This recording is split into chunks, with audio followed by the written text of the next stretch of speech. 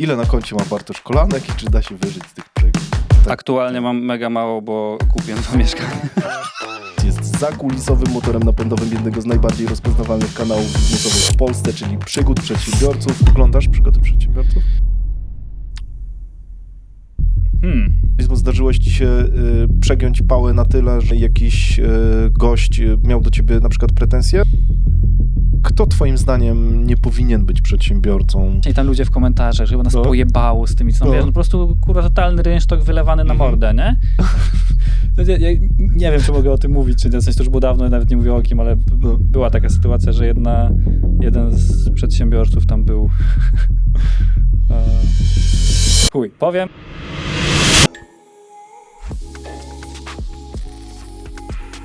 Dzień dobry. Witam cię jak zwykle bardzo serdecznie na moim kanale. Naszym dzisiejszym gościem jest ktoś, kogo obawiałem się zaprosić dużo bardziej niż jego wspólnika. To człowiek, który możliwe, że sprawi samą swoją obecnością, że będzie, lekko mówiąc, specyficznie. Mam nadzieję, że wytrzymacie tę niezręczność, którą zgaduję, że zawiesi wielokrotnie w powietrzu.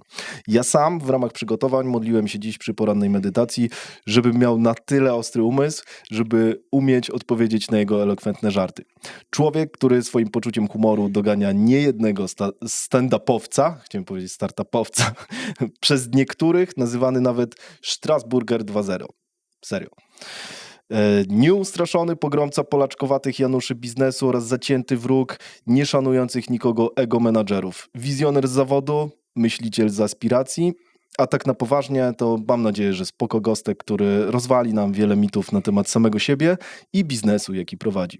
Zgaduję, że to wyznawca procesowego podejścia do biznesu, układacz klocków, dbający o to, aby biznes skalował się wykładniczo. Tam, gdzie inni widzą sufit, on widzi przyszłą podłogę i to między innymi tego myślenia postaram się dziś od niego nas nauczyć.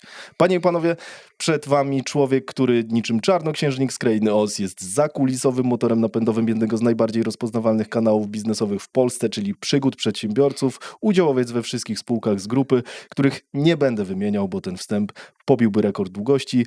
Przed tobą jedyny w swoim rodzaju Bartosz Kolanek. Dzień dobry. Dzień dobry. Trochę mnie rozbawiłeś właśnie tymi stawkami odnośnie żartów. Generalnie ta taka poza ze święta kapitalizmu, czy też z GK, ona jest pewnym obszarem mojej osobowości. To nie jest tak, że ja się budzę co rano i myślę sobie, dobra, z kogo dzisiaj tutaj pożartować. Nie? Tak, domyślam się, ale rzeczywiście mam wrażenie, że to wybrzmiewa, nie? Z twojej postaci. Gdzieś... Ja w ogóle mam coś takiego, że a propos tych zapowiedzi, to zawsze się obawiam, że one mogą wyjść jak te zapowiedzi z Randki w ciemno starej. O Jezus, tak. Totalny kurwa cringe. O Jezus, no. Ja tak jak sobie piszę te zapowiedzi, mówię, kurde, a co jeśli to tak brzmi, nie? Nie, ale wiesz co, to jest po części racja, no bo kwestia jest taka, że ja przez długi czas w dużej mierze jakby trochę z kompetencji, a trochę też z wygody sobie gdzieś tam siedziałem w cieniu i powiedzmy święto kapitalizmu było takim pierwszym miejscem, gdzie w sumie ja trochę wyszedłem szerzej, bo w sumie jak wpadliśmy na pomysł, że chcemy zrobić konferencję, która jest totalnie inna, ja gdzieś miałem w głowie, jakby wszystkie są po prostu mega sztywne, jakbyś był na stypie, a tam chcemy troszeczkę wprowadzić takiego pieprzu, no to Adrian wtedy jeszcze, wiesz, on wtedy prowadził wywiady, wiesz, w kamizelkach, tak dalej, taki był, wiesz, trochę nie tak jak dziś, tylko taki bardziej sztywny. Mówię, kurczę, nie, no to Adrian nie może tego poprowadzić, spróbuję ja. Dla mnie to było totalne wyjście ze sfery komfortu. Jeszcze pamiętam, pierwszy żart, jaki powiedziałem, to było, dzień dobry, ja nazywam się Bartosz Kolanek i poprowadzę dzisiejsze wydarzenie, a przynajmniej mam nadzieję, że mi się uda, ponieważ jest to mój pierwszy raz, więc istnieje ryzyko, że za 30 sekund skończę. Zajebiste. Też tak myślę, nie? Ale na sali to po prostu było tak, że po prostu wiesz, nie? Jak w takim westernie, takie kłębeczki lecą, miałem takie wow, przecież to jest, testowałem ten żart 15 razy, no przecież on jest genialny, nie? Potem ale nie na konferencji. Ale nie na konferencji, to był taki szok i potem ludzie zaczęli kumać, że chyba lecimy w taką konwencję, gdzie w ogóle pierwsza edycja była bardzo, bardzo spokojna w porównaniu do czwartej, ale potem ludzie zaczęli kumać konwencję, już było z górki, potem w ogóle, zwłaszcza kobiety powiedzieli, no ale ten żart o 30 sekundach to mega zabawny, nie? Teraz będziemy robili piątkę, to będzie ostatnia i mam już przygotowany żart na koniec, który trochę zamknie klamrę z pierwszym żartem, ale podejrzewam, że mogą być reakcje podobne. O, a to ciekawe, myślałem, że tamta poprzednia będzie ostatnia. Czy czwórka? No. Nie, to na czwórce my ogłosiliśmy, że piątka jest, Okej, że dobra. piątka jest ostatnia. Tak. Dobra, to źle zrozumiałem. Do tego też dojdziemy, Dobra. ale zacznijmy pytania na rozgrzewkę. Spróbujemy równie lekko jak z Adrianem. Ile na koncie ma Bartosz Kolanek i czy da się wyżyć z tych przygód? Na koncie, w sensie na bankowym. No tak. Aktualnie mam mega mało, bo kupiłem 2 mieszkania. Zajebista odpowiedź. Dobra, tego się też nie spodziewałem. Zawsze mam wrażenie, że w sensie rzadko komu zadaję te pytania w ogóle, to pytanie na starcie, ale stwierdziłem, że u was to nie będzie przegięcie. Nie, to na luzie. Ale w ogóle jest tak, że jest takie pewne uproszczenie, które się stosuje, zwłaszcza też w ogóle w różnych mediach takich bardziej mainstreamowych, że się mówi, że Jeff Bezos, czy tam, Elon Musk 300 miliardów na koncie, nie? Co tak. jest... Nie ma na koncie. No nie ma na koncie, w sensie to nie jest tak, że on sobie wchodzi tam na jakiś tam bank, który jest w Ameryce, mówi, o kurwa, 300 miliardów, nie? No dobra, jest gitara, nie? Tylko to są gdzieś tam...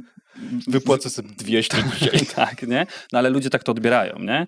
Więc ja w ogóle jestem zawsze bardzo wrażliwy na to, dlatego się dopytałem, czy na koncie, bo jest taka, powiedzmy, uproszczenie, które się gdzieś używa, ja nie jestem jego fanem. Więc na koncie, no nie wiem, jakieś tam parę dziesiąt kroca jest po prostu w tym momencie. No to i tak dużo, patrząc na przeciętne oszczędności Polaków. Podobno Polacy nie oszczędzają, bo nie mają z czego. Też tak słyszałem, że chyba nie więcej niż kilka procent ma więcej niż 10 000 oszczędności tak, chyba, nie? No, Tak, to prawda. To prawda. Jakieś statystyki są zabójcze. Nawet myślę, że mniej. Nie? Tak, no ale jeszcze poza kątem to jest jakieś złoto, no bo też staram się gdzieś tam, powiedzmy, dywersyfikować, więc no powiedzmy muszę mieć taką poczucie lekkiego bezpieczeństwa, że powiedzmy jestem w stanie jakiś tam okres powiedzmy wyżyć, gdyby totalnie nie było żadnych dochodów. Ale on też jakby, no to wiesz, to nie jest 10 lat u mnie w moim wypadku, a znam osoby, które też tak mają, że muszą mieć, wiesz, na 10 lat zabezpieczenie, to by mogło mnie troszeczkę, myślę, rozleniwić, nie? A tak jednak fajnie jest mieć taki balans między bezpieczeństwem, a jednak... Okej, czyli to jest strategia też, tak?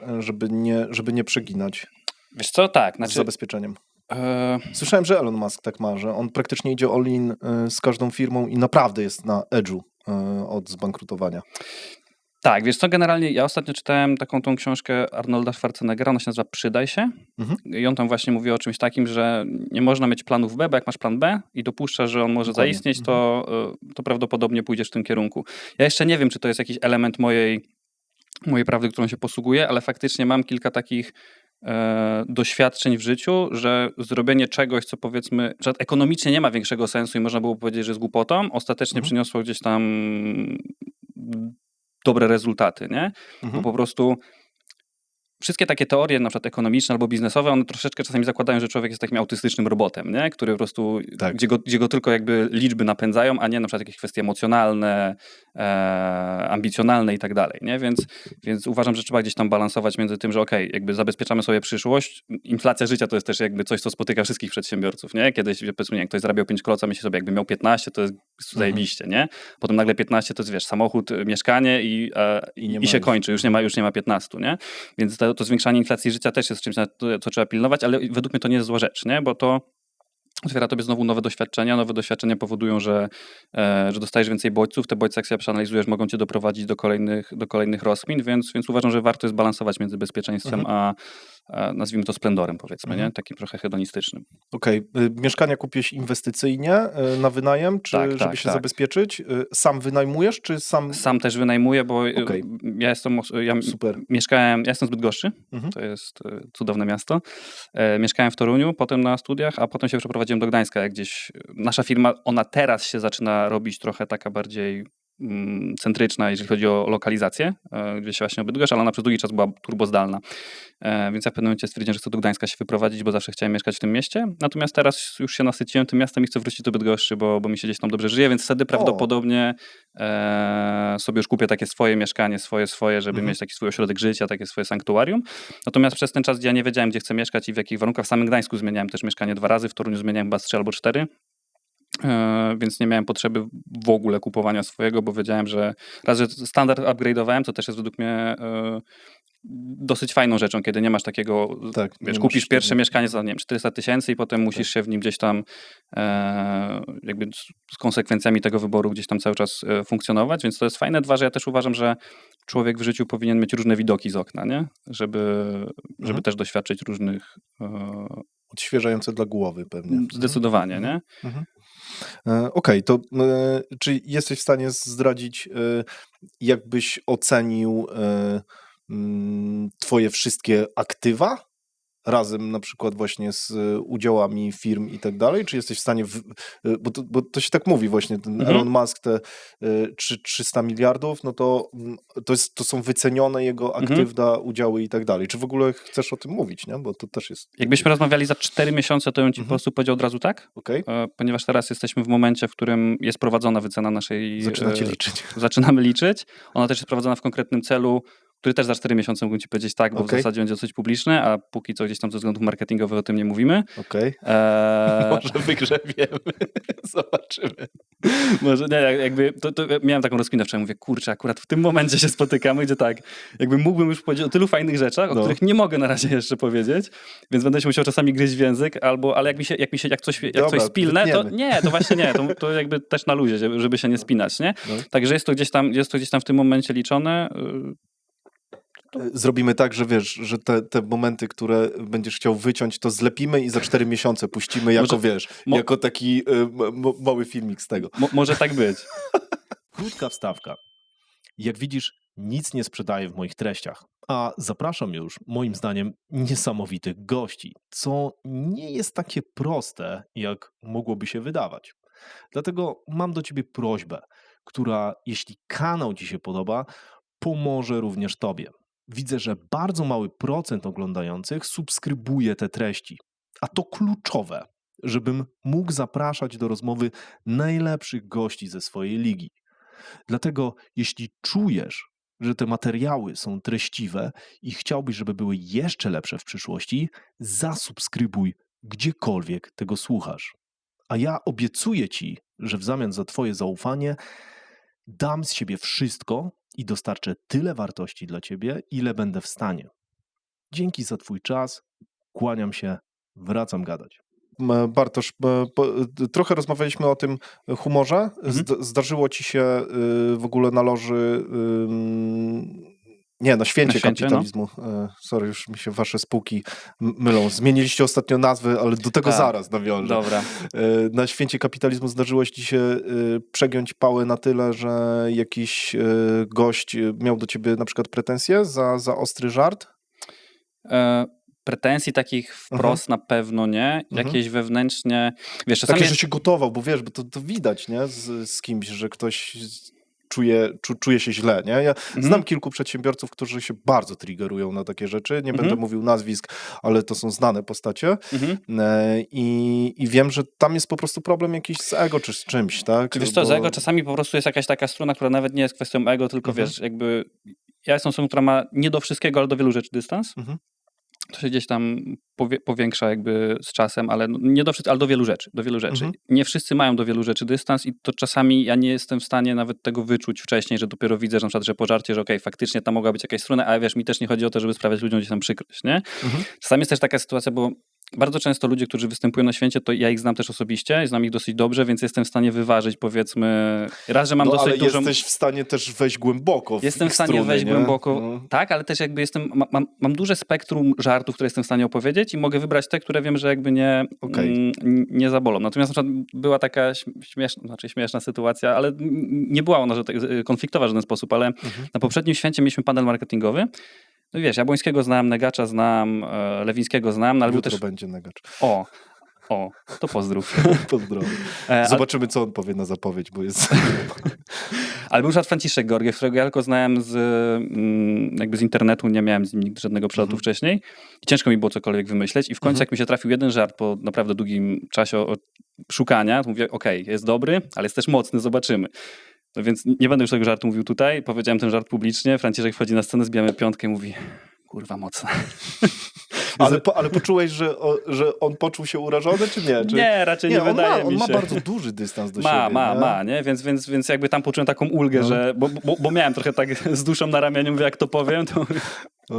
Oby trafiło na gościa z dystansem, tak, nie? Tak. No, największe chyba, że tak powiem, z Kuby Midla czasami lubię żartować, to... nie wiem, czy tam czasami właśnie... To czasem jest edgy. Jest edgy, no i też zawsze na święcie się pojawia osoba, która obecnie ma legitymację posła, ale wcześniej była internetowo utożsamiana z różnymi, że tak powiem, biznesowymi sferami. Z tej osoby też bardzo lubię żartować. Jeszcze nie powiedziałem wszystkich najmocniejszych żartów, jakie mogłem, ale się zastanawiam, czy na piątce to zrobić, czy nie. Ale on chyba ma dystans, nie? Na tyle, że... Jest ciężko ocenić. Tak? Ci powiem, nie wiem, na ile to jest dystans, na ile to jest Na ile wizerunek to jest dystansu, wizerunek, nie? no. Bo Okej. wydaje mi się, że w Że wielu w prywatnym obszarach... mógłby się zagotować. Okej. Wydaje mi się, że się parę razy zagotował na święcie chyba nawet. Tak? Na trójce mi się Okej. wydaje, bo tam były najmocniejsze te żarty. Okej. No to, ale chyba taki był wasz plan z tego, co mówiliście, żeby trochę przegiąć pałę i później się cofnąć, żeby zobaczyć, gdzie jest ta granica. Gdzie jest ta nie? granica? Bo jak nie czujesz, że ktoś się obraża, to znaczy, że nie doszedłeś jeszcze do granicy. Nie? To prawda. Na czwórce mi się wydaje, że doszliśmy dosyć mocno, ale na czwórce był też jeszcze taki jeden element, którego my w ogóle nie przewidzieliśmy. Na czwórce było, bo my zmieniliśmy dosyć mocno cennik między trójką a czwórką, więc zmienił się też klient. W sensie przyszło dużo nowych ludzi. Ja tego na przykład nie wziąłem kompletnie pod uwagę, nie? I nagle był trochę nowa tak... klientela. Nowa klientela, więc oni... Nieprzyzwyczajona. Więc ja na przykład na początku miałem grube i mocne żarty i też był jak na jedynce, nie? Mówię, what the fuck, nie? Ja praktycznie... Czwórka była najbardziej stresującym dla mnie eventem, bo ja musiałem praktycznie połowę scenariusza wymyśleć w locie na żywo bez przygotowania, nie? Okej. No to wierzę, bo była masa żartów, które wiedziałem, jak to powiem, to ja po prostu będę już tylko po prostu mówił, no to teraz wychodzi ta i ta, bo wiem, że wszystko siądzie, więc musiałem naprawdę mieć mega fokus na to, żeby wszystko, a jeszcze poszedłem ambitnie i stworzyłem sobie taki cały storytelling między różnymi prelegentami, nie? Więc jak nagle zaczynasz to ci się wszystko rozwala, no, nie? Tak. Układanka więc, tak, bo... więc ja musiałem tam mega, że tak powiem, na bieżąco rzeźbić i teraz już wiem, że na piątce znowu będzie bardzo dużo nowych ludzi. Aha. Dobra, już, ale wiesz, jak się na to zabezpieczyć na przykład? Bo może można się na to zabezpieczyć na przykład, tak? Można. Przede wszystkim jakby robisz, że tak powiem, delikatnie, czyli najpierw tak powolutku i potem coraz mocniej. To jest jakby, to jest pierwsza rzecz. Druga rzecz, żarty nie mogą być hermetyczne, w sensie dla tego środowiska, które gdzieś tam, wiesz, jest bardzo mocno blisko z nami albo gdzieś kojarzy tych wszystkich ludzi. One muszą być bardziej otwarte, nie? Tak, one zdecydowanie. Więc to są dwie rzeczy, na które gdzieś tam muszę głównie zwrócić uwagę. Może też dlatego jeszcze cały czas nie usiadłem tego scenariusza, mimo że święto jest za miesiąc. Spoko, to zawsze, wiesz, na ostatnią chwilę.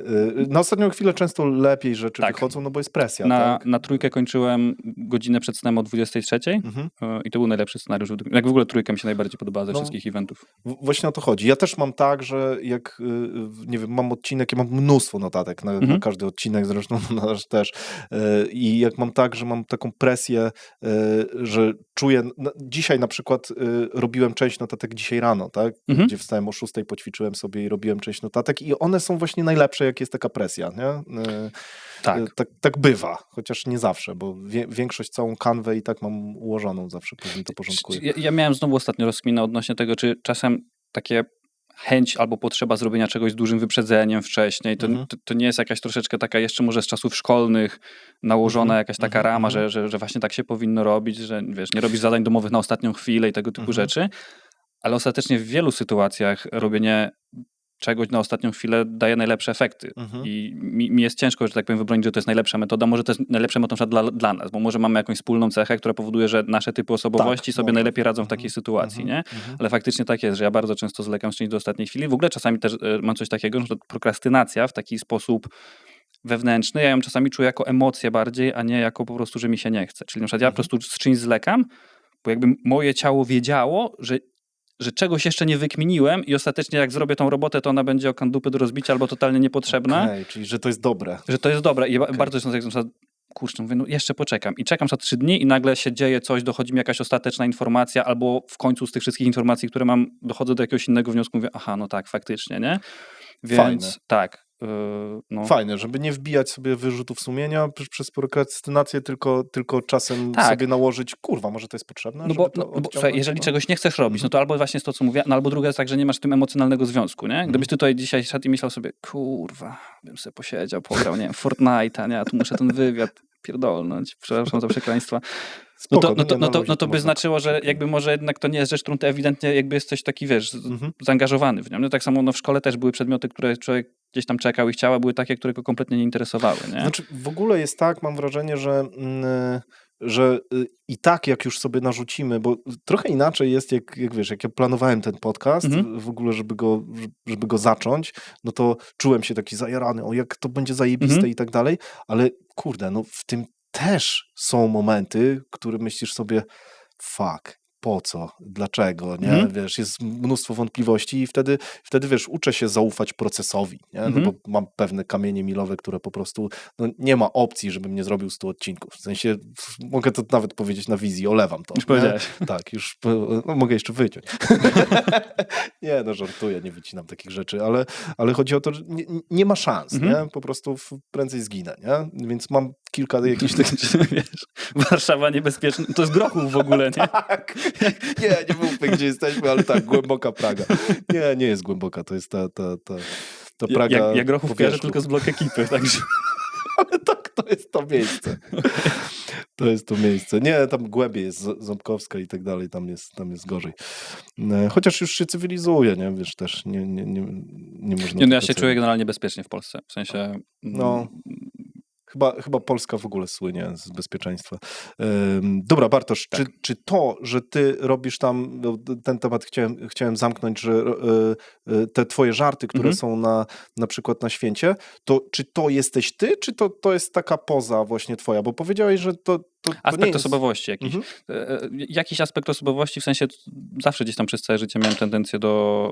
Ja też chodziłem do technikum na przykład, elektronicznego w Bydgoszczy, gdzie no masz 30 chłopa w klasie, facetów, wszyscy w miarę inteligentni, więc tam to praktycznie przez 4 lata miałeś non-stop, że tak powiem, batalię taką słowną, żartową i tak dalej, nie? Tam praktycznie non-stop trzeba było być czujnym, bo powiedziałeś coś nie tak, to ktoś ci to obrócił żart, nie? Więc to spowodowało też troszeczkę, albo nawet nasiliło jakieś naturalne predyspozycje, że ja lubię sobie żartować, nawet po prostu gdzieś prywatnie, jak jesteśmy na loży albo z jakimiś znajomymi, to czasami sam się tak mówię, dobra, to już sobie trochę odpuszczę, żeby to też nie przeginać pały już, nie? Ale wewnętrznie faktycznie to ze mnie wypływa i jakby święto było takim elementem, że stwierdziłem ujścia trochę, tak, ale też mam wrażenie, że trochę to już uszło i też, że to jest jeden z powodów, dla których też właśnie gdzieś tam będziemy kończyli akurat w tej formie, nie? No i potem też jeszcze GK zaczęliśmy robić, no to tam też trochę jajca sobie robiliśmy z różnych rzeczy, to było takie nawet troszeczkę przedłużenie tego klimatu święta, więc to jest jakiś aspekt osobowości, bo nie wydaje mi się, że wiesz, są nawet badania na to, że w zależności od tego, jakim języku mówimy, to mamy troszeczkę inną osobowość. Tak. Nie, że po angielsku będziesz miał trochę inną i po rosyjsku będziesz miał trochę inną i po niemiecku jeszcze inną, więc... Tak, już kilka razy w ogóle zaznaczyliśmy to tutaj, kilku gości o tym mówiło. Ja to sam na przykład zauważyłem, spędziłem, to było ciekawe doświadczenie dla mnie, po ostatnim święcie ja wyjechałem na miesiąc w ogóle z kraju, spędziłem 2 tygodnie w Nowym Jorku i 2 tygodnie na Dominikanie. Więc 2 tygodnie w Nowym Jorku w ogóle w amerykańskiej kulturze tego small talku, gdzie wiesz, gdzie dzień dobry to jest hi, how are you i to nagle masz takie, wiesz, to zwieszenie, którego my small talku w Polsce nie uprawiamy i gdzieś przestawienie się na tą kulturę i nagle zauważyłem, że mi się ta osobowość tam trochę inaczej kształtuje. A potem 2 tygodnie na Dominikanie, gdzie tam nikt praktycznie nie mówi po angielsku poza ekspatami, którzy tam są, więc tam tylko hiszpański, który nagle musiałem sobie gdzieś jakieś słówka wyczajać, plus jeszcze w ogóle jesteś w dżungli i jakby doświadczyłem, że wiesz, przez nagle 1,5 miesiąca, no bo powiedzmy ostatnie 2 tygodnie w Polsce, 2 tygodnie w Nowym Jorku i 2 tygodnie na Dominikanie, człowiek zupełnie gdzieś tak inaczej się zachowuje. A, przykład, bo ty byłeś w tej części Dominikany, tej dzikiej takiej, bo tam jest dzikiej. miasto ekspatów tak. powstaje. Okej, dobra. No, to jest bardzo dzika część. W sensie no jakby nie jest tak, że mieszkasz w namiocie, nie? Ale na przykład wiesz, ja się nie spodziewałem tak, że dżungla jest totalnie tak głośna, że tam jest w dzień cicho, a w nocy to jest po prostu głośno, nie? I to w pewien sposób zaczynasz trochę rezonować z tym, że jesteś, wiesz, jakby takim trochę mniejszym pypciem, bo jednak wiesz, w mieście wbrew pozorom się możesz czuć jako ważna tkanka gdzieś całej infrastruktury, nie? Tak. A w tamtej dżungli jesteś takim po prostu, może dominującym zwierzęciem, ale tych zwierząt tam jest po prostu pierdyliard, nie? Więc tych osobowości jest dużo, więc odpowiadając na twoje pytanie, to jest jakiś aspekt po prostu osobowości, no bo to nie jest tak, że jesteśmy tylko tacy i tacy, nie? Dobra, to jak ty jesteś na co dzień, jeżeli chodzi o właśnie,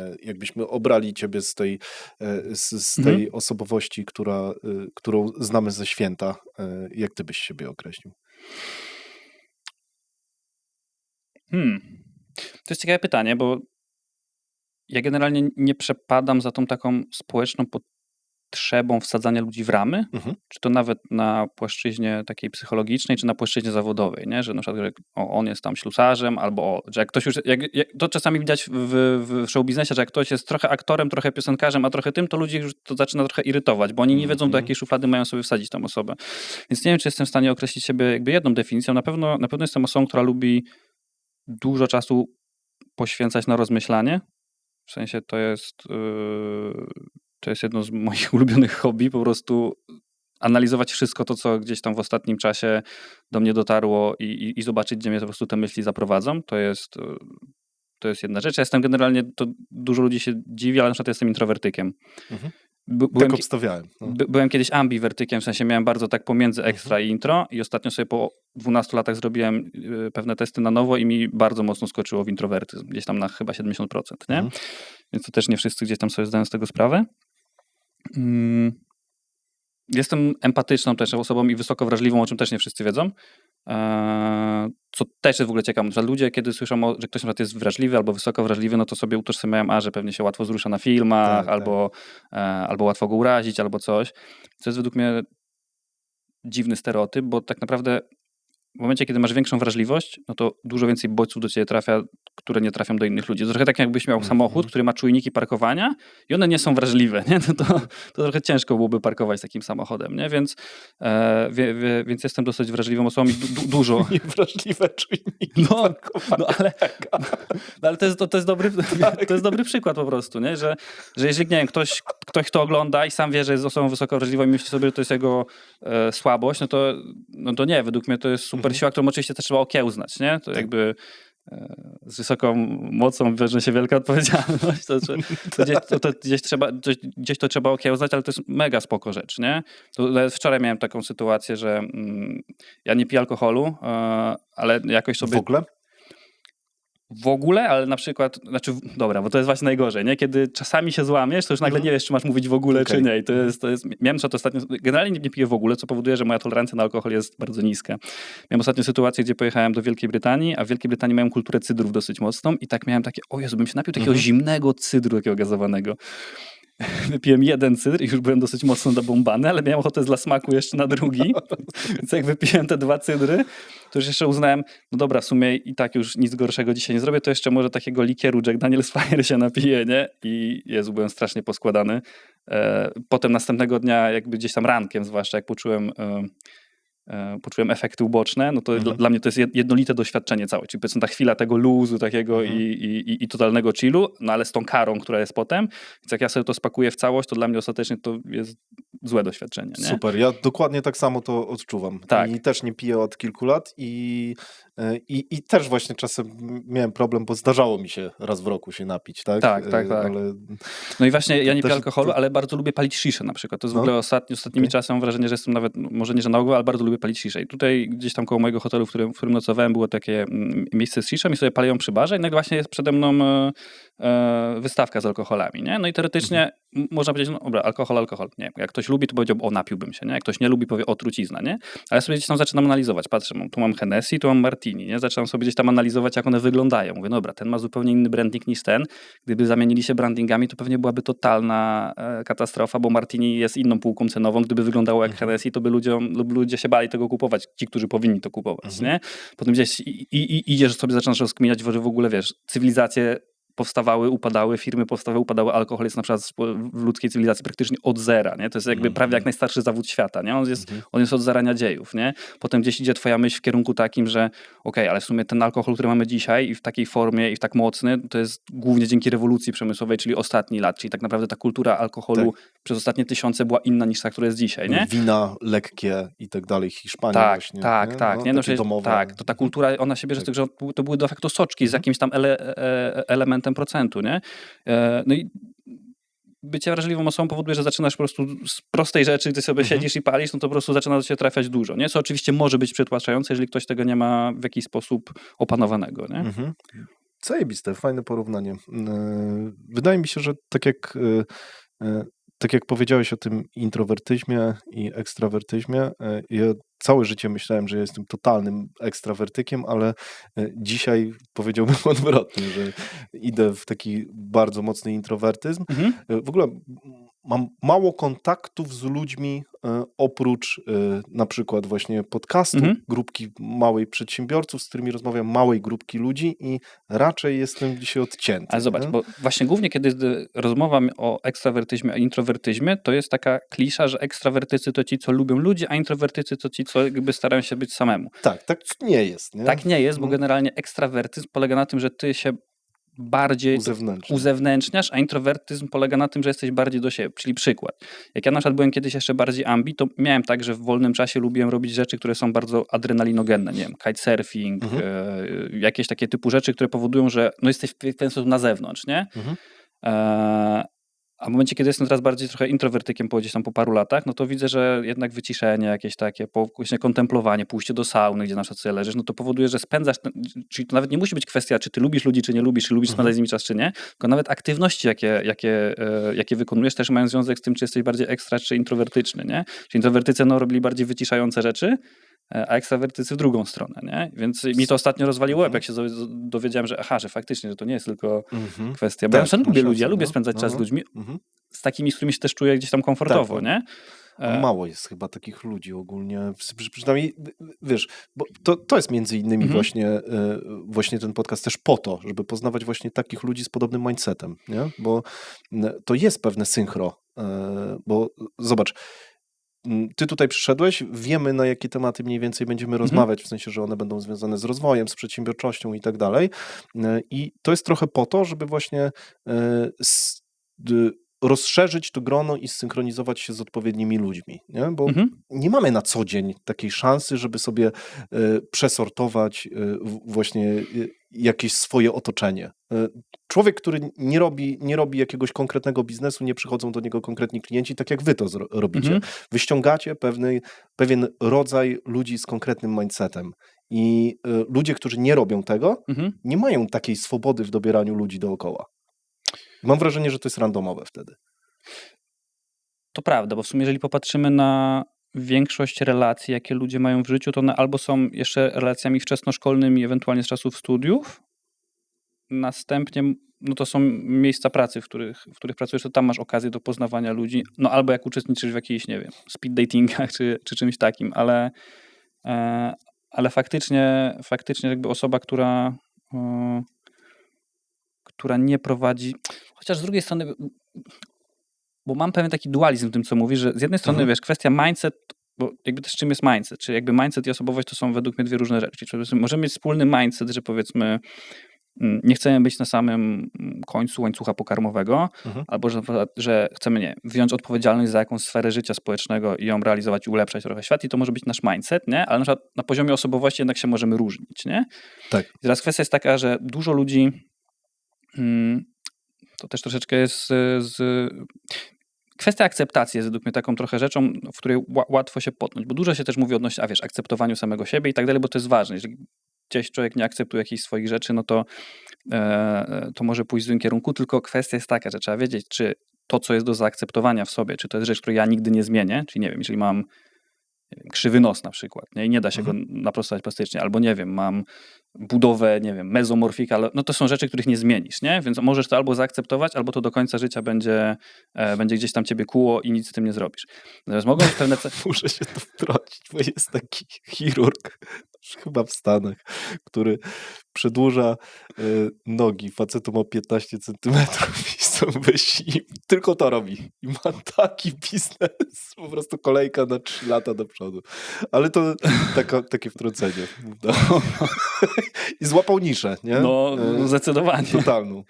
Ale właśnie, nie? I zaraz znowu kwestia wzrostu, nie? No to zobacz, jakie musisz sobie zadać cierpienie, jeżeli ty nie jesteś w stanie przeboleć tego, że jesteś, nie wiem, masz 1,76 m, a nie 80, nie? Które czyni cię facetem wedle memów i quake'a, nie?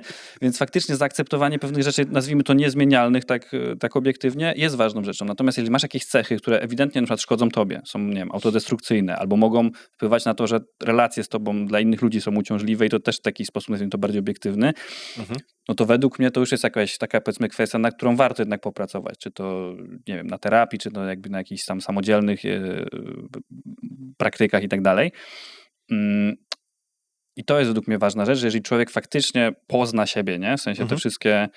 Bo jakby nie patrzę, wiesz, dorastanie jest dosyć ciężką rzeczą. Nie masz rodziców, którzy mają jakąś wizję na ciebie, potem masz szkołę, która ma jakąś wizję na ciebie, masz środowisko, w zależności od tego, czy jesteś z Grochowa, czy z Konstancina, ono też ma inną wizję na ciebie. Tych wizji na ciebie jest bardzo dużo i ostatecznie jako 20-paroletni ludzie jesteśmy takim trochę... No, myślę, że jest mało ludzi, którzy ma 20 parę lat i jest sobą, nie? W sensie takim prawdziwym, którego odkryli. Oni są właśnie tymi projekcjami... Nie żyją swoim życiem. Tak. I jeżeli dojdziesz do tego, kim jesteś, to mam wrażenie, że w pewnym momencie dosyć automatycznie, niezależnie od tego, co robisz, czy jesteś przedsiębiorcą, czy nie wiem, pracujesz w przedszkolu, czy nie wiem, jeździsz Uberem, cokolwiek, jeżeli faktycznie odnajdziesz tego siebie takiego prawdziwego, niezmąconego tymi wszystkimi projekcjami zewnętrznymi, to w jakiś sposób zaczynasz po prostu przyciągać ludzi, którzy są podobni do ciebie na tym takim głębszym poziomie. Nie tylko mindsetowym. Ty czujesz, że już mniej więcej wiesz, kim jesteś wewnątrz? I kreujesz siebie też, zmieniasz świadomie? Od jakichś 2 lat, no, ale to jakby... To jest trochę tak, że im dalej w las, tym więcej drzew, nie? Więc to nie wiem, czy to jest jakby kończąca się przygoda, czy nie, czy... No bo też wiesz, jakby różne doświadczenia, które się dzieją na zewnątrz, mogą też nas zmieniać, nie? Więc bardzo możliwe, że to odkrywanie siebie, ono się nigdy nie kończy. Natomiast na pewno mogę powiedzieć dzisiaj z dużo większą pewnością, że bardziej wiem, kim jestem, wiem, kim nie jestem, wiem, jakie aspekty mojej osobowości są jeszcze niezbadane i na przykład, że nad którymi teraz gdzieś tam muszę poświęcić czas, żeby je odkryć, także... To co się stało 2 lata temu, że zacząłeś pracować nad tym? I zacząłeś w ogóle się poznawać, bo tak to rozumiem? Znaczy, znam odpowiedź na to pytanie, po prostu ona jest dosyć prywatna, więc zastanawiam się, czy po prostu powiedzieć mega szczerze, bo chciałbym dać jakby jak największą wartość, ale jednocześnie też się nie odsłaniać jakoś super mocno, ale powiedzmy, były pewne wydarzenia w moim życiu, które mi było na przykład ciężko zrozumieć w pewnym tam obszarze. I moją pierwszą gdzieś tam powiedzmy reakcją na nie było pójście w taki bardzo mocny hedonizm. W sensie może nie taki warszawskiej definicji, nie? To jakby nie o to chodzi. To są międzymiastowe definicje różne? Nie, chodzi mi o to, że starałem powiedzmy sobie, nie wiem, jakiś... Warszawski hedonizm. Okej, no. Podobno my jesteśmy tak warszawsko-centryczni i myślimy, gdzie się widzimy? O, na Marszałkowskiej. Ty, ale ja mieszkam w Łodzi. To nie wiedziałem, że są inne miasta. To sorry. To tak jak Amerykanie i ich sporty i że masz Super Bowla, ale to są mistrzostwa świata. Cały świat Ameryka. Tak. Więc powiedzmy, były jakieś rzeczy we mnie, które mi gdzieś tam przeszkadzały. Znaczy nie, że we mnie, tylko po prostu pewne uczucia we mnie, które gdzieś mi przeszkadzały. Starałem się je powiedzmy zagłuszyć troszeczkę przyjemnościami różnego rodzaju. No ale to na dłuższą metę się nie sprawdzało, bo w momencie, kiedy się przestało uciekać, to jakby człowiek wracał do tego oryginalnego stanu. Więc w tamtym momencie stwierdziłem, dobra, to jebać to spróbuję tych tam kwestii związanych, wiesz, z terapiami i tak dalej. Znaczy, nie wiem, czemu mówię w liczbie mnogiej z terapią. Ktoś mi podpowiedział, że pamiętaj, terapeuta to są jak dżinsy, nie? W sensie musisz przymierzyć kilka, żeby znaleźć odpowiedniego, nie? I ja miałem fuksa, że już za pierwszym razem gdzieś tam znalazłem osobę, z którą po prostu, bo musisz jednak czuć vibe, nie? W sensie jakby nie patrzeć, wiesz, otwierasz się. To jest też mega spoko, że jednak w takich relacjach, które mamy z kimkolwiek, no to jak zaczniesz się otwierać, no to zawsze będzie ten element oceniania, nie? Albo, że ta osoba spróbuje ci podpowiedzieć coś, co ona by uważała za... Tak. A w takiej relacji masz totalnie, wiesz, możesz po prostu lecieć ze wszystkim, nie? I to też był mój był taki cel, że jednak jak się płaci ten niemały pieniądz za te godziny, no to żeby się w ogóle samodzielnie nie cenzurować, nie? W momencie, kiedy przestajesz się cenzurować i zaczynasz, wiesz, o rzeczach, które są w twojej głowie, ale zaczynasz je nazywać, mówić i tak dalej, no to jest w ogóle jakaś... Ja nie wiem, jak to działa, kosmos. Ale to jest kosmos, nie? Że po prostu czasami nazwanie jednej rzeczy, ja pamiętam, że po terapii zacząłem się bardzo mocno semantyką i językami interesować i jak język, którego używamy, jak bardzo wpływa na nasze życie, nie? To jest kolejny gdzieś tam jakiś magiczny element. Natomiast wracając ciutkę wcześniej, no zacząłem zauważać po prostu, jak to bardzo mocno gdzieś tam wpływa na człowieka, jak nagle pewne rzeczy, które wiesz, jeszcze dzisiaj były problemem, za 3 miesiące są już takie, o Jezus, nie? Że tak naprawdę to jest kwestia naszej wewnętrznej interpretacji pewnych rzeczy. I że to było proste, uświadamiasz sobie po tym czasie, czy nie? Czy że to było inne? To było proste, ale to nie było łatwe, nie? Są 2 różne rzeczy, nie? W sensie to było proste, bo to nie jest jakiś rocket science, natomiast to nie jest łatwe, nie? No bo jednak znam ludzi, którzy podjęli taką decyzję, że chcą zajrzeć głębiej siebie i wydaje mi się, że na przykład zajrzeli i tak stwierdzili, o nie, dobra, chuj jebać, nie? W sensie przez całe życie zamiatali pod dywan, mówią, dobra, chuj, zobaczmy, co jest pod tym dywanem. Patrzę tam, kurde, karaluchy, szczury i w ogóle mówię, nie chcę pracować. Dobra, niech tam set będzie wszystko i tak dalej, nie? Więc to nie jest łatwe, ale jest stosunkowo proste, nie? To Rafał Plutecki tutaj na podcaście powiedział kiedyś takie zdanie i to strasznie mi to zostało w głowie, bo terapia dzisiaj jest trochę jeszcze takim tematem tabu, lekkim. Coraz mniejszym, ale w sensie w ogóle to jest taka rzecz, że ja uważam, że, bo zobacz, ludzie z tych, których ja znam, w większości jak decydowali się na terapię, to dlatego, że faktycznie no, trochę się czuli gorzej, nie? Czyli w sensie, powiedzmy, masz jakiś taki neutralny stan, no to oni się czuli gorzej, nie? Natomiast uważam, że każda osoba, nawet jeżeli nie ma jakichś problemów w życiu i tak dalej, to w momencie, gdyby poszła, to jest w stanie sobie, wiesz, to jest jak sterydy troszeczkę, Tak. no może, dobra, złe porównanie. Chodzi o to, że to jest rzecz, która cię jest w stanie bardzo zboostować jako człowieka, bo nagle pewne problemy, nie wiem, jak na przykład ktoś jedzie do rodziny i mówi, nie, dobra, tego nie mogę mamie powiedzieć, bo coś tam, no mówię, Jezu, jakie to jest w ogóle, jakie sobie musisz obciążenie wsadzać na to, że na przykład czegoś nie powiesz rodzicom, bo oni czegoś nie zaakceptują i tak dalej, no to przecież to jest w ogóle, a wiesz, to jest jakiś drobny wycinek, nie? Teraz przełóż to na całe życie, gdzie tego nie powiem tu, o Jezu, tu się stanie tak, to jest mega obciążające, jak masz takie obciążenia, no to nie masz przestrzeni na to, żeby zrobić cokolwiek innego dla siebie, nie? Tak. Więc to jest trochę temat tabu, ale wiesz, to też jest świeża rzecz, bo zobacz, przez praktycznie większość pokoleń, nawet jakby cywilizacyjnych i tak dalej, no to praktycznie każde pokolenie musiało się mierzyć albo z wojną, albo z głodem, albo z zarazą, nie? Czyli generalnie no ewolucja, mimo że powiedzmy już nie byliśmy zwykłymi ssakami, cały czas działała dosyć mocno, więc w takim momencie, kiedy wiesz, cały czas walczysz o przeżycie, to nawet nie masz przestrzeni na to, żeby mówić o takich rzeczach, nie?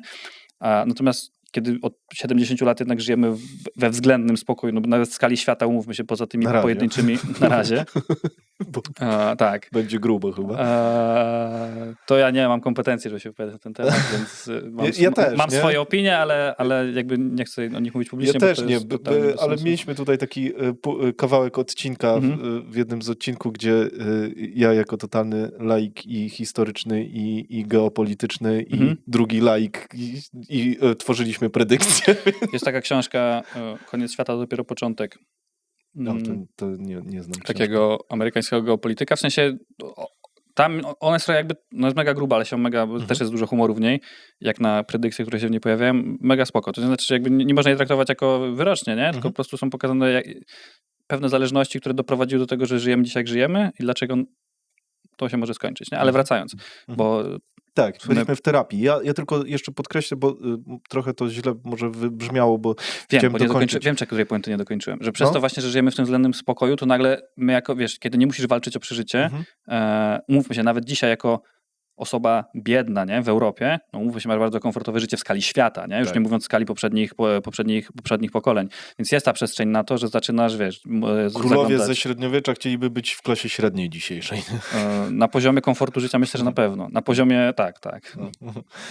No, Rafał Plutecki mówił o tym, że każdy przedsiębiorca po prostu musowo powinien być spotykać się regularnie z psychologiem, żeby w ogóle sprawdzić, czy u niego jest wszystko okej, żeby odbić te myśli, bo przedsiębiorczość jest na tyle trudna, że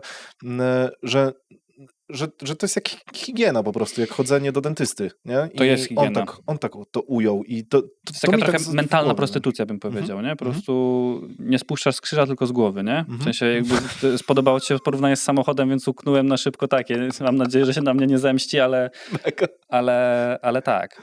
W pełni się z tym zgodzę, zwłaszcza, że też jeszcze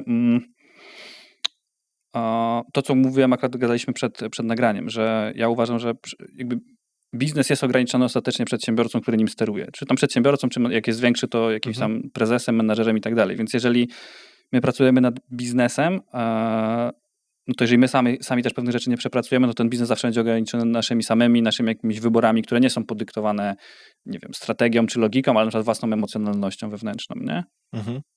Tak. Spoko.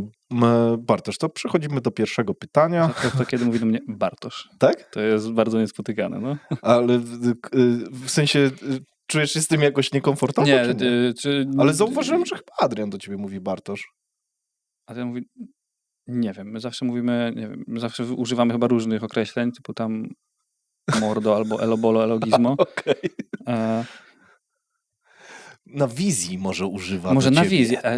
Tak? Ja nie zwróciłem uwagi chyba na to. Tak, no. Ale bo ja stamtąd to wziąłem. Okej. W sensie w moim codziennym życiu dużo ludzi mówi, wiesz, albo nie wiem, albo przekręca jakieś tam imię typu Bartas albo coś, Adi chyba Bartas właśnie, albo mówi po nazwisku, co ja też mam luz, bo imię to jest takie, wiesz, popularne, nazwisko jest dosyć, tak mi się bardziej osobistą rzeczą i rzadko się z tym spotykam, więc jak już powiedziałem chyba 4. czy 5. raz, mówię takie Bartosz. Okej, a ja to wziąłem, bo myślałem, że tak do ciebie ludzie mówią. Rzadko. Okej. Dobra. To Bartosz. Jakbyś miał określić, czym ty się zajmujesz ogólnie u was w firmie, tylko jakbyś powiedział, jakbyś miał to wytłumaczyć 5-letniemu dziecku. Mhm. Jak 5-letniemu dziecku. Tak, bo ja trochę uważam, że jak tłumaczymy dzieciom, to schodzimy na taki prawdziwy poziom. Okej. Nie? No to- Ja przynajmniej tak mam, nie? Z dzieciakami. Na tym etapie moja rola jest taka, że jakby prowadzę i zarządzam jakby firmą, którą gdzieś tam z Admin tworzymy. Adrian się skupia na obszarach, które są związane z jakby z medialną częścią, rozpoznawalnością i też z rozmawianiem ludźmi, no bo jest bardziej ekstrawertyczny. Nie? Czyli on powiedzmy gdzieś tam trzyma tą taką pieczę zewnętrzną, ja po prostu gdzieś tam całą tą firmą strategicznie gdzieś tam steruję, nie? Strategicznie, no bo na tym my przez długi czas, wiesz, robimy to 7 lat robimy kanał, firmę robimy krócej. I przez długi czas, wiesz, to była jednak pierw walka o przetrwanie, potem walka o zarobek, no a teraz właśnie musimy sobie ustalić, jakby w jakim kierunku chcemy iść, mieć konkretnie ustalony cel, jak chcemy do tego celu dojść, żeby to już nie było takie... I to ty jesteś od tego. Tak. Trochę. Nie trochę. Nawet bardzo. Bardzo. Okej. Dobra. A czy masz coś takiego, bo u ciebie to może nie być ofensywne pytanie. Czy masz już coś takiego, co robisz, żeby zaspokoić swoją jakąś pasję, chęć tworzenia, jakiegoś, nie wiem, myśli, powiem tu słowo dziedzictwo, ale to jest takie, wiesz, bardzo wyniosłe stwierdzenie. Czy optymalizujesz trochę już plany pod takie rzeczy? Wy jesteście już na tyle duzi, że wydaje mi się, że powinny przychodzić takie myśli. No, mówiłeś o niezłych wycenach prywatnych. Ale pytasz w kontekście moim prywatnym czy firmowym? Bo zacząłeś od zaspokajania... Chodzi mi o ciebie. Nie? Okay. Chodzi mi o ciebie, bo dzisiaj to ty jesteś moim gościem. Chcę rozmawiać o twoim biznesie i tak dalej, ale mnie najbardziej interesuje wszystko przemiksowane przez pryzmat ciebie, bo wiesz, jesteśmy ludźmi, no przedsiębiorcy to są ludzie, nie twórzmy z firm, że to są byty, ludzie je prowadzą, nie? Znaczy inaczej, w sensie, to jest też ciekawe, no bo przedsiębiorstwa de facto uważam, że te, które mają przetrwać dłużej, one muszą być bytami, nie? W sensie, jeżeli przedsiębiorstwo jest bardzo mocno związane z osobą, która jest jego właścicielem, no to nie jest w stanie przetrwać chociażby życia właściciela, no bo jak on umrze, no to jest lipa. To bardzo często widać też w statystykach, że jednak dużo firm rodzinnych, nazwijmy to, one jednak gdzieś tam do 3. pokolenia rzadko kiedy dochodzą, nie? Jeżeli jednak tak wszystko poukłada, że to jest związane z tobą, no to w ogóle też nawet serial Sukcesja fajnie to pokazuje, nie? Jakby, że jeżeli oglądałeś całość, wiesz, jak bardzo się dobry serial. No. Więc uważam, że przedsiębiorstwo powinno być byty, nie? I jest moim takim wewnętrznym pragnieniem, żeby z naszej firmy zrobić byt, który jest jakby większy niż my sami. To jest raz. 2, mam takie trochę intuicyjne przeczucie, że jak na starość będę umierał, to raczej nie jako przedsiębiorca, w sensie, że to nie jest coś, co mi napiszą na nagrobku, tylko będzie jakaś inna rola, gdzie przedsiębiorczość jest drogą do tego, ale nie jestem w stanie powiedzieć, co to jest, nie? W sensie to jest po prostu jakieś takie wewnętrzne przeczucie, że to jest po prostu jakiś element drogi. Pytałeś odnośnie zaspokajania jakichś potrzeb, tworzenia i tak dalej. Tak, no. No właśnie zahaczyłeś trochę o dziedzictwo. Fajnie, że to tak rozkodowaliśmy trochę, bo rzeczywiście to ma wiele warstw, nie? Czyli po prostu ja z tego, co ja zauważyłem, popraw mnie, jeśli się mylę, to ty dzisiaj jeszcze w dalszym ciągu cały czas optymalizujesz pod drogę. Czyli, że traktujesz, że to, co dzisiaj robicie, to jest pewien etap, nic ostatecznego, nic, co cię definiuje. Ty chyba nie lubisz, jak coś cię definiuje. Jest to bardzo możliwe, ponieważ to jest jednak w jakiś sposób ograniczające. Jak już coś cię zdefiniuje, no to potem jak chcesz z tego wyjść, to musisz wykonać dość, żeby pracę, żeby się oddefiniować, to potem dopiero możesz wejść w tą dalszą drogę, więc to jest bardzo możliwe. Raz, że wiesz, ja też ja dopiero w tym roku kończę 30, więc powiedzmy to jest... Jesteś mega młody jak na ten track record, nie? Więc to jest jakiś prolog życia, tak przynajmniej to traktuję. Więc myślę, że bardzo ograniczającą wizją było, gdybym stwierdził, to jest jakby ostateczna rzecz, którą buduję, nie? Kiedy jest jeszcze tyle, że tak powiem, życia przede mną oraz też, jakby zobacz jak się świat, jakby już nawet abstrahując od zagrożeń, które na nim czyhają, ale też szans, nie? Ostatnio OpenAI zaprezentowało model, który nie jest publicznie dostępny, nie wiem czy widziałeś z tymi filmami. z filmami, nie? No. Gdzie to jeszcze, wiesz, Masakra. 1,5 roku temu był w ogóle, wiesz, pierwszy ten taki strzał i to przez te 1,5 roku się zmieniło. Mówiłem ci o tej automatyzacji, którą my mamy do nagrywania, nie? Przecież 1,5 roku temu to by nie było możliwe, teraz jest, nie? Tak, otwierają się głowy w ogóle w innych kierunkach. No, dzisiaj. Więc ja podejrzewam, że w ogóle, zobacz, nie? W sensie, na przykład święto się nazywało Święto Kapitalizmu, loża kapitalistów, teraz mieliśmy na loża przedsiębiorców. To wczoraj chyba, przedwczoraj ogłosiliście. Tak, coś w tym stylu, nie? tak. No to jest... Znaczy nie, sorry, za 4 miesiące. To my nie, jesteśmy, to- my jesteśmy jesteśmy w innej czasoprzestrzeni, sorry. Ale nie, no z tą loża przedsiębiorców... Dobra, tak, jesteśmy w innej czasoprzestrzeni. Jesteśmy w innej Bo czasoprzestrzeni. jak sobie popatrzysz, to przedsiębiorczość to jest jakaś cecha osobowości, No. która w różnych systemach od zawsze gdzieś tam mogła funkcjonować. Natomiast kapitalizm to jest stricte idea, która po pierwsze nie jest nasza, która obowiązuje obecnie, natomiast nie wydaje mi się, żeby ona jeszcze istniała za naszego życia. No bo kapitalizm stricte jest powiązany z tą zmianą, jaka zaszła po rewolucji przemysłowej, gdzie ziemia przestała być tym głównym aktywem, które generował bogactwo. To wtrącę tu cytat ciebie, No. bo sobie zapisałem. To podesłał mi znajomy. Tak naprawdę walka właśnie dotyczący tego, co mówisz. Tak naprawdę walka między tymi dwoma systemami, Bartoszowi chodzi tutaj o kapitalizm i socjalizm, zakończyła się wraz z upadkiem ZSRR na zdecydowaną korzyść kapitalizmu.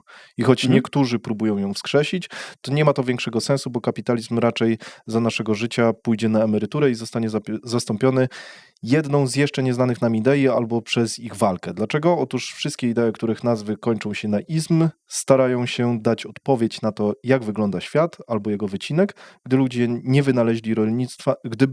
nie wynaleźli rolnictwa, to nie powstałby feudalizm, gdyby nie renesansowy rozwój nauki, nie powstałby humanizm, emancypacja kobiet zrodziła feminizm, a gdyby nie rewolucja przemysłowa, nie byłoby faszyzmu, socjalizmu i kapitalizmu. Tak. Zawsze, gdy bardzo, bardzo istotnie zmienia się świat, stare idee przestają być na niego odpowiedzią i zaczyna się walka nowych, a że przez ostatnie miesiące AI zmienia nasz świat w tempie jeszcze wcześniej niedoświadczalnym, to znaczy, że obecne idee relatywnie niedługo stracą na ważności.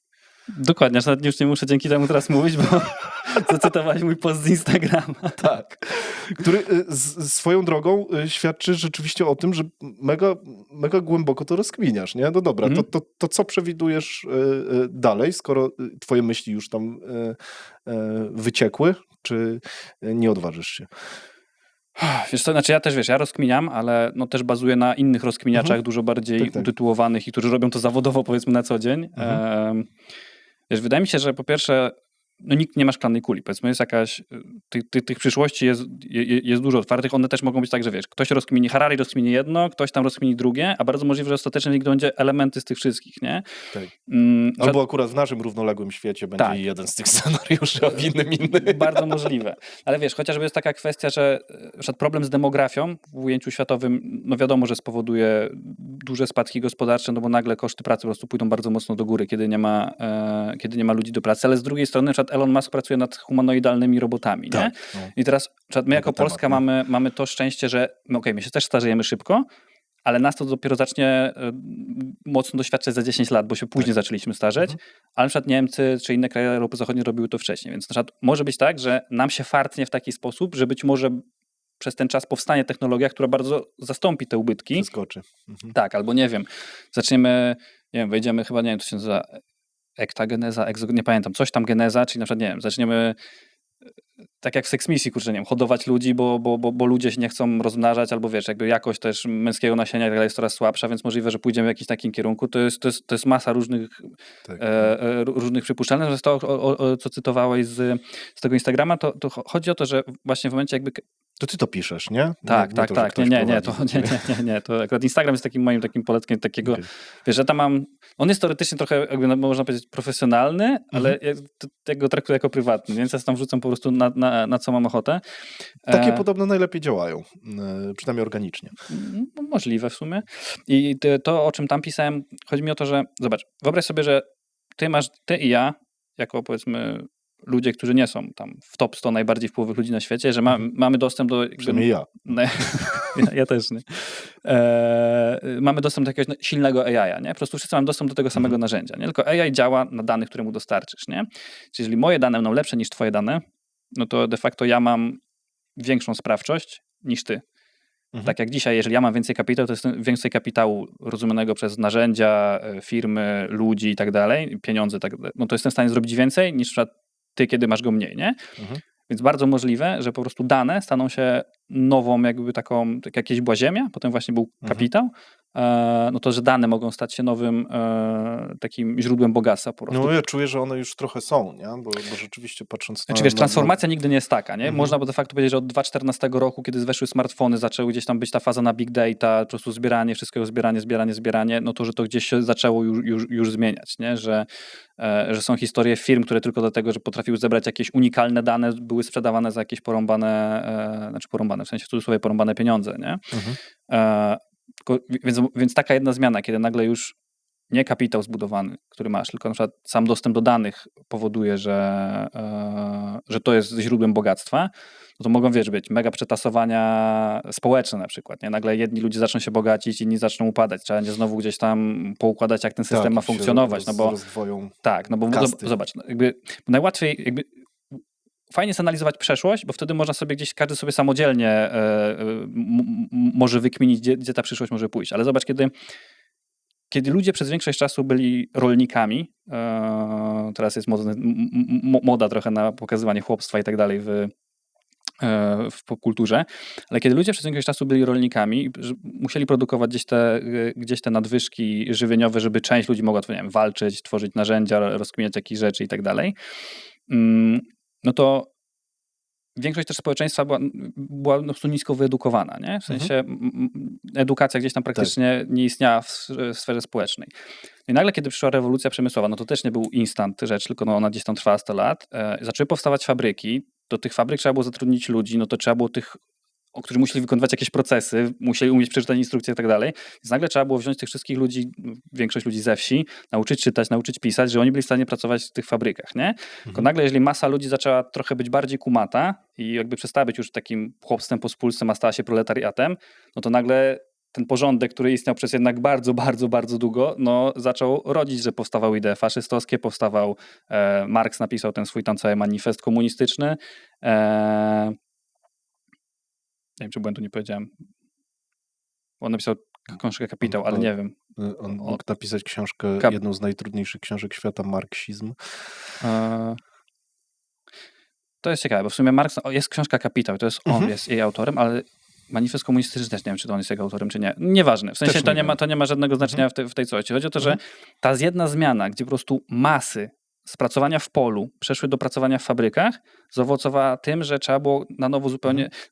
Zobacz, to, że mamy dzisiaj demokrację i kapitalizm i to, że mamy swobody obywatelskie, że możemy sobie się przemieszczać gdzieś tam po świecie i tak dalej, to wynika z tego, że my stanowimy jednak wartość dla systemu ekonomicznego dosyć silną, nie? Teraz jeżeli w przyszłości to będzie się działo tak, że właśnie będą roboty Elona Muska, które będą robiły całą pracę, będziesz miał, że tak powiem, dane, które wykonują wszystko, ludzie na przykład stracą wartość ekonomiczną, to jeżeli ludzie nie mają wartości ekonomicznej, no to jaki jest sens utrzymywania wszystkich swobód, kiedy ludzie na przykład nie są potrzebni, nie? Można ich zamknąć w klatce, tak? Można zamknąć w klatce, może aż tak bym nie szedł, bo to trochę brzmi tak, ale chodzi o to, że może nie być motywacji politycznej, może na Zachodzie, przez to, że już tak utożsamimy, że my jesteśmy tym Zachodem, gdzie jednak przez długi czas te wartości istniały, no to wiesz, kwestia jakiegoś, nie wiem, gwarantowanego dochodu podstawowego, o którym się gdzieś mówi, się może okazać, że to jest najlepsza z najgorszych metod, nie? No bo mówmy się, nawet jeżeli dajmy im kasę, niech sobie robią co tam chcą.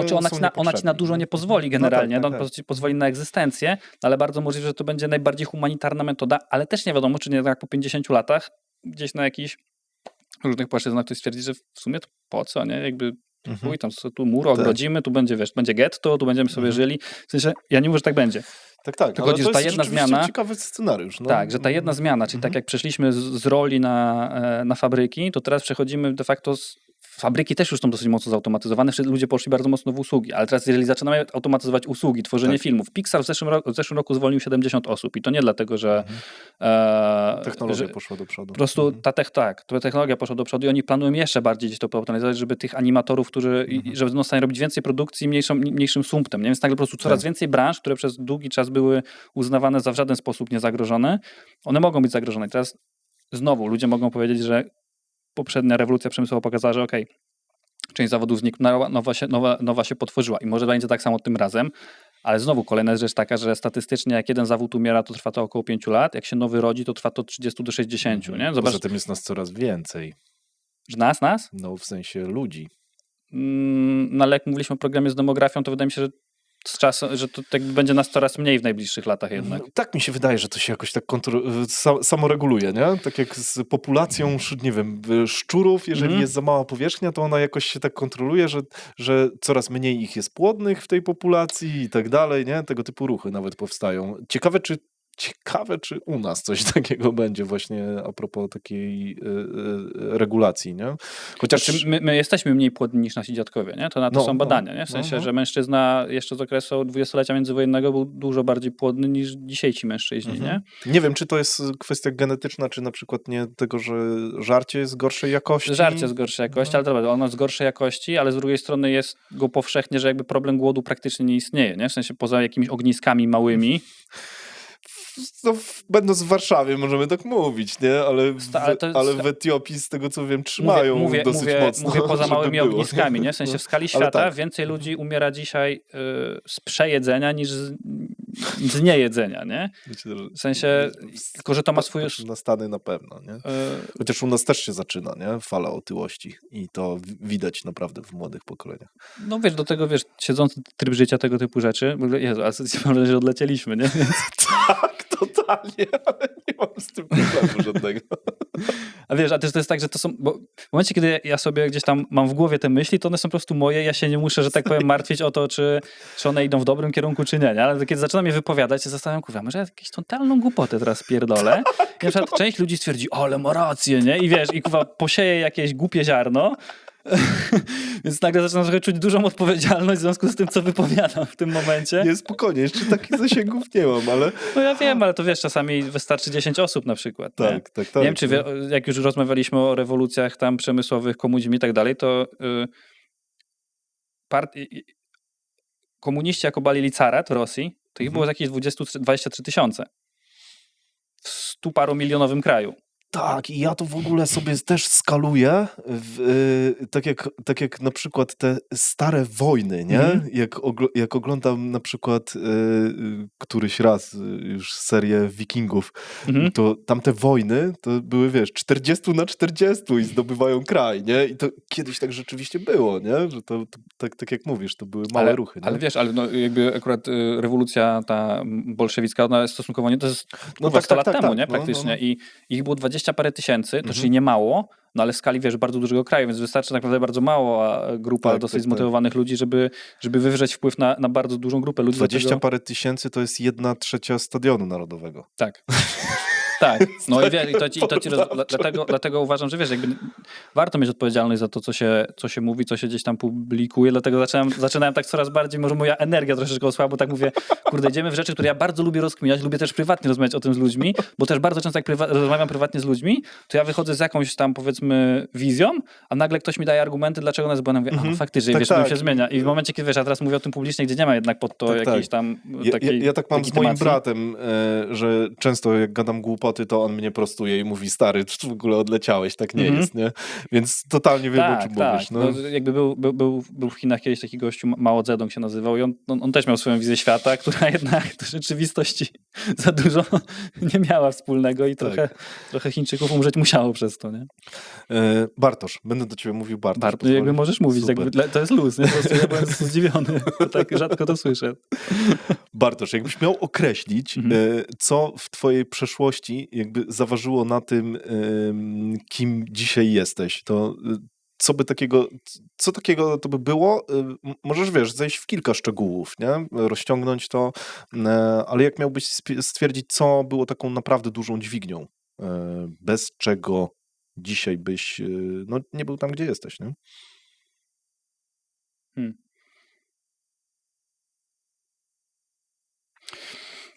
Pierwsze, co mi przychodzi do głowy, ja miałem dosyć ciekawą konfigurację, jeżeli chodzi o moje dorastanie, bo pierwsze 7 lat ja mieszkałem w Bydgoszczy na blokowisku, wynajmowanym przez rodziców mieszkaniu dosyć obskurnym.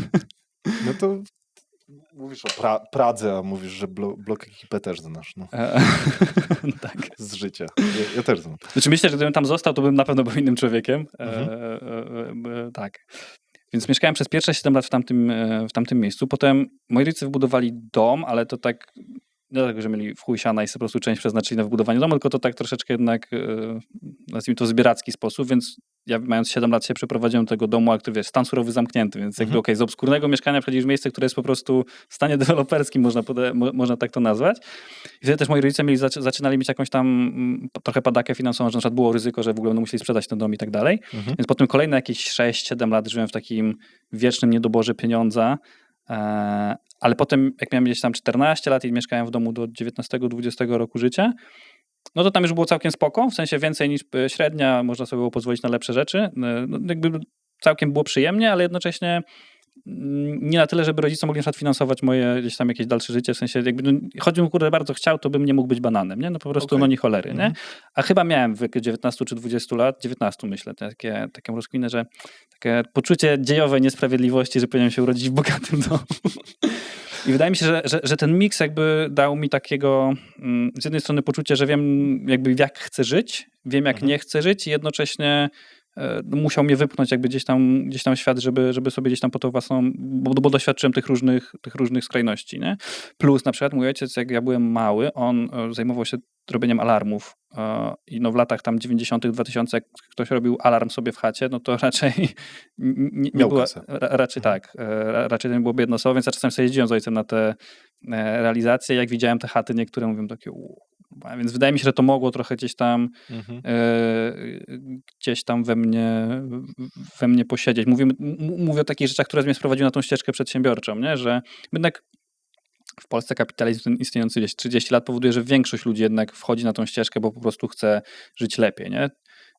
Dopiero następne pokolenia, tylko znowu to jest problem, bo teraz jest tak, jeżeli ty jesteś pierwszym pokoleniem, który zmienia powiedzmy trochę trajektorię lotu i to ty jakby budujesz ten pierwszy majątek, to bardzo często jeżeli masz dzieci, no to nie poświęcasz im odpowiednio dużo czasu, nie? Tak. Więc jest bardzo duże ryzyko, że twoje to następne pokolenie będzie troszeczkę, mówiąc brzydko, spierdolone, nie?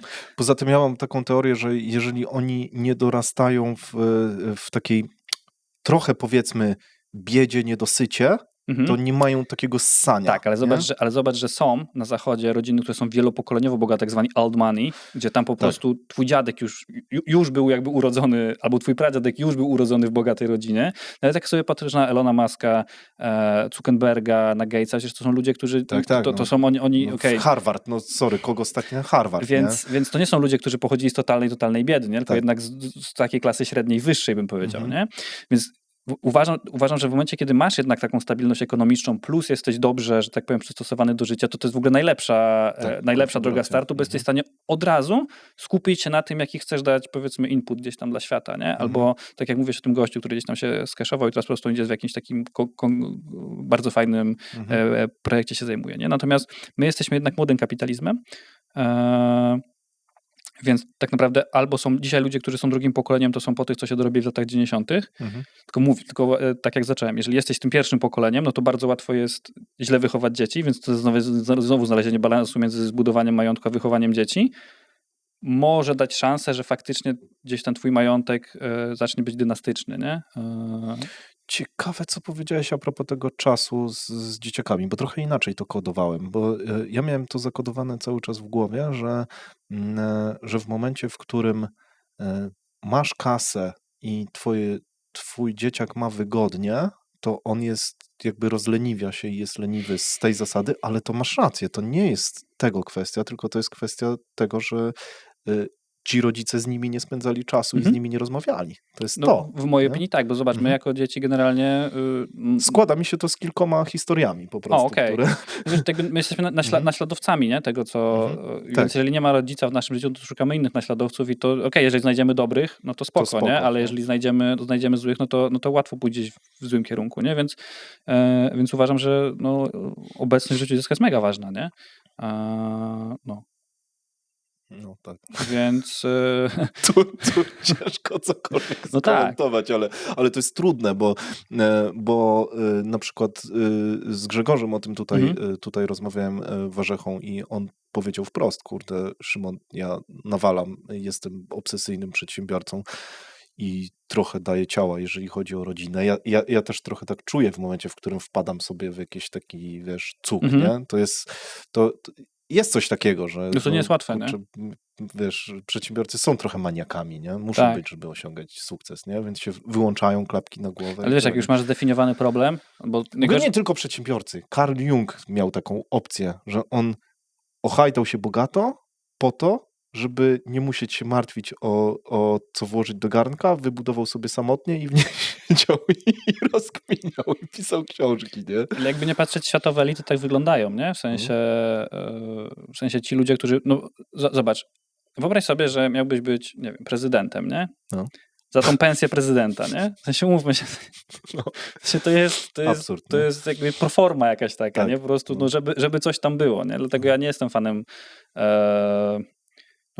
nie będę aż tak daleko, ale więc jeżeli na przykład chcesz robić rzeczy, które faktycznie mają wpływ na świat, nie mówię tylko o polityce, nie? Bo powiedzmy są takie rzeczy około polityczne, typu, nie wiem, pracowanie w jakichś tam ONZ-ach, nie ONZ-ach, różnych instytucjach, albo wiesz, po prostu skupianie się na problemach świata, no to ty nie możesz mieć własnych problemów ekonomicznych, nie? W sensie ty musisz wiedzieć, że co by się nie działo, jakby jest luz, nie?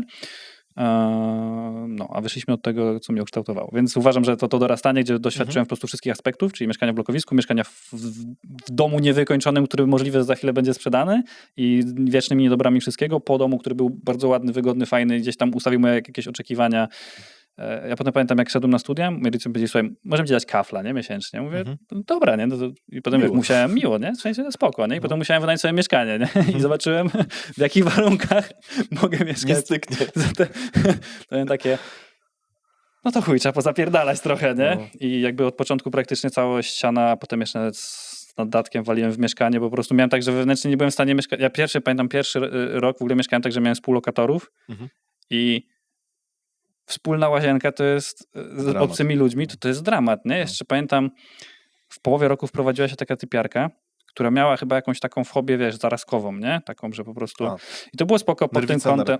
możliwe, nie? I to było spoko pod kątem tym, że ona nawet... Jakby my nie musieliśmy sprzątać części wspólnych, bo to nie miało sensu, bo ona i tak musiała po swojemu, więc to była gitara. Ale ona jeszcze brała 5 prysznicy dziennie, nie?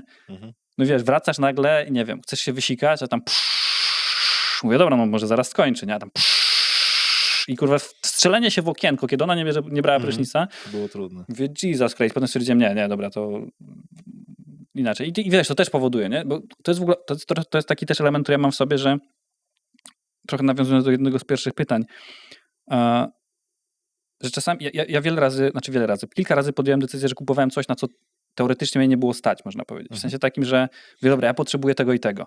Ale nie stać mi na to. Mówię, dobra, ale ja to i tak potrzebuję, to muszę zacząć sobie układać faktycznie rzeczy tak, żebym był w stanie jakoś to mieć. I potem jak już to brałem, to nagle to miało taki gdzieś tam wpływ na moje życie, że bardzo szybko doganiało, że to przestawało być jakimkolwiek, powiedzmy, wydatkiem ponad. Nie? Z tym mieszkaniem wtedy na studiach było podobnie. Mówię, nie, jakby będę się martwił potem, jak to zaspokoję. I jakoś mam wrażenie, że po prostu wtedy, nie wiem, wewnętrznie się zaczynasz układać, że po prostu musisz to dowieść i tyle, nie? No tak mi się wydaje, że jakby ustawienie sobie czegoś w kalendarzu powoduje, że wszystko się nagle pod to układa, że to tylko kalendarz jest elastyczny, nie? Możesz tam coś przerzucić, nie? A jak już coś weźmiesz, nie? I masz to stracić na przykład, no to jest... Tak. To jest, wydaje mi się, trochę inna motywacja, tak?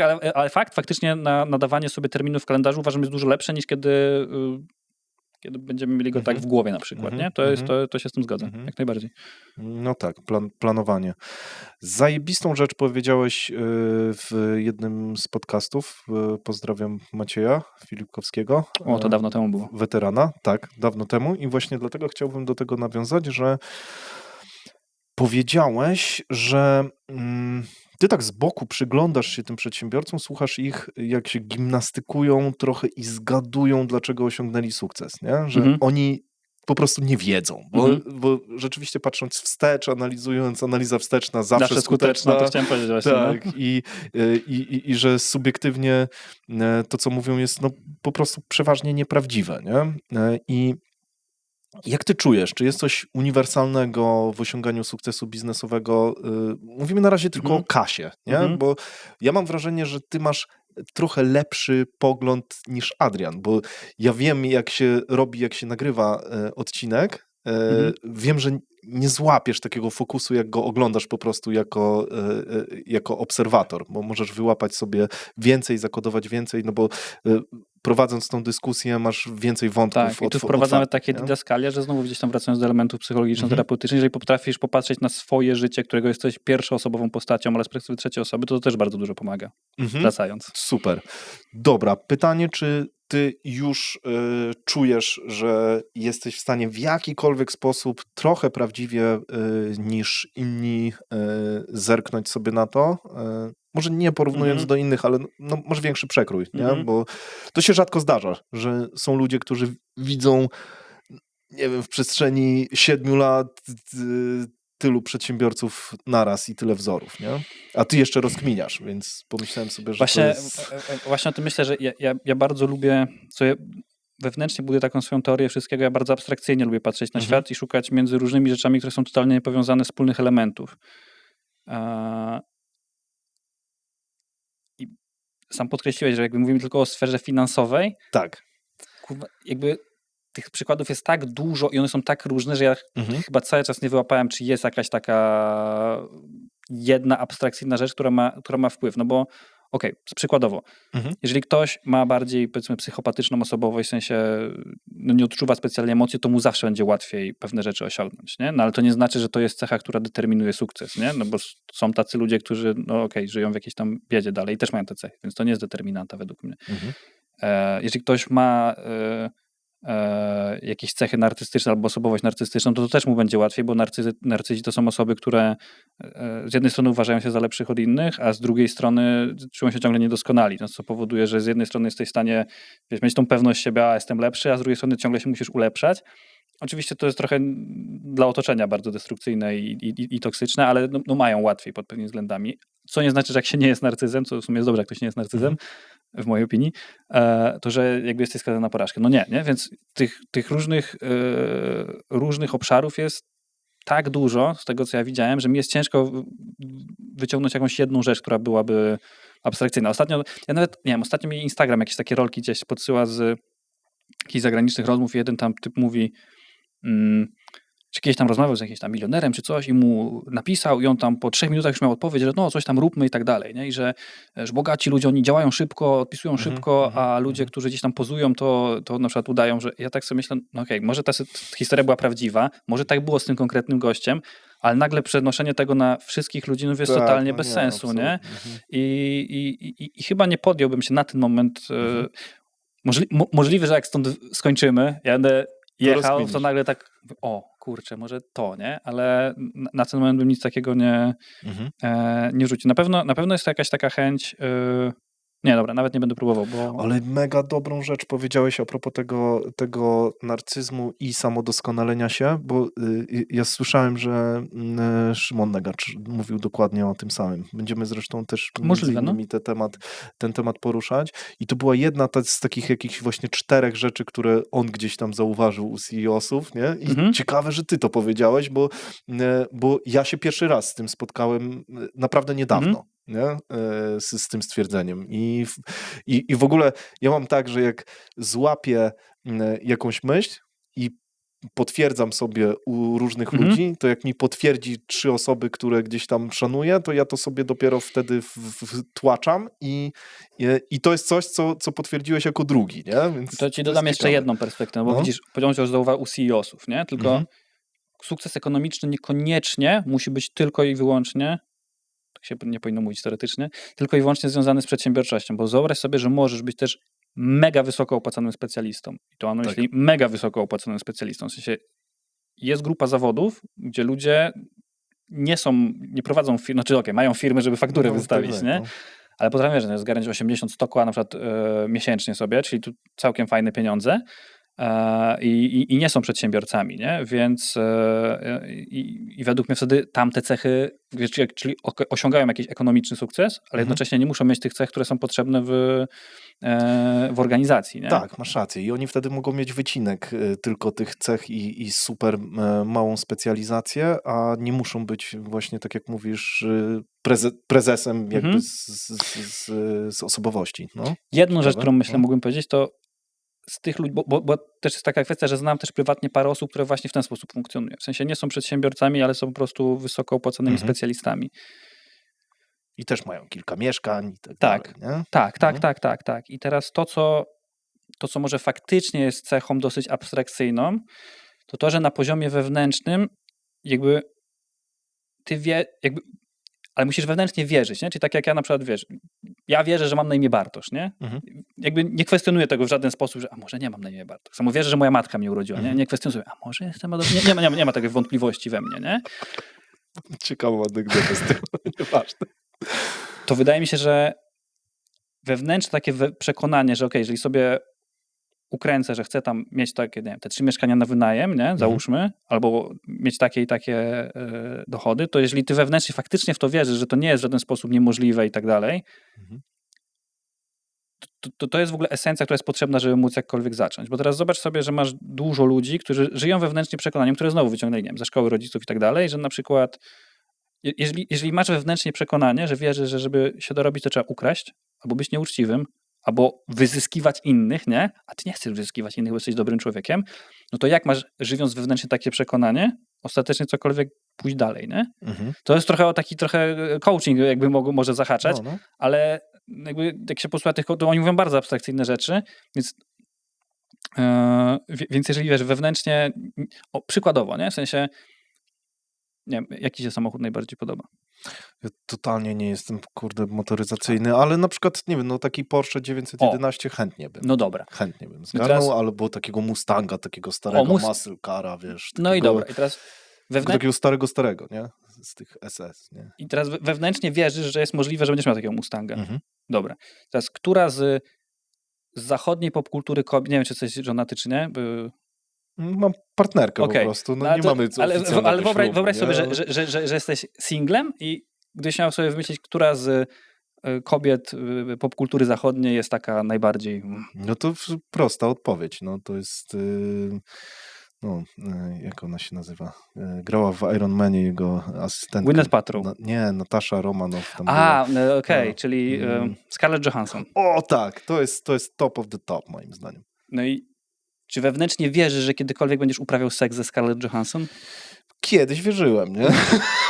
Był taki moment. Natomiast wewnętrznie, jakbyś nawet chyba próbował, wiesz, jakichś wszystkich afirmacji, różnych działań i tak dalej, to jest raczej jakby poza spektrum możliwości. Teraz jakby ta różnica między tym, że Mustang wierzę, że to jest moja przyszłość, Scarlett Johansson ni cholery nie wierzę. Poza tym tam ona się chyba starzeje teraz też, to też jest takie, wiesz... Nieważne, jakbyśmy... Mam nadzieję, że to nie będzie tak seksistowskie, że... To ktoś się na pewno przejebie, ale widzisz, już nawet nawet świat daje znać, przegiąłeś, stary.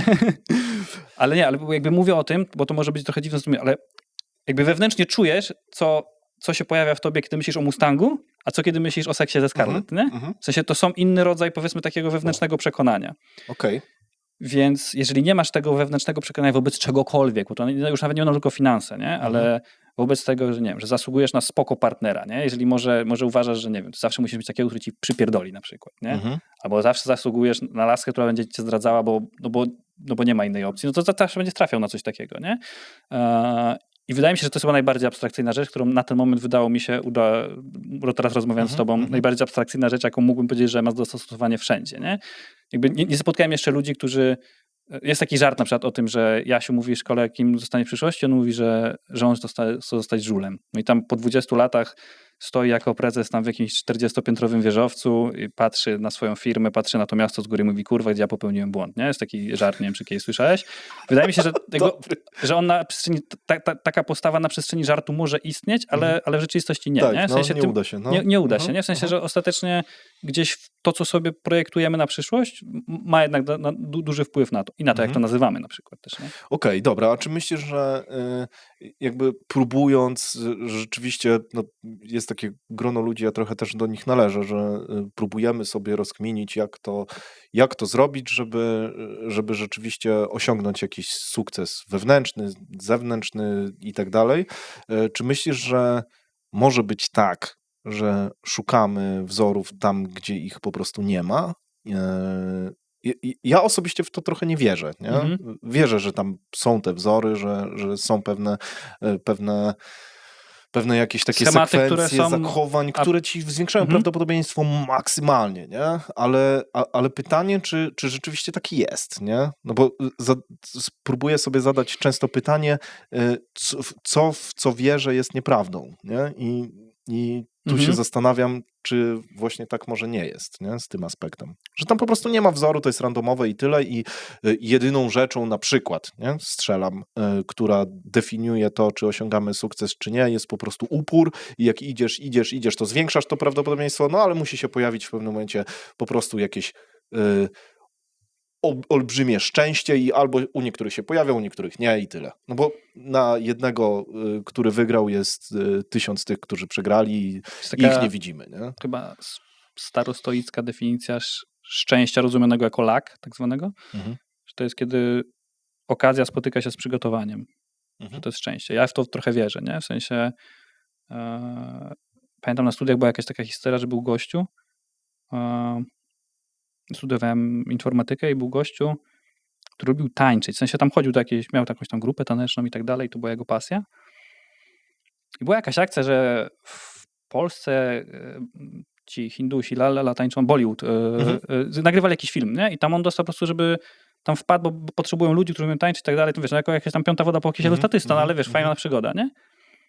I on odmówił, bo coś wtedy tam miał innego, nie? W sensie, i wiesz, się jara tym, że dostał tą informację, wiesz, że mógłby tam w tym uczestniczyć, ale coś tam, bo miał jakiś tam występ w jakimś tam Pcimiu Dolnym, coś tam i on tutaj, no nie mógł, nie? I mówię, Jak stary, to, nie? nie? Mówię, a następnym razem, nie? Mówię, jakim kurwa następnym razem, nie? W sensie, jakby następnego Nie ma razu nie następnego będzie, razu. nie? I wiesz, to jest według mnie jakby przykład, że ostatecznie, kiedy wiesz, jest okazja, no gościu miał szczęście, ale no po prostu nie, jakby są po prostu ludzie, którym szczęście by na ryju usiadło i oni tego nie zauważą, nie? A to a propos szczęścia. Teraz a propos sukcesu, bo tu już jakby, jak to mówiłeś, to już nie doprecyzowałeś, że chodzi o finansowy, no bo teraz znowu jaką ma definicję sukcesu, Tak, nie? tak. Na razie mówiliśmy o kasie, nie? Ale Okej. zaraz też poskręcamy. Nie? Ale też kwestia, czy na przykład, bo mi się, znaczy, tak jak ja patrzę na siebie, ale też patrzę na inne osoby, które znam, jakby ludzie w pieniądzach jakby po prostu widzą ucieczkę od zniewolenia. W sensie, że dla nich pieniądze są czymś, że jakbym miał tyle i tyle, to mógł robić to i to, nie? Co jest po części prawdą, po części nie jest prawdą. W sensie pieniądze są bardzo dualistyczne, potrafią dać dużo wolności, potrafią też bardzo mocno zniewalać, nie?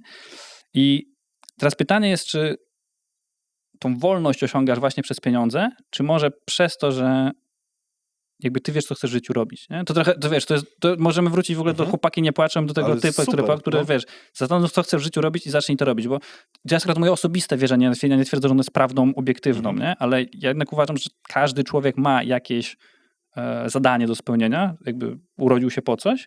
Jeżeli on je odkryje i zacznie je robić, to jakby nic mu nie będzie brakowało. Okej, on może nie będzie latał samolotami prywatnymi, ale po prostu będzie wiódł życie, które dla niego będzie idealne, nie? Tylko problem jest z tym, że trzeba bardzo dużo pracy takiej poświęcić wewnętrznie, żeby odkryć to, kim jesteś i co chcesz robić w życiu, nie? Bo to...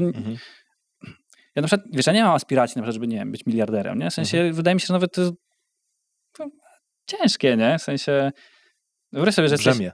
jest brzemię, masz, jakby nie patrzeć, po prostu teraz widzę, jak gdzieś tam odpowiedzialność leży w różnych obszarach i jak twoje decyzje mogą gdzieś tam ważyć w różnych momentach. Więc wiesz, nagle tutaj tą odpowiedzialność jest dużo bardziej wyższa. Są pewni ludzie, którym możesz, nie wiem, nie pasować na przykład, więc tu musisz gdzieś tam zabezpieczać tyły.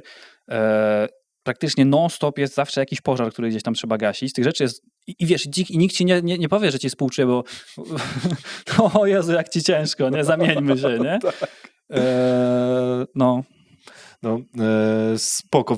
Tak się uśmiecham, bo też miałem pytanie trochę z tym związane i chciałem też o ten temat zahaczyć a propos tego szukania odpowiedzi, bo też jestem tego zdania, że jak w młodym wieku uda się odpowiedzieć na to pytanie, gdzie idę, co robię, po co tak naprawdę i znajdzie się taki swój cel, no to rzeczywiście wszystko zaczyna się trochę układać. Omijasz kryzysy, omijasz trochę depresję i tak dalej, bo gdzieś idziesz, nie? Jak znika ci ten cel, no to ja mam taką teorię, że jeżeli nawalasz na wysokim poziomie, jak ultrazawodnicy, ale nie masz tego celu, no to naprawdę to jest równia pochyła do takiej ostrej deprechy, nie? Znaczy znalezienie celu nawet pośredniego, nie ostatecznego, bo Tak, to może być, ale nawet pośredniego uważam, że jest mega ważne. To wiesz, jakby ciężko jakąkolwiek strategię na cokolwiek zaplanować, jeżeli nie masz celu, nie? Jeżeli wiesz, ktoś jest jakby byłbyś, nie wiem, wojskowym w Polsce, który ma, wiesz, totalną, pełną sprawczość nad armią na przykład, no to wiesz, no to musisz wiedzieć, czy celem twojej armii jest podbicie terenów, czy jest obrona terenów, nie? Czy obrona w takiej formacji, czy nie wiem, czy na Wiśle na przykład. Jakby musisz mieć konkretny cel, który chcesz osiągnąć. Czy obrona do zwycięstwa, czy obrona do przybycia sojuszników. To jakby cel musi być bardzo zdecydowany, bo jak się go nie ma, to... Przy czym to też trzeba być, żeby ktoś, kto nas słucha teraz, nie stwierdził, o kurwa, ja nie mam celu, to i wiesz, nagle teraz będzie przez 3 miesiące szukał na siłę, nie? Mi się w ogóle wydaje, że okres między 20 a 30 to sobie trzeba dać na taki po prostu na szukanie, nie? I penetrowanie różnych ścieżek, pozwalanie sobie doświadczać różnych rzeczy, bo tylko w ten sposób, bo jakby celu sobie nie można wymyślić z tego, co mi się wydaje, go trzeba odkryć, nie? A żeby go odkryć, to no, trzeba szukać, a żeby szukać, to trzeba dużo działać i to bardzo często w obszarach, które mogą się wydawać, dużo ślepych zaułków się odwiedzi i tak dalej, nie? To znowu, to jest jakby teoretycznie proste, ale to nie jest łatwe, nie? Tak. Kiedy wiesz, masz 25 lat, babcia się pyta, kiedy ślub, kiedy tam, nie wiem, kiedy prawnuczki, nie? Tak, masz jeszcze właśnie tą narzuconą trochę obraz tego, jak twoje życie powinno wyglądać. Tak, jeszcze nie? dużo Nie ludzi wiem, ci tam mówi. czujesz, że w sumie ci się gitara podoba, ale mama mówi, że inżynier dużo pewniejsza przyszłość, nie? To wiesz, no... O, to mi się Mateusz Warcholiński przypomina, który mówił, że chciał być muzykiem, ale został prezesem Software House. A to może ten żart o Jasiu jednak ma zastosowanie. Trochę tak. No tak, w jego przypadku to można by tak porównać. Oczywiście absolutnie to tak nie wyglądało, jak się wejdzie w szczegóły, ale tak, z góry to może to tak wyglądać. Chociaż w sumie, wiesz co, ja chyba, właśnie jak miałem te 12, chciałem powiedzieć 2,19, jak miałem 19 lat, No. to był w sumie ciekawy okres w moim życiu, bo tak, ja miałem prawo jazdy, mój ojciec wtedy kupił sobie jakąś tam do firmy inną furę, a tej starej jeszcze nie sprzedawałem, więc trochę tak zaanektowałem. Jakieś tam sianko dorabiałem sobie na filmowaniu, ale to był całkiem duże pieniądze w stosunku do czasu. Więc miałem taki całkiem fajny lifestyle. No i dużo czasu w CS-a napierdalałem, nie? Ze znajomymi. Więc była szkoła, po szkole wyjebane w szkole, no bo No tak. w liceum technikum to świadectwo nie ma znaczenia, tylko matura ostatecznie, więc wyjebane w jakieś tam te rzeczy. Gdzieś spotkania ze znajomymi, no jakby... Ale też na rezerwie jeździłeś, żeby lżejszy samochód, bo szybciej wtedy jeździ. On był w gazie. On był w lepiej. gazie, bo to był w ogóle Chrysler Voyager z jakimś V6 silnikiem, taki z paką jeszcze z tyłu. O kurde, to taka fura w wieku 19 lat. No nie, no mega, to wiesz, to jakby, nie, bo to tak brzmi, to był samochód do firmy, nie? Który był już stały, miał rocznik 99. Ale V6, to No, wiesz. więc tak, więc tylko, że to V6 powodowało, że tam... I z gazem było podobnie, tylko że w cenach gazu, który wtedy kosztował, nie wiem, złoty 50, nieco teraz tam gdzieś 3,50. No tak. I właśnie ja pamiętam, że miałem taką rozkminę. Mówię, kurwa, tu za chwilę to się pokończy wszystko, ja tak za bardzo nie chcę, ja bym tak chciał właśnie, taką poczułem właśnie, no niesprawiedliwie, że fajnie byłoby tak móc kurwa, mieć wyjebane, nie? I chyba wtedy pamiętam, jakoś tak stwierdziłem, że dobra, to może uda mi się jakoś zarobić jakieś pieniądze, zarobię i potem będę miał wyjebane. No. I trafiłem na taką książkę, którą czytałem raz, nie wiem, czy jakbym ją dzisiaj przeczytał, to czy ona by mi się spodobała. Ona się nazywa Fastlane Milionera chyba. Słyszałem o tej książce, nie czytałem, Gościu tam tłumaczy jak 5-latkowi generalnie, nie? No, I też na lubię dosyć takie dużo, jest jakby dużo abstrakcji i dużo konkretów z jego konkretnego życia, nie? Coś tak jak mówisz, to porównałbym pewnie Bogaty ojciec, biedny ojciec. Nie czytałem, bo to jest Biblia MLM-owców i dlatego, okej. a ja nie lubię MLM-owców. Ja bardzo wcześnie jako dzieciak przeczytałem tą książkę i mi się spodobała. No. Więc możliwe, że to jest coś podobnego, nie? I to była jedna książka jakaś taka, nazwijmy to...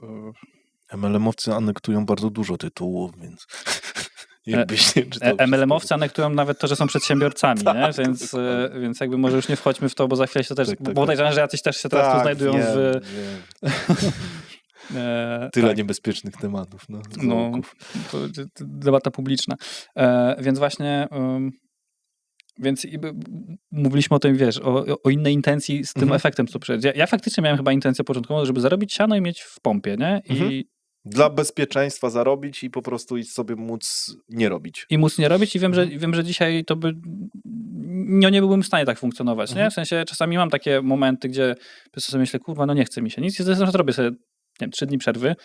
No wiesz, oczywiście jak ktoś dzwoni i tak dalej, to odbieram i tak dalej, ale po prostu nie robię nic specjalnego i mam tak, że wiesz, jakby trochę mi schodzi, ale już po tych 3 dniach no mam takie, nie no kurde, to dostanę jakieś depresje, jak będę nic nie robił i nagle masz taki resecik i idziesz sobie dalej. No Jest tak, No dobra, a co byś robił, jakbyś miał totalnie nieograniczoną gotówę? W sensie nie miałbyś tego już celu przedsiębiorczego, tylko miałbyś cel właśnie na zasadzie takiej, no dobra, muszę coś robić, no bo szczeznę, ale ogólnie nie muszę myśleć o tym, że muszę zarabiać, nie? I to w takiej naprawdę hiperskali, nie? Więc co wtedy, jaki projekt byś wtedy prowadził? No bo wtedy byś zrobił sobie jakiś projekt, tak? Zakładam. Tylko Znaczy, jaki? To myślę, że na to pytanie nie odpowiem precyzyjnie. W momencie, w którym bym miał taką transformację, no to na pewno bym sobie dał jednak jakąś przestrzeń na to, żeby w ogóle zobaczyć, wiesz, jakie są możliwości, Okej, też no, co ze mną rezonuje. Pewnie bym popróbował wielu różnych rzeczy, żeby zobaczyć, wiesz, pochodziłbym pewnie na różne konferencje od nie wiem, kardiologicznych, po geopolityczne, po jakieś inne, żeby zobaczyć, w jakich obszarach gdzieś tam, powiedzmy, najbardziej mój środek czuje się swobodnie i pewnie bym poszedł w coś takiego, co jednak ma gdzie powiedzmy impact społeczny jest dużo ważniejszy od powiedzmy ekonomicznego. W sensie to się musi spinać zawsze, bo jak coś się nie spina, to ostatecznie to nie przetrwa próby czasu. Ale faktycznie raczej w takie projekty, które nie wiem, czy na skali narodowej, czy międzynarodowej, nie mam pojęcia, nie? Okay. Ale pewnie gdzieś w jakimś takim kierunku muszę. Okay. Właśnie ciekawe jest to, że jak zadaję takie pytanie przedsiębiorcom, to przeważnie słyszę właśnie, że pierwszym krokiem byłoby, kurde, wydałbym, nie wiem, pół bańkę na network i zobaczyłbym, gdzie w ogóle chcę iść, nie? No. I to jest takie wspólne, nie? Więc tam jest, dobrze kombinujecie z tym biznesem. No, ale bo to jest, kurczę, też wasza chyba wewnętrzna potrzeba, jak każdego przedsiębiorcy. Wiesz co, w sensie nawet jeżeli oglądają nas ludzie młodzi, na przykład, którzy mają dopiero, nie wiem, wybór studiów przed sobą, według mnie to jest totalna głupota, żeby te studia wybierać zaraz po maturze, nie? Tak, no. Ja uważam, że trzeba wypierdalać do pracy, jakiejkolwiek, bo to tam się przekonasz, czy cokolwiek ci pasuje, czy nie, nie? Popróbować sobie różnych, że tak powiem, i wtedy, jeżeli wiesz, to jest moja droga, okej, może za wyjątkiem, jak ktoś chce być, nie wiem, lekarzem albo prawnikiem, no to tam nie ma innej opcji. Ale ktoś stwierdzi, że to jest moja droga, no to wtedy, jeżeli faktycznie są ci nawet potrzebne te studia, bo mogą być, no to sobie robisz pod tą konkretną rzecz, którą już wiesz, że chcesz robić, nie? Bo idąc taką ścieżką, że po maturze od razu na studia, to jest jak znowu wybranie liceum profilowanego, tylko jeszcze o bardziej specyficznym profilu, nie? I ludzie potem, wiesz, idą, nie wiem, na coś, po roku stwierdzają, to jest nudne, to idą na co i uważam, że można dużo potencjału przepalić. Ja praktycznie szedłem na studia, trochę z takim zamysłem, że ja po prostu potrzebowałem okresu buforowego wejścia w dorosłość, nie? W sensie ja wiedziałem, że nie będę raczej programistą, mimo że mógłbym być, i że to nie będzie droga dla mnie, ale też nie byłem gotowy na to, żeby tak od razu, wiesz, wejść z buta jak dzieci z domu dziecka, nie? 18 lat, są wywalani, muszą już sobie radzić, nie? To jakby na to nie byłem gotowy. Nie, tam chyba tak nie. No jak nie? Nie, oni tam mają jakieś programy na zasadzie takiej, że oni nawet chyba mieszkania dostają. No, ale to są, wiesz, to nie jest jakieś takie powszechne i tak dalej. W sensie to są programy, bo ktoś widzi ten problem, który jest, czyli że jak masz, że tam do 18 roku życia i potem czy jeszcze nie skończyłeś szkoły, ale nagle musisz wejść w dorosłość, nie? I jakby nie masz za bardzo jak, nie? Kurczę, nie wiem, nie mam kompetencji, żeby się na ten temat wypowiadać, ale wydaje mi się, że to nie może być aż tak hardkorowe. Nie dam głowy, tak? Myślisz, ale tak wydaje mi się, że to jest tak hardkorowe. Okay. Nie? I jakby ja wiedziałem, że chcę wejść na życie na grubo, ale może nie aż tak, więc dla mnie studia były stricte takim trochę właśnie okresem przejściowym, że jestem w stanie sobie jeszcze dokminić pewne rzeczy. Co ciekawe, jeszcze będąc na studiach zaczęliśmy przygody robić, nie? Także to był taki element, że pyk. No Bartosz, czytałem wczoraj w książce Rummelta Dobra strategia, zła strategia, właśnie a propos tego, co mówiłeś wcześniej, że musimy mieć ten cel i trzeba go sprecyzować i tam była taka kozacka rzecz opisana, że w Stanach zanim polecieli na Księżyc nie wiedzieli, jak wygląda jego powierzchnia i nie potrafili skonstruować łazika.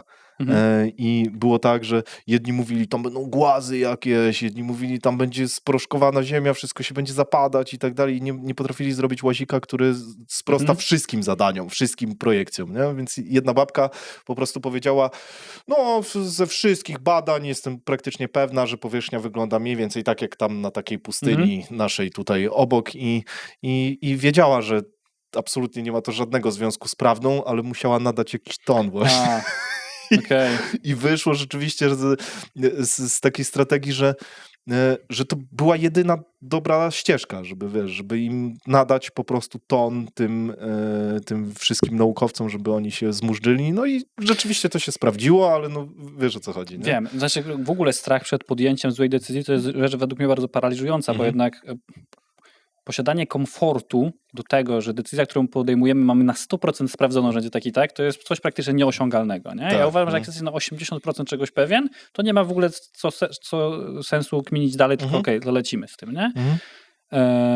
Więc jakby ta historia bardzo do mnie przemawia, o której mówisz, nie? Bo to zawsze jest, a co jeżeli tak i tak, nie? Spoko. Mówiłeś o tym, że byłeś na studiach informatycznych, byłeś przez chwilę nawet programistą, tak? I teraz pytanie, jak to się stało w ogóle, jak w ogóle powstały przygody na takiej, no, od takiej rzeczywiście technicznej historii, tak? To powstało w głowie Adriana i on do ciebie przyszedł? Czy wspólnie o tym pomyśleliście? Dlaczego razem? Razem, bo się znaliśmy już wcześniej. Po prostu Adi kiedyś miał taką... pejoratywnie ostatnio na święcie na kapitalizm nazywamy, że robił pompki za pieniądze. Czyli miał jakby taką spółkę, która się zajmowała... no to nie była siłownia, no kalisteniką. I tam po prostu kiedyś już mieliśmy jakiś... Właśnie jak wtedy, co sobie gdzieś tam dorabiałem na filmach, to gdzieś tam właśnie dla nich coś robiłem i stąd się znaliśmy. Natomiast u Adiego to się chyba wzięło, jeżeli pomylę, to przepraszam, ale wydaje mi się, że chyba pamiętam to dobrze, że on kiedyś z jednym z bydgoskich przedsiębiorców tak się spotkał właśnie na pół godziny, w sensie udało mu się umówić z przedsiębiorcą na pół godziny, powiedział, dobra, git, nie? No i z tej pół godziny rozmowy wyszła 3-godzinna rozmowa. Czyli generalnie poświęcił bardzo dużo czasu swojego. Tylko Ali tam przez cały czas go właśnie pytał i on jakby chyba czuł się fajnie, że ktoś, wiesz, zazwyczaj jak ludzie do niego przychodzą, to posiano. I nie mówię tu o pracownikach, tylko raczej o, wiesz, Waldek Pożycz, nie? Jakby co, nie miał na imię Waldek, po prostu zmieniłem imię. Będziemy szukać. Nie, zmieniłem imię. Z jakiego? Bonifacy. I wtedy chyba wtedy mu tak się zaświeciało, że że może gdyby jeszcze ubrać to w ramę tam wywiadu i tak dalej, to że to może być taka droga i wytrych do tego, żeby po prostu spędzać czas z ludźmi, te wiesz, 3 godziny, z którego ty dużo wyciągniesz dla siebie, ja sobie też wyciągnę dla siebie i że to po prostu będzie tak gdzieś tam funkcjonowało. Okej, czyli podcast był trochę pretekstem, żeby się spotykać z tymi ludźmi. Podcast to w nie ogóle, było... nie. Moglibyście to nagrywać i nawet tego nie puszczać nigdzie, tak? Tak. Autentycznie, w sensie to była intencja początkowa. My też początkowo go robiliśmy stosunkowo sporadycznie, bo to było mega hobbystyczna rzecz. Okay. Po prostu w pewnym momencie były takie sytuacje, gdzie jakieś, nie wiem, benefity z tego wpadały przy małym wkładzie i tak też oboje czuliśmy, że to jest jakieś takie tam miejsce, w które chce się iść. Właśnie też miałem taką sytuację, że jak miałem coś robić w kontekście rozwijania kanału, to się gdzieś tam tym mega jarałem. Jak miałem robić coś w kontekście gdzieś tam firmy, w którym pracowałem, gdzie też tam były opory z różnymi rzeczami, to się zaczynałem czuć wkurwiony. Na przykład nie podobało mi się, jak tam są pewne rzeczy, że ja na przykład już po tych doświadczeniach, które gdzieś tam usłyszałem od tych ludzi, bym sobie to inaczej poukładał i tak dalej, więc zaczynam gdzieś tam strasznie dusić. I w pewnym momencie zrobiliśmy takie YOLO, w sensie nie wiem, czy Adi robił YOLO. Ja robiłem YOLO takie, że akurat się rozstawałem z dziewczyną, wykorzystałem ten fakt, przeprowadziłem się na chwilę do rodziców. Ta chwila potem trwa 2 lata, ale to już jakby mniejsza z tym. Przeprowadziłem się na chwilę do rodziców, co mi mocno też zmniejszyły koszty życia. No plus jak nie posiadasz dziewczyny, to też ci to zmniejsza koszty życia. No, czas przede wszystkim, nie? Finansowe też, nie? No bo to jednak zawsze gdzieś tam więcej wychodzisz, więcej wydajesz i tak dalej. I jakby rzuciłem tam tą robotę i po prostu... A jeszcze kupiłem wcześniej furę na Credo, więc kupiłem furę na Credo, żeby mieć fajną furę, rzuciłem robotę. Dobrze. I nie było kompletnie żadnego modelu biznesowego, nie? W sensie dla naszej działalności. Mieliśmy wtedy już tam był jeden gdzieś tam pierwszy inwestor, gdzie wynajęliśmy sobie to biuro, które ostatnio już zakończyliśmy umowę w tej takiej byłej galerii handlowej i to było totalnie na YOLO. Nie? I faktycznie po 5 miesiącach gdzieś tam się udało jakby już z tego gdzieś tam jakoś żyć. Za sprawą drugiego inwestora, no ale gdzieś tam po kolejnym roku już jakieś tam break-even z tego wyszło, nie? Także sama geneza, tak jak zadawałeś, była stricte po prostu pragmatyczny sposób na to, żeby spędzać czas z przedsiębiorcami i mieć i mieć z tego, że tak powiem, no i też network wtedy też budujesz, nie? Tak. No dobra, a Jak wy razem to zaczęliście robić, czy miałeś przez chwilę w ogóle taką myśl, żeby robić to bez wspólnika? W ogóle był taki moment, kiedy w ogóle, czy teraz jak na to patrzysz, to myślisz sobie o jakimś biznesie, że mógłbyś robić sam?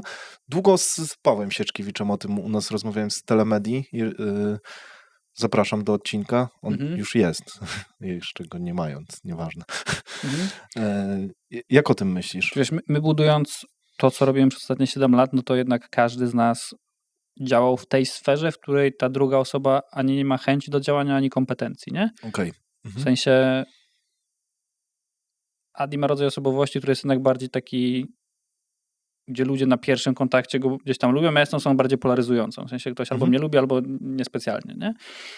Więc ja bym nie za bardzo w tamtym momencie, nie? W sensie w tamtym momencie jako człowiek i tak dalej, to w ogóle gdzieś tam było, po prostu naturalnie wyszło, że ja się zajmowałem tymi takimi bardziej no najpierw w ogóle, wiesz, też jakby filmowałem te rzeczy i tak dalej, to było takie, wiesz, mega bazowe, a potem gdzieś tam z czasem ja się zajmowałem po prostu gdzieś rozwojem filmu, planowaniem, podejmowaniem decyzji, czy powinniśmy iść w tym kierunku, czy w tym, który gdzieś tam kierunek jest dla nas bardziej, dla naszych jakichś tam, nawet tych takich krótkoterminowych celów bardziej ważny, więc to bardzo naturalnie wyniknęło, nie? To jakby nie powstały przygody w sensie na solo. Znaczy, może by powstały, ale nie byłyby tym, co dzisiaj, to na pewno, nie? W sensie ani w jedną, ani w drugą stronę. Okej, bo ciekawe jest to, bo ostatnio się nad tym mocno zastanawiam, kiedy i dlaczego tak jest, że właśnie ludzie zakładają spółki i przeważnie jest tak, że rzeczywiście brakuje jakichś kompetencji i ta druga strona to uzupełnia. Paweł Sieczkiewicz to jest bardzo dobry przykład tego, jak to u niego ewoluowało, bo on w 2016 miał wystąpienie na Auli, w którym mówił: nie założyłbym biznesu bez wspólnika i cały czas cisnął w tą stronę, musicie mieć wsparcie w narożniku i tak dalej, uzupełniane kompetencje. A to, co mówi teraz, mówi, że domyślnie podejmuje decyzję, raczej rzadko się wydarzy taka sytuacja, w której on pomyśli, że w ogóle mógłby mieć wspólnika. I wynika to z wielu rzeczy. On powiedział o tym, że rozszerzyło mu się pole kompetencji i rzeczywiście miał już pełne pokrycie w pewnym momencie. I z drugiej strony powiedział też o tym, co ja przynajmniej tak to odebrałem, że to jest tak jak z życiem pozaziemskim. Żebyśmy odkryli inne życie w naszych, nie wiem, galaktykach i tak dalej, to musi być dobry timing. I żeby spotkać dobrego przedsiębiorcę, który pasuje do ciebie, ma uzupełnione kompetencje dla ciebie i akurat jest wolny między projektami i tak dalej, to musi się złożyć tyle czynników, że to jest bardziej nieprawdopodobne niż prawdopodobne i ludzie dobierają się trochę randomowo. Nie? I często, tak jak w waszym przypadku to jest sukces czasem, ale przeważnie to jest katastrofa. Nie? Tak samo jak ze związkami w ogóle też randomowymi i tak dalej. Ja mam taką teorię. Co byś o tym powiedział i jakbyś to rozwinął? Czy jak się powoływałeś na opinię, znaczy na opinię w sumie tego, przypomnę jego imię? Paweł Sieczkiewicz, Telemedii. Wydaje mi się, że na samym początku, faktycznie, kiedy jesteś młodą osobą jeszcze, a nawet nie młodą, po prostu niedoświadczoną w biznesie, no bo ktoś może, nie wiem, w wieku 35 lat dopiero gdzieś tam wchodzić. Tak. No to faktycznie to jest dobra droga, bo masz po prostu gdzieś tam backup, to nie jest wszystko na tobie, jednak ilość ciężaru, które dźwigasz na barkach jako przedsiębiorca, to jest mityczne trochę i to jest ciężkie w zrozumieniu, jak ktoś nie jest, ale to faktycznie jest duże obciążenie, to fajnie, jak można gdzieś tam to obciążenie podzielić, nie? Więc to jest gdzieś tam mega spoko opcja. Faktycznie może być tak z czasem, że jakby pokrywasz pełne kompetencje, do tego wiesz, no też ludzie się zmieniają z czasem, nie? Czasami coś, co działało na początku, może nie działać już później, nie? Albo na przykład nie wiem, jedna osoba ciągnie w jedną stronę, druga w drugą, ale z drugiej strony, to wiesz, to też jest tak, że ja trochę jak z pewnych gdzieś takich prawnych rzeczy, wiesz, jakby ja zawsze jak patrzyłem sobie na sukcesję na przykład właśnie, nie? To myślę, kurwa, ale tak chujowo tak działać, że niby jesteś właścicielem firmy, ale to jakaś rada, tak dalej, taka niby sprawczość, niby, no i tak dalej. Teraz sobie gdzieś tam zaczynam właśnie analizować te różne narzędzia, które oferują różne formy spółek. I wiesz, też druga rzecz jest taka, że wiesz, bycie wspólnikiem na poziomie właścicielskim też nie musi oznaczać, że pełnisz funkcję w firmie, nie? W sensie na samym początku tak, no bo jeżeli firma jest dwuosobowa, no to każdy pełni funkcję, ale jeżeli firma jest 100-osobowa, no to może być tak, że na przykład jedna osoba przejmuje jakiś obszar, ale wiesz, ona się może spróbować się wypiąć, się skeszując, ale może po prostu, wiesz, po prostu być w firmie i nie wiem, być w radzie nadzorczej na przykład, nie? Więc wydaje mi się, że ludzie, ale to też może być moja błędna interpretacja, bardzo często, kiedy chcą z czegoś wyjść, to od razu wiesz, nie, dobra, to ja tutaj chcę sprzedać i tak dalej, zamiast po prostu spróbować ułożyć jakby, bo zobacz, trochę jak gadaliśmy właśnie o tych celach i strategiach, w sensie o tym celu pod strategię, no to uważam, że żeby ułożyć strategię, cel to jest jedna rzecz, ale druga rzecz jest jeszcze taka, że patrzysz na rzeczy, których zmienić nie jesteś w stanie. W sensie, nie, jako wojskowy fajnie byłoby sobie Tatry przenieść na wschód, no ale to jest niemożliwe, więc jakby musisz zaakceptować rzeczy, które nie są w stanie zmienić. No ale patrzysz na zasoby i czy sposób, w jaki one są ułożone teraz jest ten najbardziej optymalny, nie?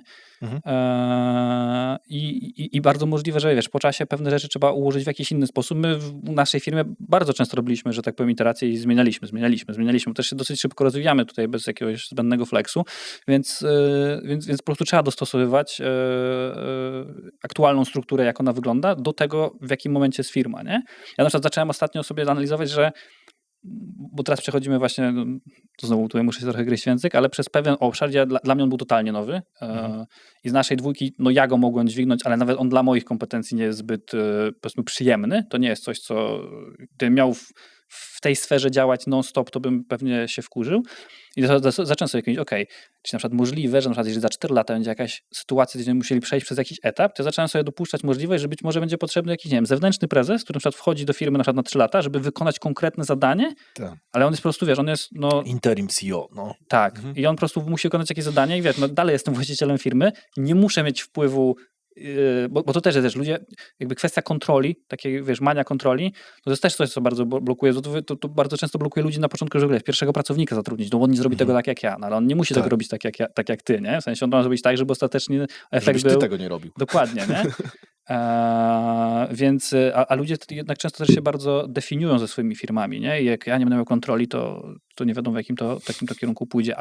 A zaczynam właśnie gdzieś tak patrzeć, że przy szybkim rozwoju zacząłem po prostu dopuszczać możliwość taką, że na przykład mógłbym tak oddać kontrolę na jakiś czas, bo wiem, że po prostu ja mógłbym tego nie dowieść tak, jak to powinno być dowiezione. Oczywiście zawsze można podjąć tą decyzję i zatrudnić niekompetentną osobę do tego, nie? Ale że tak, że zatrudnić jako właściciel możesz nie tylko pracownika, który powiedzmy wykonuje twoją strategię, ale to też jako właściciel może zatrudnić kogoś, kto będzie jakby swoją strategię wykonywał, żeby cię przeprowadzić w miejsce, do którego chcesz, nie? Więc...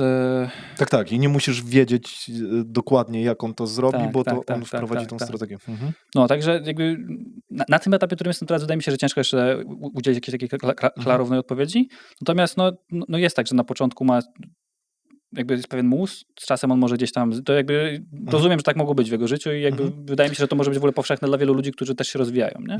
No dobra, a czy dzisiaj myślisz, w ogóle bierzesz pod uwagę to, bo jak rozmawiałem z Adrianem, to on trochę tak jasno zadeklarował, że to, co wy robicie, że domyślnie jest tak, jeżeli zakładacie jakąś kolejną czy linię biznesową, czy jakiś inny biznes, to idziecie w tym teamie. Pytanie, czy ty dopuszczasz do siebie taką możliwość, żeby, nie wiem, wpadło tobie coś do głowy, co na przykład wiesz, że z Adrianem nie zarezonuje, albo że po prostu chcesz to zrobić sam i czy dopuszczasz dzisiaj taką możliwość, żeby jakiś side business odpalić samemu? Zgaduję, że akurat teraz pewnie nie masz na to absolutnie przestrzeni, no bo słyszę, jak się rozwijacie, ale pytanie, czy bierzesz w ogóle takie scenariusze pod uwagę? Zadałeś mi to pytanie odnośnie, co bym robił, gdybym miał totalnie gdzieś tam zabezpieczoną przyszłość ekonomiczną. Ja też teraz, jak łączę sobie kropkę, to powiedziałem wcześniej, że czuję, że raczej nie umrę jako przedsiębiorca, więc side business raczej nie, ale Znaczy ja go tak nazywam, ale tak, to ale nie, być ale dopuszczam, nie, ale nawet chodzi o to, że jakby dopuszczam możliwość taką, że mogę się chcieć zająć czymś, gdzie jednak wartość ekonomiczna tego nie jest głównym czynnikiem, tylko właśnie coś, co by służyło, powiedzmy, w mojej opinii szerszemu gronu. i że na przykład jeżeli by to mogło nie rezonować, no to dopuszczam, że mógłbym chcieć to robić samemu na przykład, nie? Ale to nie są, ale tu mówię, to nie jest biznes, tylko to raczej jakieś takie kwestie bardziej społeczne, nie? Okej, dobra. W sensie dopuszczam, bo to też jest taki element, że widzisz, ja powiedziałem na przykład, że nie mam ambicji na bycie miliarderem, a mi się wydaje, że może mieć, nie? W sensie on może ewidentnie chcieć, że chciałby być, nie? No i wiesz, to powoduje, że dzisiaj nie ma takiej przestrzeni, ale może być tak, że na przykład za 5 lat możemy mieć dobro, możemy iść, zrobić tą rzecz razem, ale to będzie powodowało, że w sumie, nie wiem, na przykład dla mnie to będzie spoko, albo dla mnie to nic nie zmieni, a ty się będziesz czuł tym źle, a możemy akurat tą rzecz zrobić osobno i jakby wszyscy są gdzieś tam szczęśliwi, nie? Więc... Okej, dobra. A czy czujesz, że może być właśnie z czasem takie tarcie na zasadzie tego, że macie na innym poziomie gdzieś zawieszoną tą poprzeczkę, na przykład finansową i w ogóle, czy u was są jakieś takie tarcia? No nie, między no to wspólnikami? stary, w sensie my Muszą być, jesteśmy nie? tak różni, że te tarcia są wpisane w nasze funkcjonowanie. To jakby z ostatnie 7 lat to jest dużo gdzieś tam tarć, tylko po prostu też umiemy dobrze je przeprowadzać, nie? Że to ostatecznie prowadzi do fajnych efektów, ale to my jesteśmy kompletnie różni, nie? Dlatego też potem wynikały różne, powiedzmy, podziały też ról, bo gdzieś każdy z nas odkrywał, do czego się nadaje, do czego się nie nadaje na przykład, nie? Ale to i tak zawsze będą jakieś tam tarcia, nie? To tego kompletnie się nie uniknie. Aczkolwiek ostatnio właśnie jedna osoba w firmie była świadkiem jednego starcia i powiedziała, że jeszcze nigdy nie widziała, żeby dwie osoby, gdzie jedna ewidentnie uważa jedno, druga ewidentnie uważa drugie. Każdy w pewien sposób ma rację i każdy jakby nie zgadza się z drugą stroną, ale jednocześnie to się odbywało przy megakulturze, nie? Bo tak było, że faktycznie wszystko, co widział wcześniej, były tam, wiesz, bluzgi, wyzwiska, jesteś hipnięty i tak dalej, nie? Okej. I że on funkcjonował zawsze, że widział po prostu, wiesz, był obserwatorem takich rzeczy i mówi, że kurde, że mówi wow, nie? Że jakby czegoś takiego jeszcze nie doświadczył, a doświadczył w życiu wiele, nie? Okej, czyli wy się kłócicie w Nie normalny, w kulturalny sposób dyskutujecie, znaczy, tak? O właśnie, bo właśnie kwestia czy kłótnia i dyskusja to samo, bo wedle niektórych semantycznych rzeczy No, faktycznie tak. to może być trochę to samo, Tak. więc no tak, nie? W sensie, wiesz, no my... Super. No nie da się inaczej, nie? W sensie... No nie, no bo to jest tak, że zobacz. Albo jest tak, że jedna osoba decyduje, bo na przykład się tak umówiliśmy na przykład, nie? W sensie, jesteśmy we dwoje właścicielami, ale ja decyduję. Jeżeli druga osoba jest tym luz, to jest gitara, nie? Jeżeli obie osoby decydują i się umawiają, że obie osoby decydują, no to albo będziesz miał tego typu tarcia, no albo druga będzie trochę jak w BDSM-ie tą uległą, nie? Okej, dobra, bo o to chciałem zapytać i widzę, że ja wyszedłem z założenia pewnego. No, jakiego? Z takiego, że wam się nie zazębiają miejsca kompetencji i podejmowania decyzji. Czy wy macie części wspólne, w których macie odpowiedzialność kompetencyjną wspólną? I są miejsca, gdzie się przycinają, nie? W sensie tego się nie uniknie, bo powiedzmy przykładowo, że Gadi działa bardziej na froncie, ja działam gdzieś tam strategicznie, to może być tak, że pewne działanie frontowe się nie wpisuje w strategię i gdzieś tam jakaś rzecz, powiedzmy, jest kością niezgody, nie? Nazwijmy to. W sensie to takie rzeczy się zdają, ale to jest całkowicie normalne, nie? Okej, a jesteś w stanie podać jakiś przykład, żebyśmy trochę naocznie?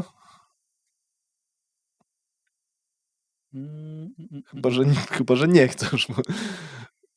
Nie, bo wiesz, bo jakby nie mam nic w głowie, bo to nie są jakieś takie śmiertelne rzeczy, albo nie wiem, to są po prostu takie, że to wiesz, że to po prostu jest jakaś dyskusja, jak przychodzi i to nawet nie rejestrujesz tego w pamięci jakieś na dłużej, nie? W sensie to jest jakby normalny sposób funkcjonowania. A jak nie? miałbyś postawić taką ostrą linię podziału kompetencji, to gdzie ona u was jest? Jak byś to nazwał? My to sobie wewnętrznie nazywamy, że tak powiem, no ja działam zarządczo, strategicznie, po prostu no jakby tworzę i rozwijam tą firmę, Adi jakby jest tą osobą, która na froncie dba o to, żebyśmy po prostu byli jak najbardziej popularni, mieli jak najszerszy network i tak dalej. Myślę, że to jest najlepsza forma gdzieś tam na ten moment. Okej, czyli to nie jest jednak tak, że ta część wspólnych decyzji jest duża, tak? No to raczej wynika po prostu z tego, że ciężko określić, która... Nie, albo czasami po prostu, że gdzie po prostu ty postępując wedle swojego gdzieś tam podziału kompetencji, po prostu chcąc, nie chcąc wchodzić na drugi podział kompetencji, to działa w jedną stronę i w drugą na przykład, nie? No i wtedy no trzeba dyskutować, to robimy tak czy tak, czy idziemy w lewo, czy idziemy w prawo, nie? Spoko. Bardzo często nawet publicznie mówicie o przedsiębiorcach, którzy są takim tym naszym w cudzysłowie przysłowiowym Januszem biznesu. Nie obrażając Januszy, bo znam kilku dobrych Januszy biznesmenów. Tak? Tak. Palikota na przykład? No nie, no akurat nie ten przykład. A wy mieliście chyba jakiś z nim z Nawet nim na święcie odcinek, pierwszym tak? występował. A, występował Więc na tu święcie. ci nie Okej. chcę spoilerować widzom, Mhm. ale mogę ci potem zdradzić, jak będzie intro fajnie wyglądało Okej, dobra. na święta. To chętnie to usłyszę. I wy często piętnujecie różne takie zachowania. Kto twoim zdaniem nie powinien być przedsiębiorcą według ciebie? Bo często to pada. Mam wrażenie, że próbujecie jakby pokazać ten obraz, ale jakbyś miał, wiesz, sprowadzić taką jedną wspólną cechę albo jakiś taki zbiór cech, kto twoim zdaniem nie powinien tego robić? Znaczy, rozumiem, że chodzi o to, że nie powinien na takiej płaszczyźnie, bo jak mówimy o Januszek, ja myślę, że Januszek sobie może bardzo dobrze radzić, tylko chodzi o to, że dużo gdzieś tam, powiedzmy, krzywdy po drodze wyrządza. Tak, o to właśnie chodzi, To dokładnie. wiesz, biorąc pod uwagę, że firma jest jakąś formą organizacji, tak jak, nie wiem, państwo to jest jakąś formą organizacji, no i osoba na jej czele jest jakiegoś rodzaju władcą, no to ja generalnie uważam, że to nie tylko kwestia przedsiębiorczości, ale generalnie władzy nad jakimś obszarem nie powinny sprawować osoby, które właśnie są wewnętrznie gdzieś tam mega niepoukładane, w sensie mają dużo jakichś, nie mogę polskiego słowa znaleźć, więc powiem po angielsku, insecurities takich wewnętrznych, bo dla nich nagle, wiesz, taka władza może być takim elementem, wiesz, że oni sobie coś tam podbiją. I to czasami widać po niektórych policjantach, nie? Zatrzymuje cię policjant, wiesz, jeden ci zatrzyma, pyk, Tak. pyk, tam ci da 300 i tak dalej, elo, nie? Albo cię puści i tak dalej. A jedni to, wiesz, tam obchodzą. A panie kierowco, a ile to się, wiesz, nagle jest takie protekcjonalne i wiesz, Tak. no czujesz, że gość po prostu sobie, że tak powiem, korzysta z chwili, kiedy to on ciebie zatrzymał, to on ma teraz władzę nad tobą. Nie możesz pojechać, choćbyś chciał, bo cię zaczną ścigać. Kumasz, o co chodzi, nie? Totalnie. To uważam, że tacy ludzie, no, w sensie nie powinni, to jest bardzo po prostu filozoficzne, nie? W sensie oni zawsze będą, tylko się nie uniknie, ale ja po prostu nie przepadam, kiedy ludzie leczą sobie też jakieś swoje słabości przez to, że tworzą sobie przestrzeń do tego, żeby posiadać władzę nad innymi, nie? Teraz sporo się z tym zgadzam, nie? Takie nieprzepracowane trochę ego, tak mi się wydaje, że to jest taka cecha. Tak. Nie wiem, czy ego, w sensie, bo ego to... Właśnie to jest też duży temat dla No. mnie, a propos ego, skoro na niego zeszliśmy, ale Dobra. zanim, to jeszcze chciałem jedną rzecz otworzyć. Sam powiedziałeś o tym, że był taki moment, w którym rozstałeś się z dziewczyną i to, co ty powiedziałeś, chciałem ci zadać pytanie, czy to było rzeczywiście na takiej zasadzie, że stwierdziłeś, dobra, skupiam się na kanale, czy po prostu tak wyszło naturalnie? Wyszło naturalnie. Wyszło naturalnie, jest- no. To wychodzi naturalnie po prostu. No, znowu, w momencie, kiedy jest się młodym, no to człowiek jest jakąś tam wersją siebie, ale to się bardzo szybko rozwija i po prostu bardzo łatwo jest pójść w różnych kierunkach. W sensie wydaje mi się, że jeżeli ktoś poznał drugą osobę za młodu i są długo ze sobą i są szczęśliwi, ale tak faktycznie szczęśliwi no to po prostu to jest mega fuks, że jakby po prostu poszli jedną ścieżką i że tu się nic nie pozmieniało, nie? Natomiast więc nie, to była stricte naturalna rzecz. No. A dzisiaj jak patrzysz ogólnie na związki, ty dzisiaj jesteś w związku? W ogóle możemy o tym gadać? Możemy w sumie. Bo ja wiem, że to jest nietypowy temat pewnie do biznesowego kanału, ale jest pewna zależność, którą wydaje mi się, że istnieje. Przedsiębiorcy dobierają całkiem nieźle ludzi do zespołu i całkiem nieźle drugie połówki. Pytanie, czy ty w ogóle właśnie w ten sposób postrzegasz to, no bo to, co powiedziałeś, to jest randomowe, nie? Jako gówniarz przeważnie dobieramy sobie partnera randomowo, a później, jak jesteś przedsiębiorcą, jesteś też dojrzały, no to zauważyłem, że przedsiębiorcy lepiej dobierają partnerów od innych, chyba że nie. Czy z tych wielu historii, które gdzieś tam miałem okazję doświadczać, znaczy może nie doświadczać, tylko słuchać, obserwować, jako osoba z zewnątrz, to nie wiem, czy przedsiębiorcy są jakkolwiek tutaj bardziej uprzywilejowani w kontekście odpowiedniego doboru, nie? Mi się wydaje, że wtedy, kiedy oni już są mega świadomi, bo jest pewien różny rodzaj przedsiębiorców. Są przedsiębiorcy na takim, wiesz, super świadomym poziomie Mhm. i tak dalej i oni wtedy mogą dobrać Powiem ci dobrze tak, partnera. okej, jeżeli No. ktoś dobiera partnera w momencie, kiedy już ma ze sobą duże doświadczenia Mhm. w tym obszarze, to faktycznie może tak być, nie? Tylko chodzi o to, że no jednak dojście do pewnego etapu biznesowego zajmuje czas i bardzo często oni Mhm. są w związkach jeszcze sprzed Wcześniej, tamtego, tak. wcześniej, nie? Mhm. I to jest tak samo randomowe, jak u każdej innej I to osoby. może być tak Mhm. samo randomowe, bo znowu każdy się rozwija w trochę innym kierunku i tak dalej. W sensie dużo ludzi, którzy gdzieś tam zasiadało do rozmowy z Adrianem, było po rozwodach, jednym, Mhm. drugim, w trakcie. Jedna to historia była, tam już się o prokuraturę ocierało, bo tam wchodziła jakaś kwestia, powiedzmy. Jaka? Ja nie wiem, czy mogę o tym mówić, czy w sensie to już było dawno, nawet nie mówię o kim, ale No. była taka sytuacja, że jeden z przedsiębiorców tam był. Powiem, najwyżej zadzwonię do niego, czy możemy o tym mówić, czy tam była czy jakaś omerta i najwyżej wytniemy, ale no tam był powiedzmy podtruwany, nie? A, na takiej zasadzie. No, że ale to- Okej. O ja, No i to teraz powiem prywatnie. grubo. Teraz najwyżej zrobić tak, że nie wycinaj tego, tylko po prostu wytnij audio, a ludzie widzieli nasze reakcje. To jest największe FOMO, jakie możesz zrobić. Zajebiste.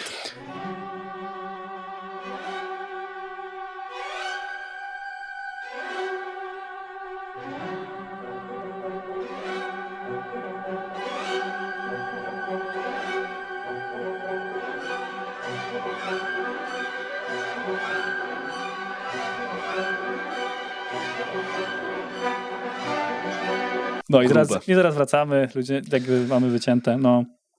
Więc tak, kontynuuj. Dobra. No, więc okej, może tam nie być wzoru, ale Mhm. tak jak powiedziałeś, to rzeczywiście chyba jest pewien taki, ja przynajmniej tak czuję, że jest pewien taki poziom świadomości przedsiębiorców, którzy już coś osiągnęli, coś zrobili, dobrze to robią, nie? I już wtedy nie ma takich randomowych decyzji raczej, nie?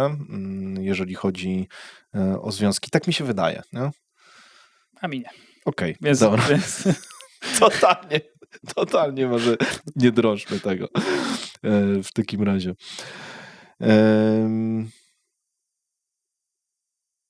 Dobra, Bartosz, biznes.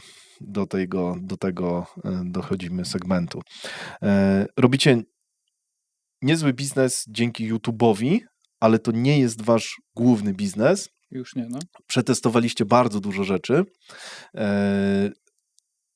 Dlaczego jest na przykład tak, że właśnie kończycie święto kapitalizmu? Bo powiedziałeś wcześniej coś takiego, że można by fajnie się na przykład wypiąć z części biznesu Mhm. i macie przecież ludzi też, którzy mogliby w teorii to poprowadzić. Rozumiem, że wy jesteście też taką składową trochę nierozłączną z tym. W kontekście święta mogę ci to bardzo gdzieś tam łatwo, tam jest kilka czynników. No. W sensie ja mógłbym bardzo chętnie, to jest jeden z elementów, gdzie ja już stwierdziłem, dobra, jakby ja nie lubię być uwiązany, że muszę konkretnie coś zrobić, nie? W sensie ja lubię cały czas sobie tworzyć nowe poletka, nad którymi pracuję i nie lubię, że po prostu że muszę i chuj, nie? I w kontekście święta i według Adriana i według Oli, no nie było opcji, żeby ktoś inny to prowadził, bo to wtedy nie ma tej esencji, więc oni nie za bardzo gdzieś tam uważali, że to ma sens, więc to jest jedna rzecz, a ja już tak troszeczkę czułem, że gdzieś tam zrobiłem jakby rzecz jakaś taka, którą spenetrowałem, zobaczyłem, wyciągnąłem tego, co dla mnie najlepsze i nie chcę robić, ale to nie była główna rzecz, bo to też nie jest tak, że po prostu podchodzę do biznesu jak do swojego placu zabaw i robię to, na co mam ochotę. Jakby główną taką przyczyną tego, że święto kończymy jest to, że tak, my właśnie testowaliśmy dużo rzeczy robiliśmy po prostu troszeczkę, może inaczej. Testowaliśmy dużo rzeczy, tworzyliśmy dużo różnych produktów, żeby w ogóle zobaczyć, w jakich obszarach gdzieś tam najlepiej nam wychodzi zarabianie pieniędzy. I teraz w ostatnim czasie bardzo mocno zaczęła się krystalizować to, jaki profil klienta jest dla nas najlepszy, który profil klienta najbardziej po prostu lubimy i chcemy takiego klienta szukać, jaki to jest archetyp klienta. I zaczęliśmy też gdzieś pod to układać sobie strategię wszystkich gdzieś tam produktów, żeby one się spinały w jedną spójną całość, nie? Bo obecnie to był trochę taki miszmasz, to nawet ty mówisz, że w naszych różnych spółkach to jest też coś, co zmieniamy, że chcemy mieć jedną firmę i po prostu różne produkty, nie? Bo to jest też dużo łatwiej, one mogą się nas mocno różnić, ale jest dużo łatwiej komunikować jedną i rozwijać jedną firmę z różnymi produktami niż żeby to była marka. niż tam grupa firm i tak dalej, bo tu mówmy się, grupa firm to jak masz WhatsAppa, Instagrama i Facebooka, to możesz być grupą firm, nie? Ale tak jak tam, no to są bardziej produkty, gdzieś w tym kierunku idziemy. I po prostu schemat zacięty był taki, że tak, jak my to zaczynaliśmy, to był naprawdę, powiedzmy, no fajny zarobek na tym. Przy 4. edycji to już jakby zaczynało być coraz jakby mniej istotne, a jednak dużo to pracy kosztuje i to jest spoko, bo to jest taki event, jest fajnym elementem Lake'a, więc to jest mega spoko. Tylko po prostu właśnie ta forma eventu, ta taka dosyć jednak kontrowersyjna, specyficzna i tak dalej, ona nam nie pasowała pod ten archetyp, który my ostatecznie chcemy gdzieś tam iść, nie? W sensie, więc ona tak, nie jest specjalnym zarobkiem, jest fanem, bo to jest fan robienia tego eventu. Event fajnym elementem Lake'a, ale nie pasującym pod to, co my budujemy, nie? Więc my prawdopodobnie wrócimy do jakiejś formy eventów, ale nie specjalnie szybko, nie? W sensie to jakby nie ukrywamy tego, że być może będzie, ale nawet nie mamy jeszcze, mamy jakieś mgliste wizje, co by to mogło być.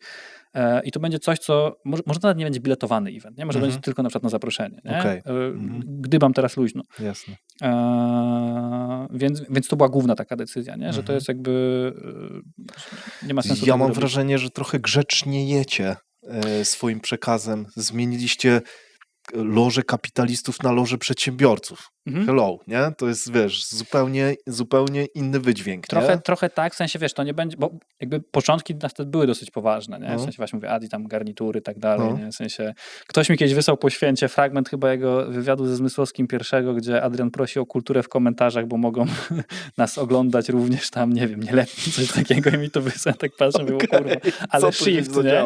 Więc my wyszliśmy z takiego i to nie jest tak, że my wracamy do tamtej formy, tylko wiesz, była jedna, potem było drugą i teraz po prostu sobie, nie że środek, bo to nie będzie środek, raczej to będzie coś po prostu trochę dalej, jakby lubimy sposób wyrażania myśli, jaki mamy, dosyć bezpośredni, nawet parę razy tutaj w tej rozmowie sobie też na to gdzieś tam pozwalałem i to zostanie. Natomiast chodzi o to, że nie chcemy już być gdzieś tam przeginaczami pały, bo to też jakby nie ma, bo to już nie ma uzasadnienia. Nie ma uzasadnienia, plus też znowu łatwo się potem znowu zakotwiczyć w konkretnym tam gdzieś wizerunku, nie? Okej, dobra, to macie jakiś taki benchmark, czy benchmarkujecie do zagranicznych rzeczy, tak jak na przykład i ty, i Adrian, zauważyłem, że nawiązujecie do właśnie jakichś stowarzyszeń typu Old Money, do jakichś takich dłuższych tradycji i tak dalej. Czy wy macie jakiś taki przykład, nie wiem, gdzieś w Polsce, Europie, do czego benchmarkujecie, czy to jest w ogóle wasz obraz w waszej głowie a czy macie jakieś na przykład wzorce, wiesz, jeszcze zza wielkiej wody? Czyli wzorce zawsze są jakieś, nie? Ja generalnie uważam, że człowiek nigdy nie tworzy, on się inspiruje albo kopiuje nawet, wiesz, kilku różnych, nazwijmy to, artystów w sensie szerokim tego słowa rozumieniu. Jeżeli tworzysz biznes, to też de facto w pewien sposób jesteś artystą. Więc jakby nie ma jakiejś jednej organizacji albo jednej osoby, którą mówimy, to jest tam jakiś nasz role model i my go kopiujemy, nie? To takie rzeczy na pewno nie ma. Ostatnio nawet chyba ktoś mnie pytał chyba Marek Zmysłowski to był, że on sobie aktualizuje listę, których tam chce śledzić i kogo ja tam śledzę w internecie i tak dalej. Odpisałem, wiesz co, stary, chyba nie śledzę nikogo jako osobistość tak świadomie, tylko raczej szukam, jakby staram się rozdzielać dzieła od artysty, nie? Czyli powiedzmy szukam sobie różnych gdzieś tam jakby fajnych książek albo pozycji, które mogą być interesujące, no i czytam, ale to nagle nie powoduje, że zaczynam tą osobę tam śledzić i patrzeć i chłonąć wszystko, co ona tworzy, nie? Tylko po prostu wyciągnąłem sobie jakąś tam rzecz, która po prostu mi pomaga lepiej budować obraz świata, nie? I w kontekście tego, co my tworzymy, to jest to jest bardzo lokalny. W sensie pewnych rzeczy, które można zrobić w Stanach, nie zrobi się w Polsce, chociażby przez specyfikę społeczną, inną kulturę i tak dalej, nie? Nawet jak są testy osobowości, masz te galupy i tak dalej, a masz też frizy, które na przykład jest stricte polskie, tworzone jest przez Polkę, więc też słownictwa użyte w tym nie są przetłumaczone z innego języka, tylko są nasze polskie, więc on też ci może dawać inne wyniki, nie? Więc to, co my robimy, to jest jednak tworzenie organizacji, która jest takim ekosystemem dla przedsiębiorców, żeby mogli jak najlepiej rozwijać siebie i swoje biznesy. To jest jakby taki nasz bardzo abstrakcyjny cel, ale w tym kierunku idziemy. No i wiesz, no przedsiębiorcy w Polsce mają inne problemy niż przedsiębiorcy w Niemczech, nie?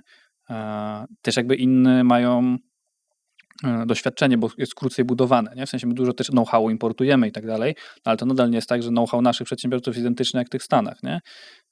Tak. Zatem my mamy, jesteśmy młodsi, nie? Jeżeli chodzi w ogóle o całą taką chyba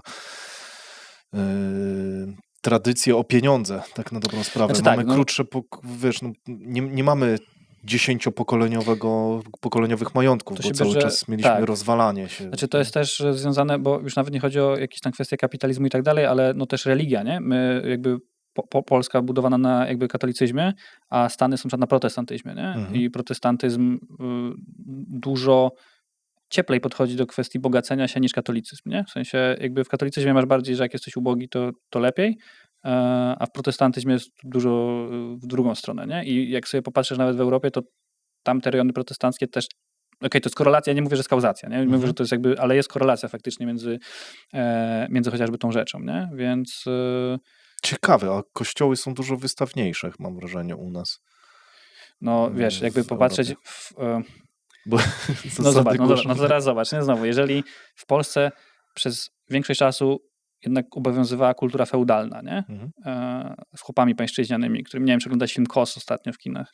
No właśnie, kurczę, pozdrowienia dla Huberta. Jest bardzo dobra recenzja na jego kanale. Pierwszy filmik, który osiągnął naprawdę niezłą... Jeszcze nie widziałem, ale ta Ten film jest recenzja mnie genialny, zachęciła. bo ja pamiętam, jak chyba 3 lata temu czytałem Ludową historię Polski Mhm. i jak ja to czytałem, miałem takie kurwa, czyli de facto ja nie wiem, w jaki sposób to jest omijane w edukacji, też czytasz chłopów i tak dalej, ale każdy myśli o chłopach jako o rolnikach de facto, nie? Mhm. Ale jak ja przeczytałem, to mówię, kurwa, przecież de facto ci chłopi to byli jak czarnoskórzy niewolnicy w Stanach, nie? Z tą różnicą, że czarnoskórzy niewolnicy wiedzą, że byli niewolnikami, że są potomkami tych niewolników, więc są w stanie bazować na tożsamości, która jest powiedzmy prawdziwa, a w Polsce większość ludzi ma pochodzenie chłopskie, bo praktycznie cała inteligencja na różnych tych etapach była wybita. Jednocześnie, kiedy słyszy, wiesz, o Polsce od morza do morza, to myśli, że to oni, nie? Gdzie de facto nie, no ich dziadkowie, nas w zasadzie, bo w większości dziadkowie, no to jednak byli ci niewolniczy chłopi, którzy de facto byli niewolnikami. I w tym filmie to jest właśnie fajnie zestawione, że ten Kościuszko jak wraca z tych Stanów i on tam właśnie chce też tych chłopów trochę uwolnić, to on przyjeżdża z gościem, który też był niewolnikiem w Stanach i tam jakby mu towarzyszy w tych jego działaniach. Jest właśnie bardzo fajne zrobione takie wizualne połączenie między tym, gdzie historię niewolnictwa w Stanach wszyscy gdzieś tam znają i myślą, o jak ciężko mieli, wiesz, i dialog Cezarego Pazury z chłopaki nie płaczą, że nie uważa, że naszym chłopakom brakuje luzu, bo tam... A de facto po części to jakby to jest ciężkie w przyznaniu, ale to jest po części nasza historia i teraz w momencie, kiedy wiesz, jesteś potomkiem niewolnika, ale tobie się wydaje, że jesteś potomkiem wielkiego magnata, no to kurczę, to jest jakby łatwo bardzo konflikt wewnętrzny na takim, wiesz, pokoleniowym po prostu gruncie i genetycznym, nie? I teraz znowu, jak mówisz o tych wystawniejszych kościołach, no to jakby Kościół pełni w Polsce taką też rolę jakby wspomagają, no bo to jest bardzo połączone, nie? W sensie władza i ołtarz to nie powinno być tożsame, ale to jednak ma na swoje przecięcia, zawsze miało przez wszystkie kultury, wszystkie cywilizacje. No to wiesz, no Kościół też w pewien sposób dominował nad innymi, więc ta wystawność, ona była konieczna, nie? To jak sobie zobaczysz, wiesz, tą architekturę na przykład wschodnią, w sensie rosyjską, jakby te gmachy, wiesz, budowane jeszcze nawet za PRL-u w Polsce takie, wiesz, żeby cię przytłoczyć, ale nawet w Stanach, stary, jak ja byłem jak byłem w tym Nowym Jorku, to w pewnym momencie już się trochę zmęczyłem tym miastem, ale zobaczyłem, że można w 2,5 godziny dojechać do Waszyngtonu.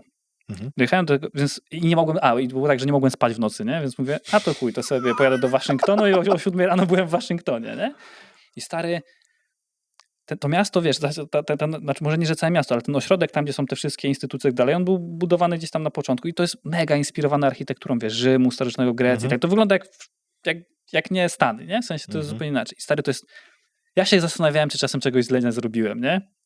Czy czasem ktoś mnie nie śledzi. Czułeś tak, jakbyś był na kampusie Google'a, tylko tam nie pracował, nie? Raz, że wszyscy z tymi plakietkami, że widzisz, że są jakieś instytucje rządowych i tak dalej, ale dwa, że cała ta architektura, ten pas zieleni między Kapitolem, tym pomnikiem i tym jeszcze tam mauzoleum Lincolna, czy tam chyba Lincolna, to jest tak wielkie, jak nie wiem, jak cały Manhattan na przykład. Nie? Tam idziesz i cię nogi bolą, nie? I to jest tak przytłaczające, że ty czujesz w pewien sposób taką autorytarność, a też Stany, wiesz, to, że one poszły w kierunku demokracji, to też wskutek różnych działań, Bo nie było wcale przekonane to, że Waszyngton nie zostanie królem, nie? Bo dużo ludzi lobbowało za tym, żeby on się ogłosił królem. Nie? Więc taka architektura też potrafi być dominująca. Nie? To wiesz, to jakby to jest właśnie piękne. Dlatego my teraz właśnie jak jesteśmy na etapie dosyć mocnego rebrandingu, takiego wizualnego, żeby tam też to wszystko uspójnić, też pod kątem tych działań, które będziemy wykonywać w najbliższym czasie. To wiesz, żeby zrobić dobry branding, to trzeba umieć odnaleźć emocje w jednej rzeczy i zawrzeć je chociażby w grafice, nie? W sensie jakby dużo rzeczy może być nośnikami emocji, nie? W sensie nie tylko to, co ktoś ci powie, ale też po prostu ty możesz wejść do czegoś i nagle po prostu cała przestrzeń cię zaczyna w jakiś sposób przytłaczać, albo że czujesz się malutki na przykład, nie? Jako taki malutki piksel na wielkim boskim obrazie, nie? Kurde, mega dobra rzecz, widzisz, a wyszliśmy od kościołów, doszliśmy do brandingu, to jest... Branding ciekawa rzecz. Tak, mamy odcinek z brandingiem z Leną Mitkową, zapraszamy, też tam rozwijamy ten temat i Lena też pokazała, że branding to nie jest tylko logosek. No nie, to jest bardzo...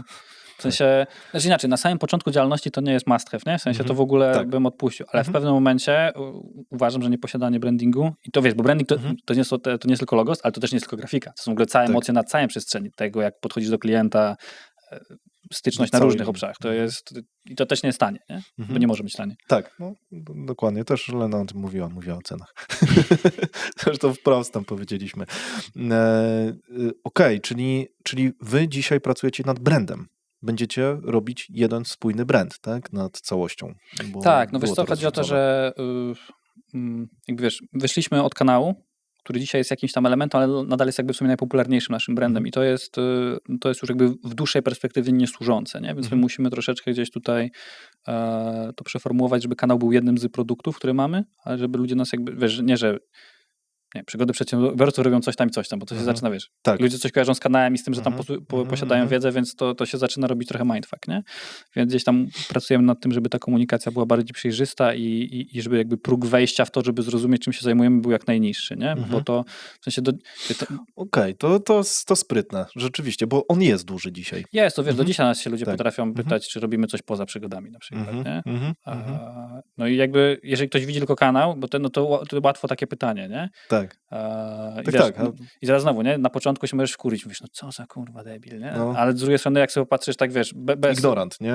Ale nie. Po prostu znaczy, ty coś źle komunikujesz i to znowu taki element, że osoba, która, wiesz, gdzieś zahaczyliśmy o te emocje, nie? Że właśnie, jeżeli gdzieś tam umiesz to sobie gdzieś tam opanować i tak dalej i też rozumiesz pewne rzeczy i patrzysz szerzej, no to nie masz tak, że pierwszy impuls są kurwa, co za debil, nie? Tylko, że no tak, faktycznie możemy to nie komunikujemy, albo część ludzi nas kojarzy tylko z tego jednego produktu, więc nie? Spoko, fajnie, że mówisz o tych bebechach. Jeszcze mam jedno pytanie a propos, zanim do tego dojdę. Jakbyś zaczął od nowa, czy zrobiłbyś, których ruchów, których skrętów z dzisiejszą wiedzą byś ominął, jeżeli chodzi o wasz biznes? Wy macie dużo eksperymentów. Ty masz prawdopodobnie jest w pierwszej linii najwięcej widzisz, nie? I zakładam, że istniały takie ścieżki, które były dziwne, nietrafne i czy by się w ogóle... Pewnie byś ich nie omijał oczywiście, bo nie bylibyście tu, gdzie jesteście, ale z drugiej strony... No tak, jak mamy zaczynać od nowa, to zakładamy, że wiedza jest zachowana, ale zaczynamy od nowa. Dokładnie tak. No. Na pewno bym uważał na pijawy, w sensie nieraz mieliśmy przetarcie z osobą / organizacją, która na przykład widząc jakiś potencjał, jaki gdzieś tam reprezentujemy, próbowała zrobić coś wspólnie, obiecując, że sobie wy robicie tylko to i to, my robimy to i tam w ogóle gruszki na wierzbie.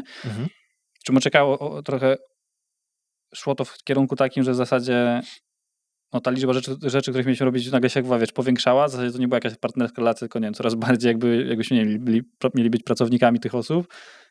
Siano z tego było żadne. Vibe był coraz jakby chujowszy i to jakby parę razy się ten motyw przewijał. Nie? Ktoś przychodzi i wiesz, coś jest super easy, wystarczy robić to i to, pyk, pyk, pyk, cyk, myk i duże siano będzie. No to wiesz, jak jesteś niedoświadczony, też jakby szukasz tych rzeczy, to kurczę ciężko nie odmówić. To jesteś podatny. To jesteś podatny, nie? I potem i to zawsze. Nawet mieliśmy taką też sytuację, jak już mieliśmy świadomość tych rzeczy i była taka jedna sytuacja, gdzie w sumie wiedzieliśmy, że może coś takiego być, ale w sumie chcieliśmy wierzyć, że może nie będzie, bo tu jest też inaczej, tak. I po prostu jakoś, kurwa, i tak to poszło w tym kierunku, nie? Więc wtedy mieliśmy żadnych, że tak powiem, wszystko robimy we własnym sosie. A i jakie to były współprace na jakiej zasadzie? No kurczę, jak ci zacznę mówić, wiem, jakby to właśnie dlatego jak mówię dookolnie, no bo to też nie jest tak, że to są współprace z jakimiś tam anonimowymi źródłami, no, nie? rozumiem, Tylko, no, dobra. Więc takich ludzi, którzy, że tak powiem, wiesz, podchodzą z szacunkiem, Mhm. a potem próbują ci zrobić, że tak powiem, ruchanko Rozumiem. w dupę i to jeszcze bez nawilżenia, no to Okej. I to są tak sytuacje, wychodzi, no. które zmarnowały dosyć dużo czasu i takiej wewnętrznej werwy po prostu. A, Więc tego bym uniknął. a jesteś w stanie namierzyć jakąś wspólną cechę, jak rozpoznajecie właśnie takie, że taka współpraca tak będzie wyglądać? Mhm. No bo zakładam, że macie jakiś framework na to, że już jesteście w stanie dzisiaj rozkodować. Słuchaj, tutaj będzie prawdopodobnie tak jak w innych scenariuszach, nie róbmy tego. Wiesz co, to już trochę na poziomie intuicyjnym, jak Okej. doświadczysz tych rzeczy, to zaczynasz czuć po prostu po pewnych sygnałach, które, nie wiem, Czyli jakieś czujesz to w niespójności, bebechach. która wychodzi, no, Mhm. po jakiś rodzaju komunikacji, że on jest trochę, bo wiesz, póki dzielisz jakieś tam siano na papierze i planujesz robotę na papierze, to wszystko jest kurwa gitara, nie? Zajebiście. Ale jeżeli potem zaczynasz wykonywać jakieś pierwsze obowiązki i tam zaczynają być tarcia, ale nie takie tarcia, jak rozmawialiśmy o tym, że wiesz, między mną i Adrianem, gdzie po prostu są kulturalne, tylko to są takie tarcia, chujowe tarcia, nie? A jest początek dopiero. No to co będzie kurwa Okej. dalej, nie? Więc to jest po prostu bardzo... Okej. W ogóle uważam, że jeżeli na początku jest tak, że występuje taki rodzaj złej energii po prostu, nie? W sensie to jakby, bo tarcia, merytoryka to może być zawsze i też na samym początku tym bardziej, ale jeżeli jest to podyktowane takim, że musi być szacunek. Jak nie masz, jak zaczynasz tracić szacunek do osoby, czy tokolwiek, czy to jest wspólnik, czy to jeżeli masz sam firmę, albo razem macie firmę i działacie z kimś innym, jeżeli ty zaczynasz wskutek interakcji z drugą osobą tracić do niej szacunek, że po prostu ewidentnie myślisz sobie, to jest człowiek, którego ja nie chciałbym mieć w swoim życiu za często, to jest w ogóle out od razu, nie? No bo nie ma chyba pieniędzy takich, które są w stanie zrekompensować mękę, jaką musisz przechodzić po prostu przez to, że w twoim życiu są osoby, których ty po prostu ewidentnie nie lubisz, nie szanujesz i nie chcesz mieć, nie? A wiesz, ludzie też w takich sytuacjach, wiesz, na początku ludzie dużo jakichś tam masek zakładają i tak dalej, nie? A potem kurwa to wszystko gdzieś schodzi i więc myślę, że to są takie rzeczy, których byśmy uniknęli, gdybym miał zaczynać od nowa. No i pewnie gdybym zaczynał od nowa, to z tą wiedzą, co mam dzisiaj, już bym pewnie bym pominął ten etap takiego, wiesz, błądzenia trochę, który był naturalny dla naszej drogi, ale no, to już on był dużo szybciej i łatwiej można było pewne rzeczy zrobić, kiedy od razu wiesz, pod jaki cel grasz, jakie też znowu trochę podświadomie zaczynasz czuć, jakie zasoby są potrzebne, jacy ludzie są potrzebni, kogo znaleźć, kogo szukać, co można zaoutsourcować w ogóle na zewnątrz i to nie musi być osoba w firmie, nie? No ale to są takie ogólne rzeczy, bym powiedział. No spoko. Często mam wrażenie, że nawiązujesz właśnie do bebechów, do słuchania siebie, do słuchania takiej intuicji. Teraz, czy to jest tak, że...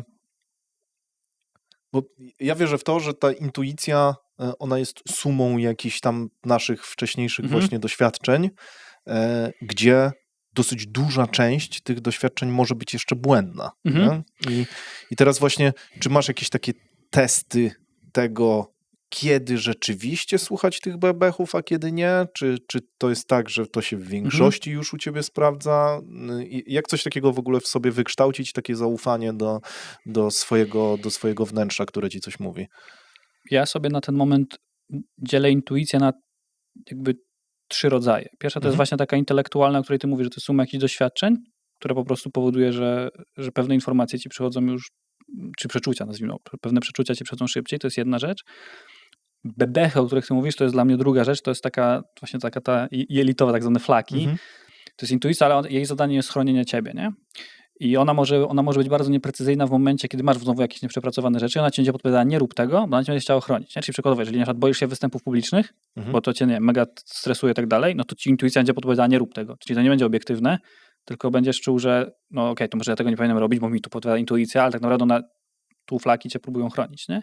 I trzeci rodzaj intuicji to są taką intuicją duchową, nie? Czyli to tak trochę już w jakieś takie bardziej kwestie, wiesz, duchowo-ezoteryczne i tak dalej. Ktoś może wierzyć, ktoś może nie wierzyć, jakby to są też dwie różne drogi, ale to jest dla mnie taka trzecia, czyli taka bardziej jakby nie wiem, mistyczna, że po prostu pewne rzeczy wiesz i nie jesteś w stanie powiedzieć skąd to wiesz, ale to wiesz, nie? I to jest jakiś taki trzeci rodzaj intuicji i jakby ja korzystam z każdego z nich, ale też potrafię wyśledzić, który idzie z którego, nie?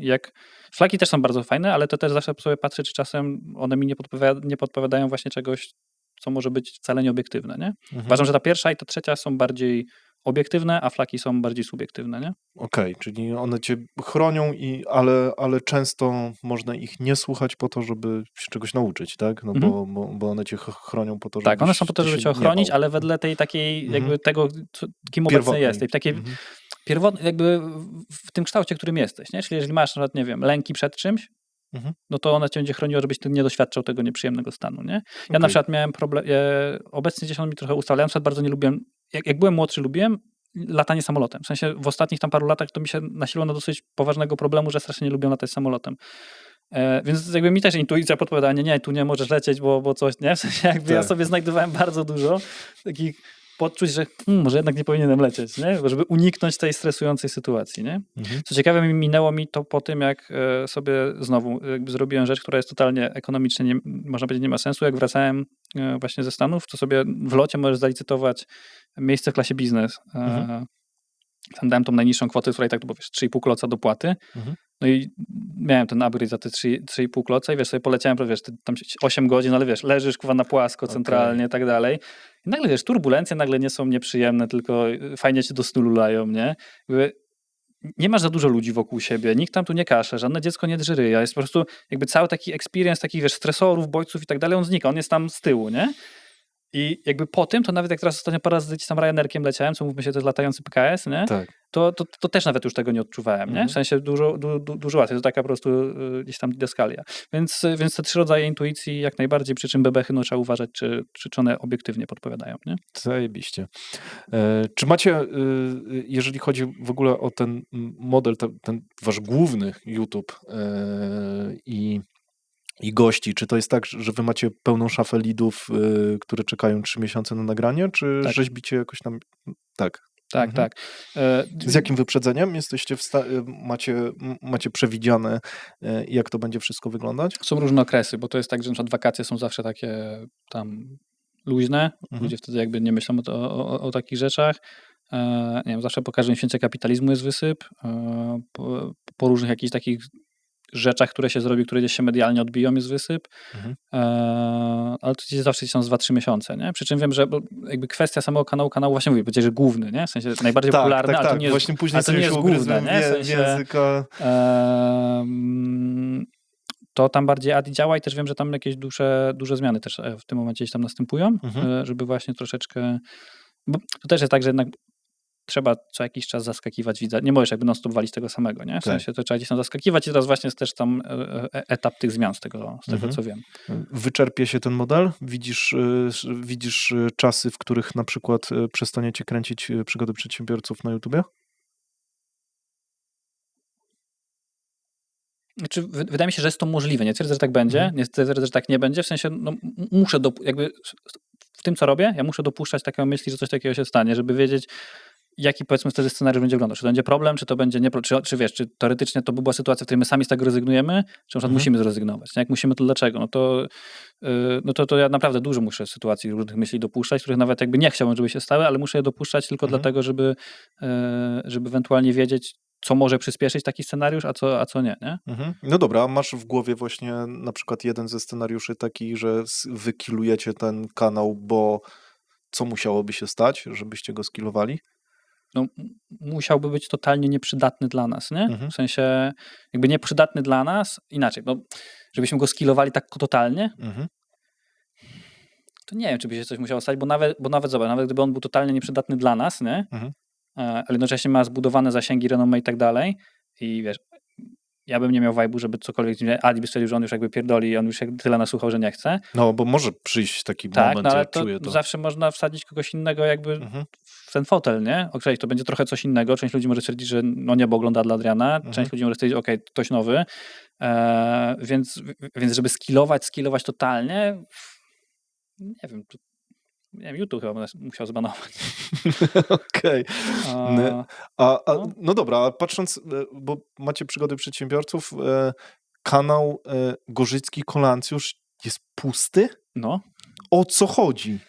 No, to też jest taki trochę element, o co odnośnie mówię, że no wiesz, my tam też trochę sobie lecieliśmy po bandzie z różnymi rzeczami, nie? W sensie Tak. też nie bez powodu w ogóle geneza tego kanału jest taka, że kiedyś Adi robił wywiad z jakimś typem, który był zapasjonowanym wędkarzem No. i miał sklep, jakiś e-commerce z akcesoriami.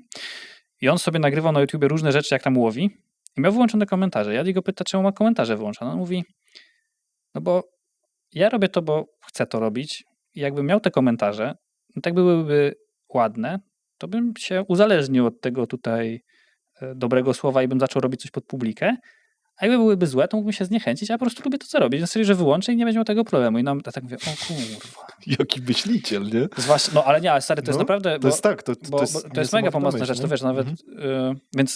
Więc zaraz dodam jedną dygresję.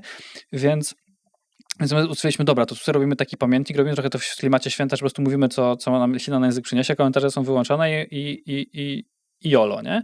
No. I ten kanał, wiesz, generował fajne wyświetlenia, nawet Właśnie. większe. Tak, tylko no to znowu, to jest trochę ten element, że my idziemy trochę w tą grzeczniejszą stronę, trochę grzeczniejszą, ale tu... Ja oglądałem ten kanał. Więc on prawdopodobnie wróci, nie? Tylko, wiesz, my też musimy, wiesz, żeby się nie kręcić w kółko, nie? Z jakimiś tematami, więc trzeba się zastanowić, co tam nowego możemy wsadzić. No i trochę w innej formie, nie? W sensie, no tam już były różne przeginki. No był Edge. No, był Edge, nie? Więc chodzi o to, że uznaliśmy, okej, skoro idziemy w tym kierunku, no lepiej jest to sobie... One będą w ogóle do obejrzenia prawdopodobnie w jakimś takim archiwum naszym gdzieś tam w przyszłości. No zakładam, że ich nie skasowaliście, tylko ukryliście. Nie.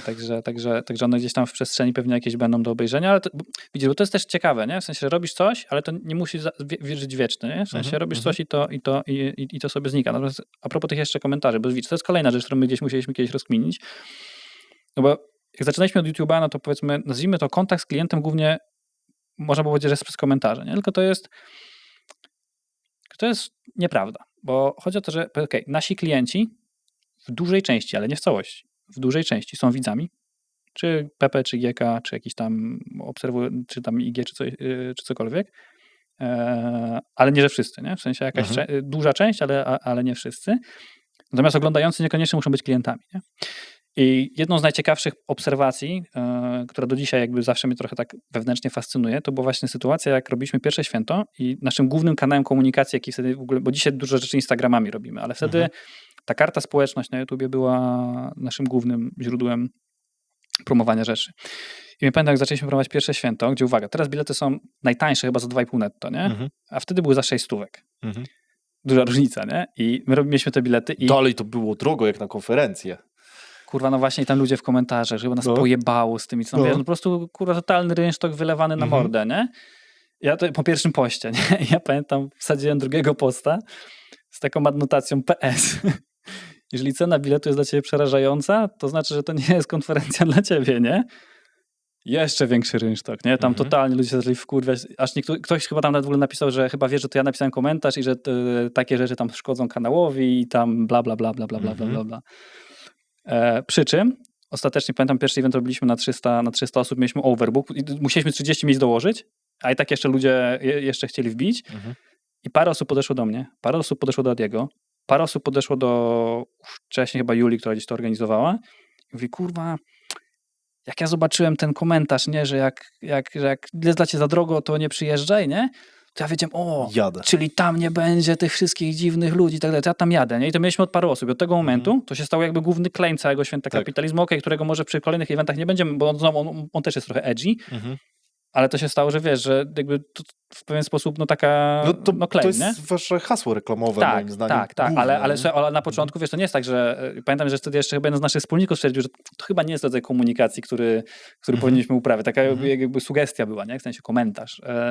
A ostatecznie się sprawdził mega spoko, więc tu jest trzeba dobrze wiedzieć, kto jest konkretnie twoim klientem, nie? I na czyje komentarze bo wiesz, ja to mówię z perspektywy osoby, która jest właścicielem kanału na YouTubie, ale też w normalnych biznesach trzeba uważać, kiedy ktoś na coś Czy marudzi. słuchasz klienta, czy nie? Tak, tylko też kto jest klientem. Ten, kto chce coś kupić, to ten, co kupił, nie? Tak, Uważam, że pierw trzeba analizować tych, co kupili, żeby potem dostosowywać komunikację, żeby tych, co chcą kupić, faktycznie chcą kupić, to też dobrze gdzieś tam obsłużyć, nie? 100% się zgadzam. W ogóle w całej metodyce startupowej to jest rzeczywiście przy badaniu jakiegokolwiek produktu na samym początku, nawet żeby ci zapłacili naprawdę niedużo, cokolwiek, symboliczną kwotę, ale słuchaj tylko tych, którzy ci wrzucą kasę. Nie? Tak. Nie słuchaj tych, którzy tylko sobie gadają, nie? Żeby kupili. Nie? Mega dobra rzecz. Dobra, czyli to wróci, tak? W jakiś Co? Święto? Nie święto, GK? tylko wasz kanał, no. Chyba tak, w sensie na razie jest po prostu właśnie, że wiesz, sobie nie nagrywamy, jest jakieś tam zawieszenie, zobaczymy, nie? W jakim to kierunku pójdzie. Może pójdziemy bardziej w pokazywanie bebechów firmowych, jak gdzieś tam już będziemy osiadli w tym naszym budynku nowym, no bo jednak adaptacja jego na potrzeby biurowe też jednak trochę zajmuje. Teraz no, tam dużo różnych perypetii takich sam z architektami i tak dalej, więc trochę to jeszcze gdzieś tam zajmie, więc możliwe, że będziemy coś w tym kierunku szli, nie wiem, a możliwe, że ten format wróci, nie? Spoko. Bartosz, czy ty dzisiaj uczestniczysz w ogóle w nagraniach i w produkcji?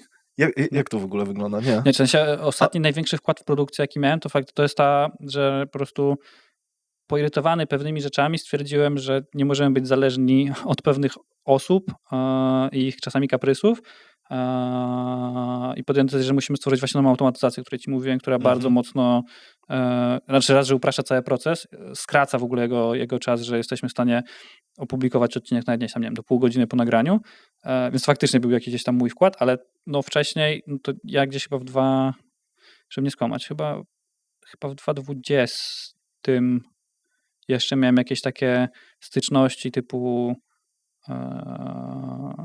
że gdzieś tam rozmawiałem z tymi gośćmi przed wywiadem, żeby gdzieś tam wybadać coś tam, jakieś rzeczy, żeby Adrianowi tak trochę z zewnątrz jakieś rzeczy podać, to jeszcze były jakieś takie elementy, ale potem to już jakby już 2021 to już kompletnie gdzieś tam, dlatego ja też nawet w 2021 się przeprowadziłem właśnie do Gdańska, bo jakby nie musiałem w ogóle być w żaden sposób na miejscu, nie? Więc z kanałem kompletnie nie. Okej. Oglądasz Przygody Przedsiębiorców? Ja nie oglądam prawie nic na YouTubie. W sensie autentycznie to jest trochę jak szewc bez butów chodzi, ale znaczy mi to pomaga w moim działaniu, że jakby Ad jest zanurzony w tym świecie, ja nie jestem, przez co ja mam inną perspektywę niż on, przez co jesteśmy w stanie działać jakby, wiesz, both, nie? Trochę tak, trochę tak. Ja naprawdę mało... Czyli jakbym ci na przykład, nie wiem, załóżmy zacytował kogoś z odcinka, to nawet żebyś nie wiedział, że on tam był, tak? W Przygodach. Wiesz co, tam się przewinęło, żeby nie skłamać. Ale chyba w sprawie kafel. No. Człowiek jest zdolny do w ogóle utrzymywania 150 relacji. Teraz weź sobie wszystkie nazwiska, nie wiem, aktorów, ludzi do osób publicznych i tak dalej.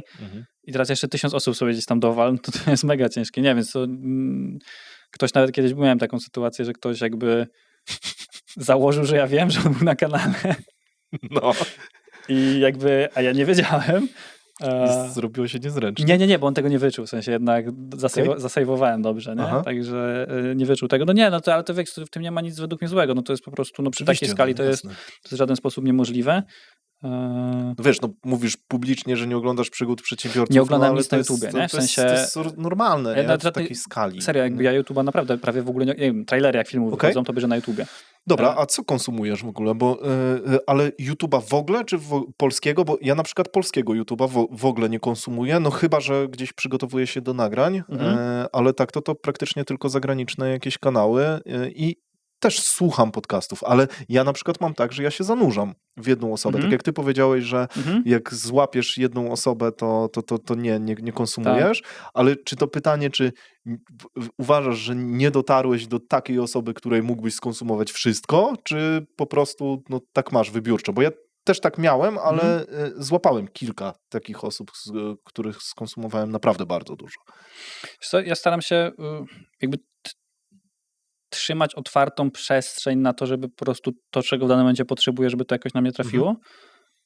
Wiesz, w momencie, kiedy sobie zrobił rutynę, że słucham tego podcastu, tego i tego, no to nagle się może okazać, że informacje, których potrzebuję, są zupełnie gdzieś indziej, a ja jakby nie daję im dojść, bo moja uwaga jest tu i tu poświęcona, FOMO. więc nie, to nie jest FOMO, Nie. to jest trochę tak, jakbyś, wiesz, no jak masz samochód w garażu, a chcesz sadzić tam i masz jedno miejsce, a chcesz sadzić tam drugi samochód, no to albo ten pierwszy wyparkujesz, albo nie? I ja uważam, że tak jest z naszą uwagą, nie? Jeżeli mamy naszą uwagą zaalokowaną w ileś rzeczy, no to na ile rzeczy będziemy totalnie, że tak powiem, ślepi, nie? Więc, Tak. więc ja na przykład bardzo świadomie, na przykład ja maila nienawidzę, nie? W sensie dla mnie to jest zniewalająca forma komunikacji, nie cierpię maila.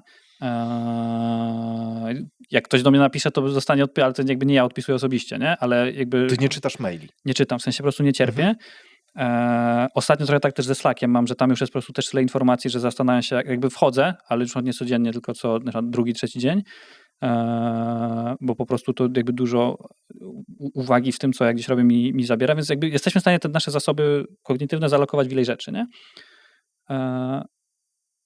I mi się bardziej sprawdza, kiedy jednak trzymam jakiś otwarty bufor, bo nagle, kiedy coś pada, to ja czuję, ja muszę pójść w tym kierunku i sobie na przykład tą rzecz przeczytać, nie? Bo ona do czegoś mnie doprowadzi. A w momencie, kiedy bym się zafiksował, że inaczej, sporadycznie słucham jakichś podcastów i tak dalej, a to dlatego, że gdzieś na przykład mi się na Instagramie pojawi rolka, jakiś fragment gdzieś tam mi po prostu pyknie, mówię, dobra, to ja tu muszę znaleźć na Spotify i to muszę przesuwać, nie? Czyli jednak shorty działają w ten sposób, bo ja też tak, mi się też tak zdarza, Zdarza mi się tak czasami, no. ale wszyscy z analityk mówią, że to nie działa, że te krótkie formy... Znaczy inaczej, raczej to nie jest duża konwersja, bo też ja na przykład to, co my nagrywaliśmy w GK, ja potem ładowałem na Instagrama i dużo ludzi na przykład oglądało tylko te shorty, nigdy na przykład nie widziało całego odcinka, Tak, nie? no. Więc wydaje mi się, że to po prostu część ludzi może skonwertować, ale że to jest inne, ale no, ja tak czasami działam, nie? Natomiast mieć tak na stałe, no to plus też wiesz, że jest taka jedna też rzecz, że my zaczynaliśmy kanał jako też totalny, jednak ja to czasami mówi pety, nie? W sensie jakby więc powiem praktycznie każdy, który robił coś więcej, no to jakby chciałeś to chłonąć, nie? A w momencie, kiedy my też jakby rośniemy, wiesz, to są też ludzie, którzy robią mniejsze biznesy od nas, które nadal są, powiedzmy, to nadal jest jakby w skali tego, co, wiesz, robią ludzie normalnie, to jest spoko, ale na przykład ja już nie czuję potrzeby, żeby nie wiem, właśnie to oglądać, nie? W sensie to jakby, nie chcę, żeby to zabrzmiało pejoratywnie, nie? W sensie chodzi o to, że... Nie, to nie jest pejoratywne, nie macie wzorców, bo rzeczywiście jesteście dzisiaj największym kanałem tego typu chyba. Tak, ale nawet chodzi o to, że jakby aż się nawet, jak zaczynam mówić tak, jakby to znaczy, że mam jakby zwój myślowy, nie może mi przejść odpowiednio przez usta, ale chodzi o to, że nie pamiętam, jakie są statystyki GUS-u, ale chyba między 15 a 20 kloca miesięcznie musisz mieć takiego hajsu do łapy, żeby być w 1% najlepiej zarabiających ludzi w Polsce. Nie? Jest jakieś 15... jest tak. jakaś taka kwota, nie jakaś super, hiper duża. No właśnie, ona nie jest super, hiper duża, a jednak to jest 1%, nie? To znaczy, że 99% ludzi ma mniej.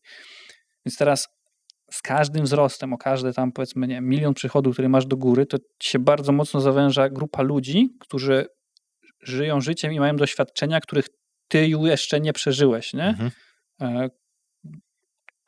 Które po prostu nie są twoje, nie?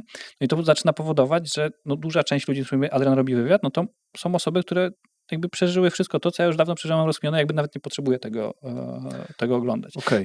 Czasami dostaję sygnały, że to był fajny odcinek, warto obejrzeć, bo ktoś powiedział to i to, no sobie włączam, nie? W sensie to nie jest, więc czy to w przygodach, czy to w czymkolwiek innym, czasami się zdarza coś konsumować, natomiast podcasty nie są jakby moją ulubioną, w ogóle treść internetowa nie jest moją ulubioną formą konsumowania, w sensie jakby ja ostatnio jestem bardzo po prostu książkowy, nie? I nie wiem skąd to się bierze, możliwe to się zmieni za jakiś czas. Spoko. Co czytasz? Jakie książki? To też jest bardzo eklektyczne. Właśnie ostatnio czytałem tą Koniec świata to dopiero początek, czyli jakby taka bardzo geopolityczna książka, geopolityczno-ekonomiczno-gospodarcza w zasadzie bym powiedział. Wcześniej czytałem Ricka Rubina, Akt Twórczy. Rick Rubin to jest taki producent muzyczny, on też tam Def Jam zakładał i tak dalej. I on tam jakby próbuje bardzo abstrakcyjnie opisać cały proces jakby twórczości, jakby jak według niego najlepiej to robić. To jest też mega książka. Czyli czerpiesz wzorce z takich nieoczywistych nie biznesowych rzeczy, tylko właśnie z jakichś... Uważam, że na pewnym etapie już się nie da. W sensie na samym początku trzeba czerpać wzorce z biznesu tak bardzo... Zobacz, masz konkret i masz abstrakcję, nie? W sensie... Tak. Podobno kiedyś zrobili w Kazachstanie po upadku ZSRR było bardzo dużo ludzi niepiśmiennych. Zrobiono takie doświadczenie, że wzięli tych piśmiennych i niepiśmiennych i narysowano im okrąg. I kazano i mówiono im, co to jest. To piśmienni mówili, że to jest okrąg, a niepiśmienni mówili, że to jest koło, księżyc, naleśnik. Czyli podawali bardzo konkretne przykłady czegoś, co piśmienni nazywali okrąg, czyli bardzo abstrakcyjne określenie. I teraz na samym początku, wiesz, wszyscy oczekują właśnie konkretu, nie? Jeżeli ktoś wie, że, nie wiem, chce zarobić pieniądze, ale nie wie, jak to potrzebuje, on chce konkretnych metod, nie? Jak to zrobić? No też jakby trochę nas też system tego uczy, nie? Że wiemy, że jak zrobimy tak, tak i tak, to będziemy mieli piątkę, nie? Jak zrobimy to i to będziemy mieli świadectwo z paskiem. Jak zrobimy tak, tak i tak... No to Szymon Negacz na takie pytania odpowiada, nie? No musicie zrobić tak, tak i tak, tu prospecting, tu to i macie. Nie? Ale wiesz, marketing wydaje mi się, że w wielu obszarach jest mniej, w sensie są obszary marketingu, które są bardzo konkretne, nie? A są, a na przykład branding jest jednak bardziej abstrakcyjny, nie? Branding nie jest konkretną rodzajem, tam jednak on jest bardzo artystyczną kwestią, nie? I bardzo ciężko go ubrać w jakieś ramy, nie? Chociaż właśnie na przykład mam wrażenie, że Lena akurat by się z tym nie zgodziła, ale ja jestem bliższy też temu, co ty mówisz, że to jest pewnego rodzaju abstrakcja, ale ci, którzy się zawodowo gdzieś tym zajmują, no to oni już znają tam wzory, nie? Według nich to jest skodyfikowane. No bardzo możliwe, no też teoretycznie muzyka jest też do policzania, ale z drugiej strony potem wszystkie utwory wyglądają tak samo. No i fajnie, że one umpa i w mózgu fajnie, ale nagle jak wszystko zaczyna być takie samo, to ostatecznie to, co się wyróżni, będzie bardziej widoczne. I teraz uważam, że w pewnym momencie to taka konkretna wiedza już jest bardzo ciężka, bo ona jest w dosyć sposób repetytywna, ona się gdzieś przewija i wiesz, warto szukać właśnie tych wspólnego wzoru między różnymi rzeczami. Ja ci mogę dać taką historię. Tylko nie wiem, czy ją mogę podać, albo spróbuję. Dobra. Spróbuj zanonimizować. Bo to nie jest historia. No, nieważne. To nie jest prawdziwa historia. Kiedyś pewna osoba, którą znam, odkryła, że jej pracownik ją oszukuje. W taki sposób, że niby pracując dla firmy, tak naprawdę robiła swoją robotę, nie? W sensie dla jakichś tam swoich, czyli generalnie. I ta osoba to wykryła, wzięła tą osobę na spotkanie, żeby zweryfikować, bo może coś, że tak powiem, się pomylić, żeby wiesz, mogła się wybronić, się nie wybroniła. No i powiedzieli tej osobie, dobra, to jakby za godzinę tu i tutaj się widzimy. Cała firma została zwołana, cała, nie? Tylko no, praktycznie wszyscy, nieważne co kto robił, wszyscy zwołani. I ta osoba przy całej firmie wyjebała tą osobę, powiedziała, co zrobiła, jakie ją czekają konsekwencje oraz jakie konsekwencje będą czekały każdą kolejną osobę, którą złapią na tym samym. Nie? I to w ogóle osoba, która raczej bym ją nie nazwał agresywnym kapitalistą. I teraz, wiesz, no można powiedzieć, okej, oszukała, jakby normalna reakcja, nie? Tylko jak potem sobie obejrzysz jakiś Narcos, nie? Gdzie jeden tam z generalicji kartelu oszukuje tam, nie wiem, ukradł tam jakieś 2 miliony dolarów, nie? I ten się dowiaduje i zwołuje tam tych swoich generałów i nagle jednego odpierdala przy wszystkich. Myślę, no kurwa, dzikusy, nie? Świat bez zasad i tak dalej. No faktycznie to jest świat bez zasad, ale na abstrakcyjnym poziomie ten szef kartelu odpierdalającego tego generała oraz to, co zrobił ten gościu, to jest jakby dokładnie to samo, nie? W sensie to jest jakby 1 do 1. Nagle zaczynasz widzieć, wiesz, to, że okej, tu dokładnie ta sama zasada rządzi, nie? Że jeżeli nie zaznaczysz siły, to w pewien sposób możesz jakby dosyć mocno stracić, nie? I jakby szukanie abstrakcji w świecie jest według mnie bardzo, to jest trudna rzecz. Można też mieć poczucie, że nie wiem, że się czas marnuje i tak dalej, ale uważam, że to jest bardzo dobra droga, bo to powoduje, że nie musisz już tylko konsumować właśnie, wiesz, podcastów, takich treści bardzo konkretnych, tylko jak nawet obejrzysz albo przeczytasz dobrą beletrystykę, nie wiem, dobrą historię, która nie jest prawdziwa, ale jest jakby, nie jest też jakby jakaś sztampowa, tylko jest, nie wiem, no Breaking Bad, Sukcesja, nie wiem, Duna i tak dalej, to nagle z tej rzeczy jesteś w stanie sobie zaciągnąć dużo rzeczy do swojego życia, mimo że jest to po prostu no, coś stworzone dla rozrywki tak naprawdę, nie? No tak, ale patrząc swoimi filtrami, rzeczywiście możesz stamtąd wyciągnąć to, co ty chcesz. Nie? Dokładnie. I to powoduje, że nie jesteś ograniczony. Ja na przykład bardzo albo nie, to tego nie powiem na razie. Na razie. Za chwilę. Dobra. Procesy u was w firmie. Powiedziałeś kiedyś, że dążycie do tego, żeby dojść do takiego poziomu, w którym wymyślacie pomysł. Ty z Adrianem, a on sam się robi, realizują ten pomysł ludzie. Mam wrażenie, że to jest taki w ogóle chyba docelowy mokry sen przedsiębiorcy, tak bym powiedział. Na jakim etapie jesteście dziś w realizacji tej konkretnej rzeczy, tego planu? Jak ty byś to ocenił? Nie, no to już nawet myślę, że od jakiegoś czasu jesteśmy w tej fazie, że Mhm. to bardziej czasem jakaś taka właśnie ta chęć posiadania kontroli raczej może blokować ten stan, nie? Czyli, Mhm. że my wymyślamy, ktoś robi, ale że jednak a nie, to tu zrobimy tak, że jednak że po prostu, że się wpierdalasz, nie? Okej. To Że to to może może być bardziej, bloker. tak. Mhm. Czyli jakby ja uważam, że jesteśmy w tym miejscu. Okej.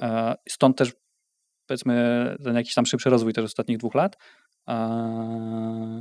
Więc jesteśmy w tym miejscu, no? Okej. Dobra, to teraz pytanie głębiej. Czy w No. tym momencie optymalizujecie pod prędkość tego? Bo jeden z takich przedsiębiorców, których w Stanach śledzę, który jest mega mózgiem, Mhm. konsumuje dużo jego treści, mówi o tym, że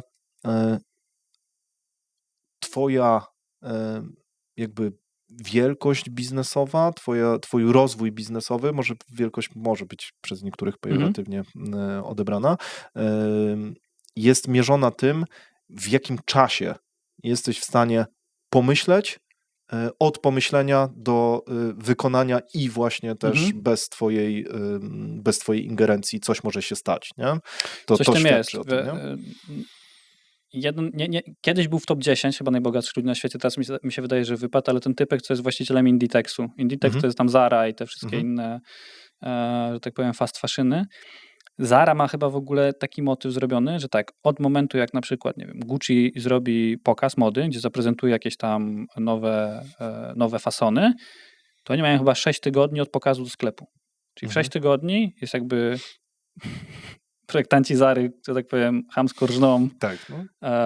Taki model biznesowy. No taki nie? model, ale faktycznie oni chamsko rżną generalnie, nie? W sensie jakby Zara to jest po prostu przykład tego, Tak. że to jest tak kopia na maksa, więc projektanci muszą zaprojektować, musi pójść, że tak powiem, muszą być uzbierane te wszystkie materiały, fabryki tam w Bangladeszu i dzieci za $5 muszą to wszystko poszyć i to wraca do Europy i do Stanów 6 tygodni od pokazu do półki, nie? To jest No, nieziemskie. to jest nieziemskie i faktycznie biorąc pod uwagę, że to już jakby abstrahując od całej tam kwestii ekologii, etyki i tak dalej, no, nie? tak. To wydaje mi się, że to jakby faktycznie pokazuje tą jakby wielkość, nie? W sensie nawet jak popatrzymy sobie na Muska, w sensie tam te wszystkie projekty, w których on uczestniczy, bo to też trzeba dosyć mocno ocenić, że jakby w tych projektach tam typu SpaceX i tak dalej, tam jednak są ludzie, którzy jakby faktycznie to oni trzymają wszystko za mordę. Musk jest po prostu jakby wizjonerem i też trochę jakby swoją osobą dużo rzeczy gdzieś tam potrafi przepchnąć, nie? I swoją legendą. Natomiast no, tam też postęp w wielu tych obszarach jest po prostu bardzo szybki, nie? Ja pamiętam, jak jeszcze będąc na studiach się oglądałem transmisję z tych Falconów, co tam próbowały lądować, a dzisiaj tych Falconów tam, wiesz, to już jest de facto trwa autobus, nie? I to już jest jakby normalne, a to ile minęło? 6 lat?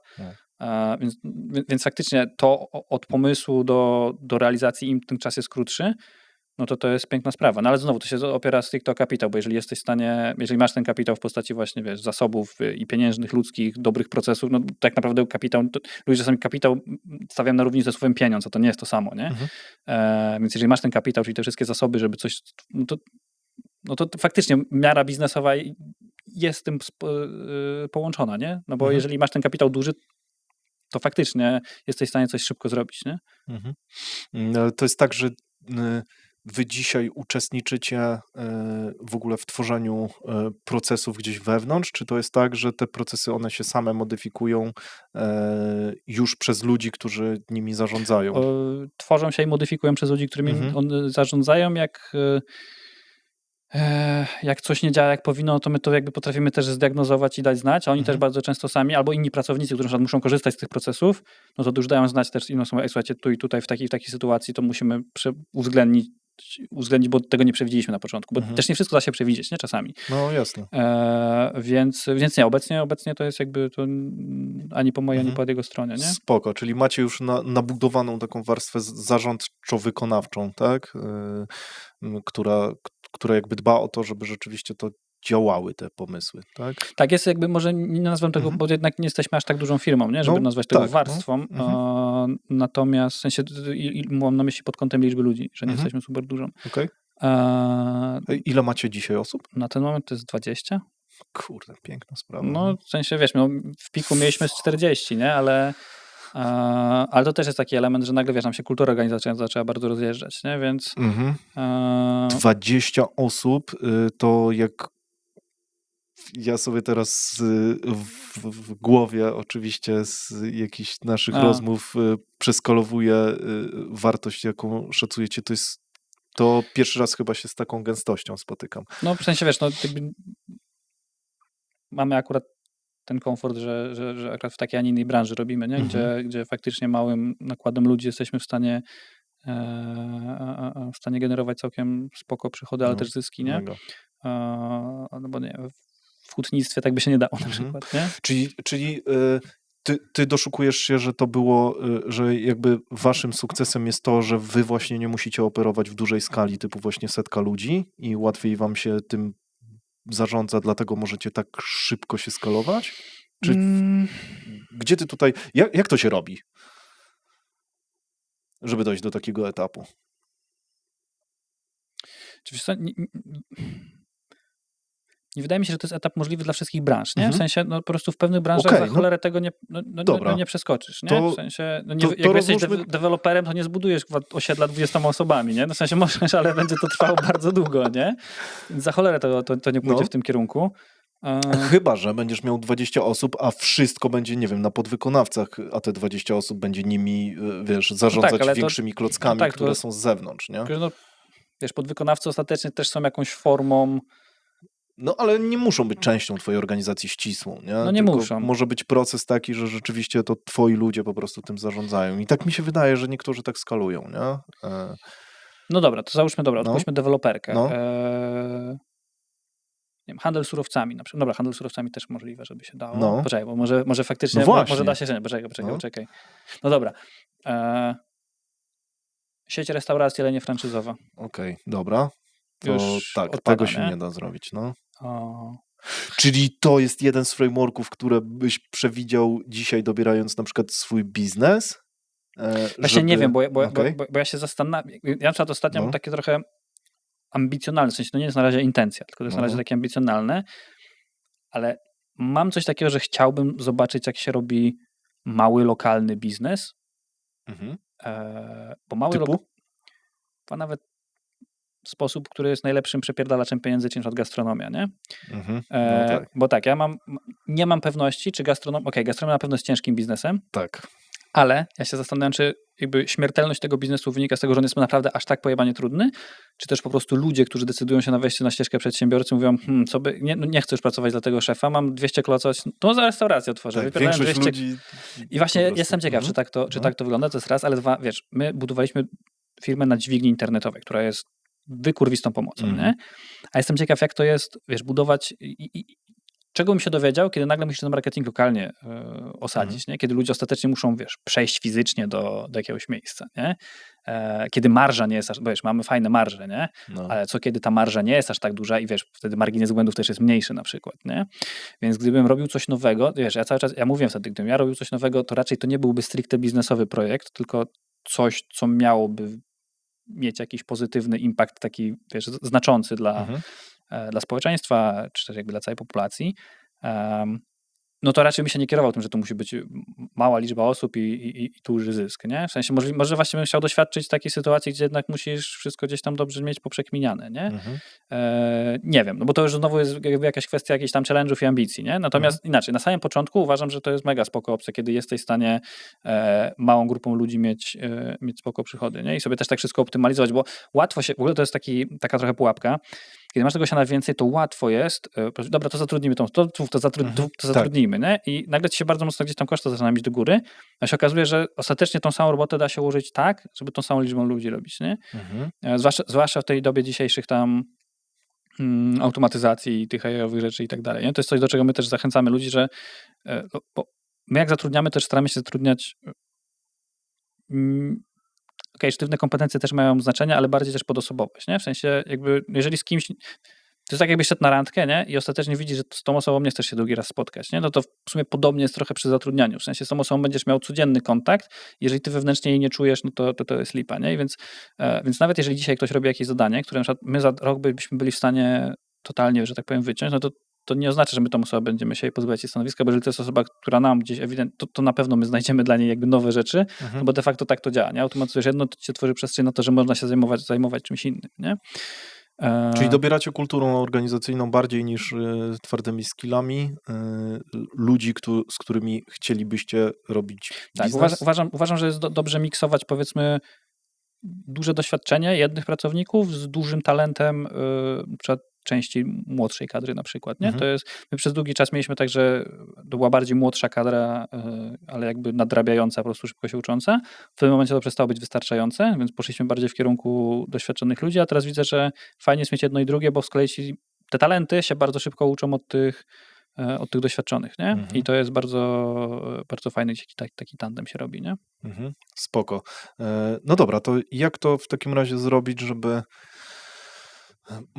Mamy biznes, który jest wysokomarżowy, potrzebuje mało ludzi.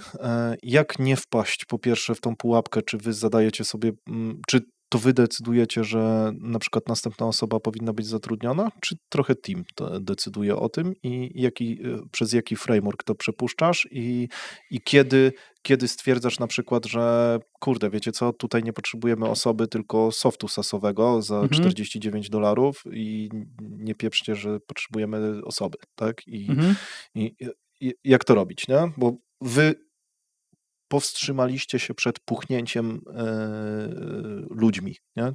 Co jest szapoba. No nie do końca, bo byliśmy na takiej ścieżce gwałtu zeszły rok. To było tak, że nagle i w pewnym momencie jakby sprzedaliśmy jedną spółkę, jakby bardzo mocno zeszliśmy w dół, więc nie powiedziałbym, że się powstrzymaliśmy, raczej weszliśmy na tą trajektorię puchnięcia i zobaczyliśmy, że nie tędy droga, nie? Dobra, sprzedaliście tą spółkę, mówisz o produkcji, tak? Dlaczego ją sprzedaliście? No właśnie dlatego, że to była najbardziej, powiedzmy, bo wtedy też się zaczęła robić pewna strategia i ona jakby była, rozwiązywała problemy jakiejś części przedsiębiorców, którzy chcieli mieć kanały na YouTubie. Z drugiej strony dla nas ona była jakby nie w tej strategii gdzieś. Wiesz, to był jeden z pierwszich produktów, które zaczęliśmy robić, a jednocześnie już gdzieś nie do końca gdzieś pasował do całego obrazka. I w sumie najlepszą opcją było po prostu, wiesz, my ją sprzedaliśmy naszym jakby innym wspólnikom, którzy, wiesz, jakby wyszli też jakby pierw jako pracownicy, potem jako wspólnicy, bo uznaliśmy, że to jest najlepsza opcja, no bo z drugiej strony mogliśmy nie wiem, Chcieliście po prostu wyjść z tego biznesu. Chcieliśmy wyjść i po prostu skupić się na po prostu rzeczach, które są gdzieś tam ważniejsze dla naszych gdzieś tam dalekosiężnych celów. Taki był główny motyw. Z tego, co jakby obserwuję, to oni się tam gdzieś tam fajnie rozwijają. Gadałem z chłopakami, spoko. Więc to jest też spoko, nie? Oni to trzeba było z nimi pogadać, ale wydaje mi się, że też ten element takiego trochę wyjścia spod naszego parasola musiał być dla nich takim też momentem, gdzie dużo, że tak powiem, rzeczy musisz inaczej poukładać, co są. W ogóle uważam, że takie momenty pewnych dyskomfortów są zarąbiste dla wzrostów. Ale wracając, więc jak pytasz, bo powiedziałeś, że się powstrzymali. Więc my się nie powstrzymaliśmy, właśnie trochę się poddaliśmy temu i potem nagle cofnęliśmy się i teraz staramy się, mówisz o frameworku, czy jaki przepuszczamy. Ja teraz jestem w trakcie budowania czegoś, co sobie nazywam firmowym systemem operacyjnym, ale to nie chodzi o soft, tylko jest taka książka Traction ona się nazywa, gdzie tam gościu jakby opisuje, w jaki sposób ułożyć wszystko tak, żeby całą firmę sprowadzić do pewnych tam parametrów, które sobie obserwujesz i żeby właśnie to był taki, wiesz, system operacyjny dla firmy, że dokładnie... Żebyś miał tylko dashboard taki menedżerski. Żebyś miał taki menedżer, ale to chodzi o, wiesz, taką jakby strukturę nawet jakby procedur, procesów i tak dalej, że nawet jeżeli cała firma się wymieni, to dalej jest w stanie funkcjonować, bo wszyscy wiedzą dokładnie i są w stanie w łatwy sposób w nią wejść, a nie, że powiedzmy wiedza, procesy te są w takim eterze firmowym i nagle jak część ludzi zabraknie, to znika, nie? Więc to jest akurat w trakcie budowania. Zajebiście, bo nie wiedziałem, że to jest aż taki etap, bo miałem też o to pytać właśnie, czyli macie coś takiego, zakładam, że ty masz, albo tworzysz to właśnie, że masz na przykład wymienione wszystkie procesy w firmie, które istnieją, które są spisane, które już są oddane, które działają dobrze, czy je jakoś tam właśnie tagujesz? Wiesz co, podam ci przykład, nie? W sensie akurat procesami to jak mówię, tutaj się zajmuje jedna osoba z teamu, nie? Natomiast my mieliśmy zdefiniowaną pewną kulturę organizacyjną, jakich ludzi zatrudniamy, jakie to mają być cechy i tak dalej i to powiedzmy była jakaś wiedza, nie? Ale w momencie, kiedy właśnie mieliśmy ten szybki okres puchnięcia, okazało się, że to jest trochę iluzja, bo nagle ludzie, którzy są zatrudniani kompletnie kompletnie, wiesz, potrzeba jest na szybko, tu, bez szybki rozwój i nagle ci zatrudniani ludzie kompletnie, to jakby, wiesz, my mierzyliśmy iluzją, że zatrudniamy takich ludzi, bo tak nam się wydawało, bo jeszcze jak zatrudnialiśmy gdzieś tam pośrednio, bo było, nie wiem, 5, 6, 7 osób, to mieliśmy wrażenie, że to tak działa, też grupa jest mała, więc jest inaczej zintegrowana. I nagle to się gdzieś tam zaczęło rozsypywać. W sensie, że to kompletnie nie byli ci ludzie. I teraz właśnie jak jedną z pierwszych rzeczy w tej książce, którą, nie pamiętam nazwiska autora, ona w ogóle tylko chyba po angielsku jest nawet ta książka, to on tam takie ćwiczenie daje na samym początku. Znajdziemy, podlinkujemy. Ja chyba kojarzę tą książkę, ja chyba kiedyś czytałem tą Tak? książkę, bo to polski tytuł to po prostu Trakcja, tak? Właśnie nie wiem, czy ona ma polski odpowiedni. A może nie ma po polsku. Wydaje mi się, że w ogóle wszystkiego chyba publikacje nie są dostępne w polskim języku. Tak mi się wydaje, ale mogę się mylić. Dobra, odgrzebiamy I on i tam- podlinkujemy. On tam daje takie ćwiczenie, że weź ze swojej firmy, nie wiem, 3 osoby, które jak mógłbyś wszystkich wyjebać i zastąpić ich tymi klonami tych osób, takie byłyby to osoby, nie? Więc bierzesz takie osoby i zaczynasz sobie analizować, jakie te osoby mają cechy, nie? Jeszcze raz, weź 3 osoby w firmie, które... Wybierz te 3 osoby, Mhm. które gdybyś miał wszystkich wyjebać i zastąpić tych wyjebanych ludzi tymi sklonowanymi osobami, czyli Mhm. jakby masz 3 osoby, możesz je dowolnie klonować i Okej, całą firmę zastępujesz tylko klonami 3. tych osób, ale Mhm. tylko 3. Okej, I zaczynasz dobra. nagle, wiesz, patrzeć sobie, jakie te osoby mają cechy i tak dalej, nie? I w ten sposób jesteś w stanie sobie wykreować takie wartości, jakimi firma się kieruje, ale wiesz, nie chodzi o wartości jako tam slogan na stronie, Tak, że tak, tam, tak. nie wiem, dbamy Mhm. o planetę i tak dalej, tylko takie Jasne. wartości, które powodują, że my robimy to, co robimy jakby i z ludźmi, jakimi robimy, nie? Czyli żeby zbudować, żeby mieć pojęcie, jakich on tam podaje taki w ogóle przykład autobusu, że właściwe osoby w autobusie i też na właściwych siedzeniach, nie? Czyli, że w ogóle jak ktoś nie pasuje, to w ogóle nie wchodzi do totalnie ten autobusu, cytat, no. ale też, żeby on siedział, wiesz, w odpowiednim miejscu, nie? Bo bardzo często jest tak, że ktoś jest zatrudniony na jakieś stanowisko, ale tak naprawdę by się świetnie odnalazł zupełnie innym, nie? Nie pamiętam, jakie było pytanie. Pytanie było, jak to robimy. A. Rozmawialiśmy o tym, że wy spuchliście, ale później jest Tak, framework tak. o systemie operacyjnym, rozmawiamy i o procesach, nie? tak, jakby rozwijaj, bo to jest mega ciekawe. Więc gdzieś tam nauczeni tymi doświadczeniami i świadomością, że i tak nie unikniemy może nam się uda być trochę jak, nie wiem, ten fundusz Buffetta, gdzie tam, wiesz, ma po prostu bardzo mały team i może nam się uda w tym kierunku, ale możliwe, wiesz, nawet jakby nie patrzeć, loża, którą robimy, to też jest jakby organizacja w organizacji, gdzie też masz bardzo dużo ludzi, nie? Więc jakby zarządzanie dużą liczbą osób to jest coś, co gdzieś tam musimy się uczyć i musimy to robić. I też no jakby ja chciałbym dopuścić możliwość, że być może kiedyś firma będzie miała 300 osób na przykład, nie? I trzeba po tych doświadczeniach, które mieliśmy, no to w tym momencie się gdzieś przygotowujemy na to, żeby niezależnie od skali ona była w stanie te wszystkie wartości i zachować, nie?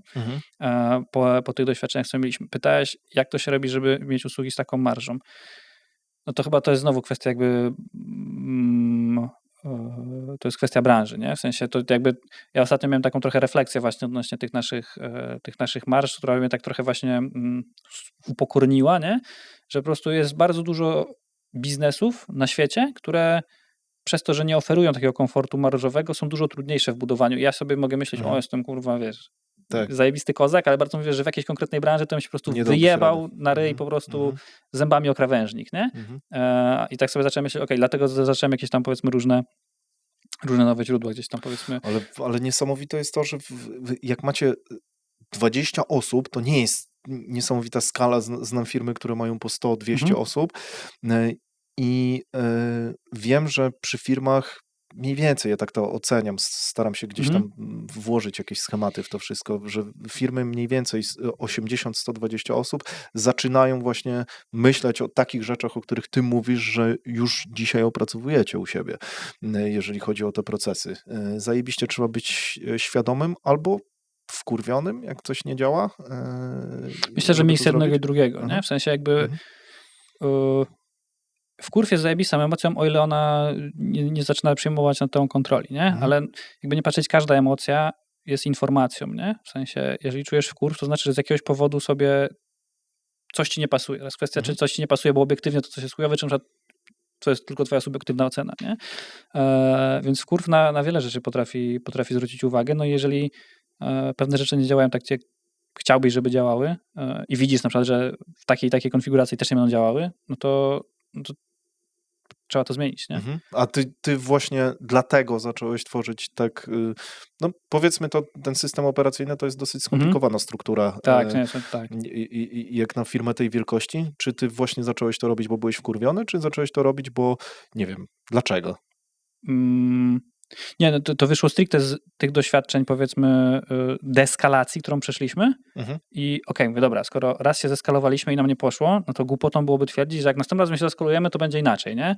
Więc zacząłem zastanawiać, to co muszę zrobić, żeby następnym razem być bardziej na to przygotowanym, nie? I nie pamiętam, w jaki sposób trafiła do mnie ta... Ja nawet nie wiem, czy ja nie wpisałem w Google, bo szukałem jakiegoś softu faktycznie, który byłby jak taki, bo wiesz, jakby jak sobie grasz w gry ekonomiczne, to masz taki zajebisty dashboard zawsze, nie? Tak. Każdy marzy o takich dashboardach, I taki które dashboard jakbyś miał taki, firmie, wiesz, nie? po prostu, No. że sobie wstajesz rano i sobie patrzysz, że mówisz, dobra, zajebiście, nie? I teraz tak się zastanowiłem, czy coś takiego jest i wpisałem właśnie takiego Business Operating System i mi nagle ta książka wyskoczyła. I tak mówię, i sobie zacząłem gdzieś tam, więc od razu kupiłem i tam jeszcze ileś książek tego autora kupiłem, ale na razie na tej się zatrzymałem, no bo to też jakby wdrażanie tej wiedzy trwa. Więc to wyszło stricte jakby ja nie jestem osobą, która popełnia dany błąd 2 razy, w sensie takim, to jakaś tam w ogóle, nie pamiętam z jakiego to jest momentu, ale to jest definicja szaleństwa, nie? Robić coś w kółko raz tak samo, w kółko tak samo i oczekiwać innych rezultatów, nie? Więc To jest hymn MLM-owców. Tak? No słuchaj, no co mam ci powiedzieć, no? Jakby był za naszą zachodnią granicą w XX wieku taki pan z wąsem, który sobie zaanektował na przykład hinduski symbol szczęścia, nie? Który dzisiaj jest utożsamiany z, że tak powiem, z masowymi mordami, nie? Więc no jakby, no trudno. Jakby wszystkiego nam nie zabiorą MLM-owcy. To będzie dziwny odcinek. Więc poczekaj, bo się teraz skojarzę tymi MLM-owcami. Mówiłeś o tej książce. Więc w momencie, kiedy raz coś zrobiliśmy i to nie pykło, to warto sobie zrobić analizę wsteczną, zawsze skuteczną, żeby zrobić coś inaczej przy kolejnej próbie, nie? No tak, no ktoś już to rozkminił, nie? Tak. Najprawdopodobniej, nie? To jest w ogóle piękne, w sensie, bo zobacz, my żyjemy w takim świecie, gdzie lecisz samolotem, nie? I to dla ciebie normalne, no samolot, no kurwa, skrzydła, silniki, kurwa, startuje, ląduje, nie? Ale pomyśl, ile tam jest z tymi inżynierii, nie? Pomyśl, jakby tak nagle 3/4 ludzkości zniknęło, nie? Z dużą częścią wiedzy, jak to robić, nie? To jest kurwa, wartość odtworzeniowa tego jest ciężka, nie? Ja w ogóle w tej właśnie książce... Cywilizacyjnie byśmy nie dali rady, gdyby... No ale to właśnie odchodzi, nie? Że jakby ja zacząłem jakiś czas temu... na przykład, nie? Wiesz, wyczyściła się pamięć. Też na przykład, jest, nie?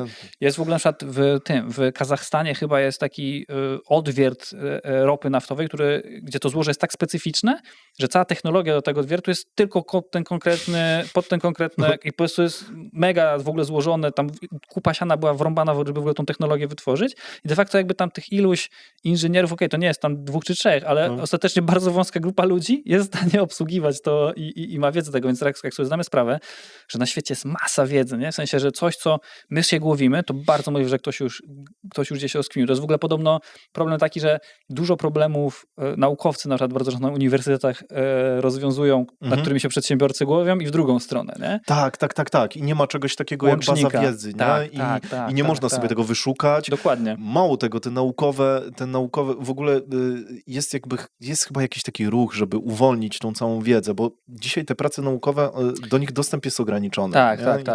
Nie powinno tak być, nie? Tak w sensie, no jakby nie patrzeć, no tak, z jednej strony know-how jest w jakiś sposób aktywem, z drugiej strony ja nie mam na przykład zdania na kwestię patentów, nie? W sensie patenty, bo z jednej strony... to jest trudne, bo musisz inwestować kupę kasy, żeby coś odkryć, później chciałbyś na tym zarabiać i tak dalej. Też nie mam. Ale z drugiej strony bardzo często jest tak, że ktoś, kto jest, nazwijmy to, przeciętnym zjadaczem chleba, wpada na coś rewolucyjnego, co jest rewolucyjne, ale totalnie rozpierdala biznes jakimś dużym graczom, to ci duzi gracze bierzą, kupują od niego nawet to za jakieś 10 baniek, gdzie dla zwykłego zjadacza chyba 10, ja pierdolę, po prostu ekstaza i zakopują, nie? Więc dużo technologii, która mogłaby dużo rzeczy ulepszyć i teraz się zastanawiasz, czy w takim razie tak to powinno wyglądać, nie? Tak, i skupywanie, żeby zakopać i kontrolowany rozwój, nie? No to się tak nazywa, że nie będziemy wszystkiego wypuszczać, bo ludzie by zwariowali, nie? Więc będziemy postopniowo, żeby jak wymaksować zarobek. Ale też się zastanawiam, czy faktycznie trochę nie jest tak, że ludzie, bo zobacz, jakby na przykład te ostatnie 100 lat, które gdzieś tam przeszły, Mhm. nie? W sensie to jest, moja prababcia, ona urodziła się w 1913 roku, zmarła w 2015, jak miała 102 lata. Czyli ona się urodziła jak jeszcze, Wow, nic Jakie- nie było.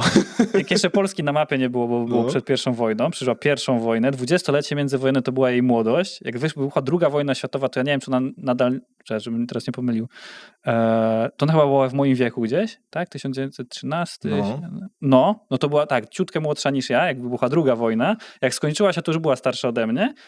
Potem, wiesz, cały PRL, ale wiesz, cała technologia, wiesz, radio, lotnictwo, Tak, telewizja, internet, wszystko, smartfon. nie? To ona umierała, wiesz, ja zawsze powiedziałem, patrz, tu sobie palce, ona nie kumała tego, ona nie kumała na przykład w ogóle jak telefony działają, bo kabla nie mają. Mówię, babcia, ale przecież słuchasz radia, bo słuchała Radia Maryja, ale nie tam ideologicznie, tylko na te paciorki tak zawsze tylko, nie? I mówię, ale przecież to radio działa tak samo, tu też masz antenę, no nie, ale tam kabel idzie, ale to tylko do prądu. Nie, kabel jest, to kuma, ale jak ten, to... I potem właśnie też jak jej pokazywałem, że wiesz, tu sobie, wiesz, była magia totalna, nie? Tak, I to wiesz, za jednego życia, tak nagle zobaczysz, że takie, okej, ponadprzeciętnie długie, to prawda? Mhm. Ale jak pomnożysz sobie takie jedno życie razy 10, to trafiasz do momentu praktycznie chrztu Polski. Nie? No tak. I nagle historia się nie staje taka odległa, jak się wydaje. Nie? Mhm. I teraz, jeżeli popatrzymy na ten XX wiek, zobacz, ta nagła zmiana wiele też obrudziła okrucieństwa. Przecież pierwsza wojna, początkowo nazywana Wielką Wojną, była czymś w ogóle niespotykanym na ówczesną skalę.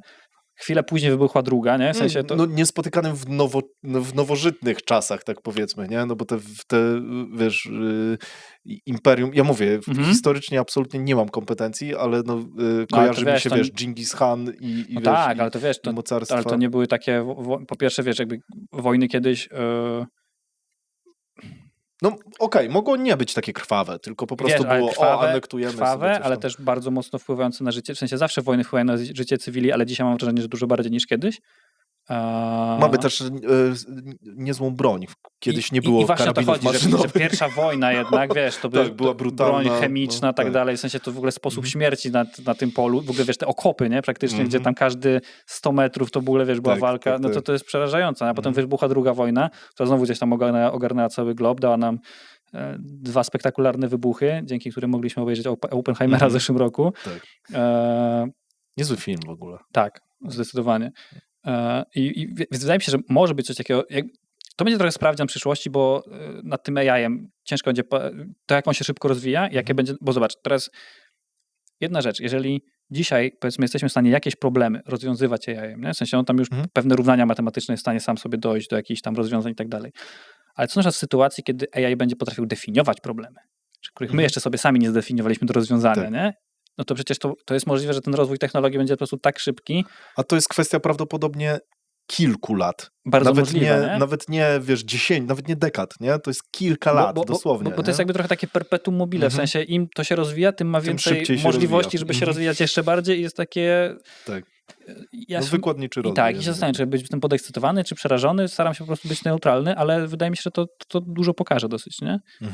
No, ja też tak myślę, że to będzie niezła rewolucja. Zresztą teraz chyba jakoś ostatnio na którychś z targów, nie pamiętam, bardzo dawno odpadłem już z jakichś technologicznych rzeczy, ale pokazywali właśnie system operacyjny, który już masz smartfona, który jakby w swoim core ma AI-a i on jest tak zrobiony, żeby być już AI-em wykonawczym.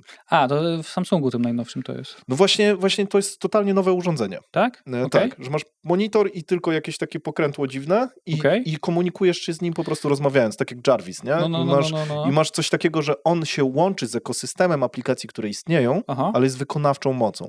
Wow. Na takiej zasadzie, że wiesz, że ty mu mówisz stary, zrób mi w Notion notatkę taką i tak dalej, później z tego zrób proces w jakimś tam softie, później z tego wyślij maila i tak dalej i on sobie to wszystko robi, bo on ma dostęp do wszystkich aplikacji. Piękna rzecz, jak ja wczoraj wstałem w oknie hotelu i widziałem jakąś budowę, która się dzieje i sobie myślałem, wow, nie? Praktycznie prawdopodobnie za rok albo za 2 być może ja będę mógł sobie powiedzieć, co to za budowa się tutaj dzieje, a on mi powie, jaka firma w ogóle, co tu powstanie, jakie usługi, gdzie wiesz, musiałbym trochę tam sobie pogooglować, nie? I wykręcić ci numer, żebyś zadzwonił do nich. Na przykład, nie? Na przykład, nie? No, to coś jak ten asystent Google'a, który nigdy nie doszedł, nie? Jeżeli na przykład mój wirtualny asystent będzie chciał coś od ciebie kupić, a ty będziesz od swojego wirtualnego asystenta. Tak. To możliwe będzie tak, że mój wirtualny Będą asystent negocjować. będzie negocjował z twoim wirtualnym asystentem. Tak, dokładnie. I teraz znowu, No. który będzie umiał lepiej negocjować? Czy to będzie Tak. ten sam skill, czy na przykład mój będzie lepiej wytrenowany, nie? Tak, dokładnie. Już, wiesz, korporacje będą się... No i tutaj właśnie będzie tam moc danych, nie? Tak.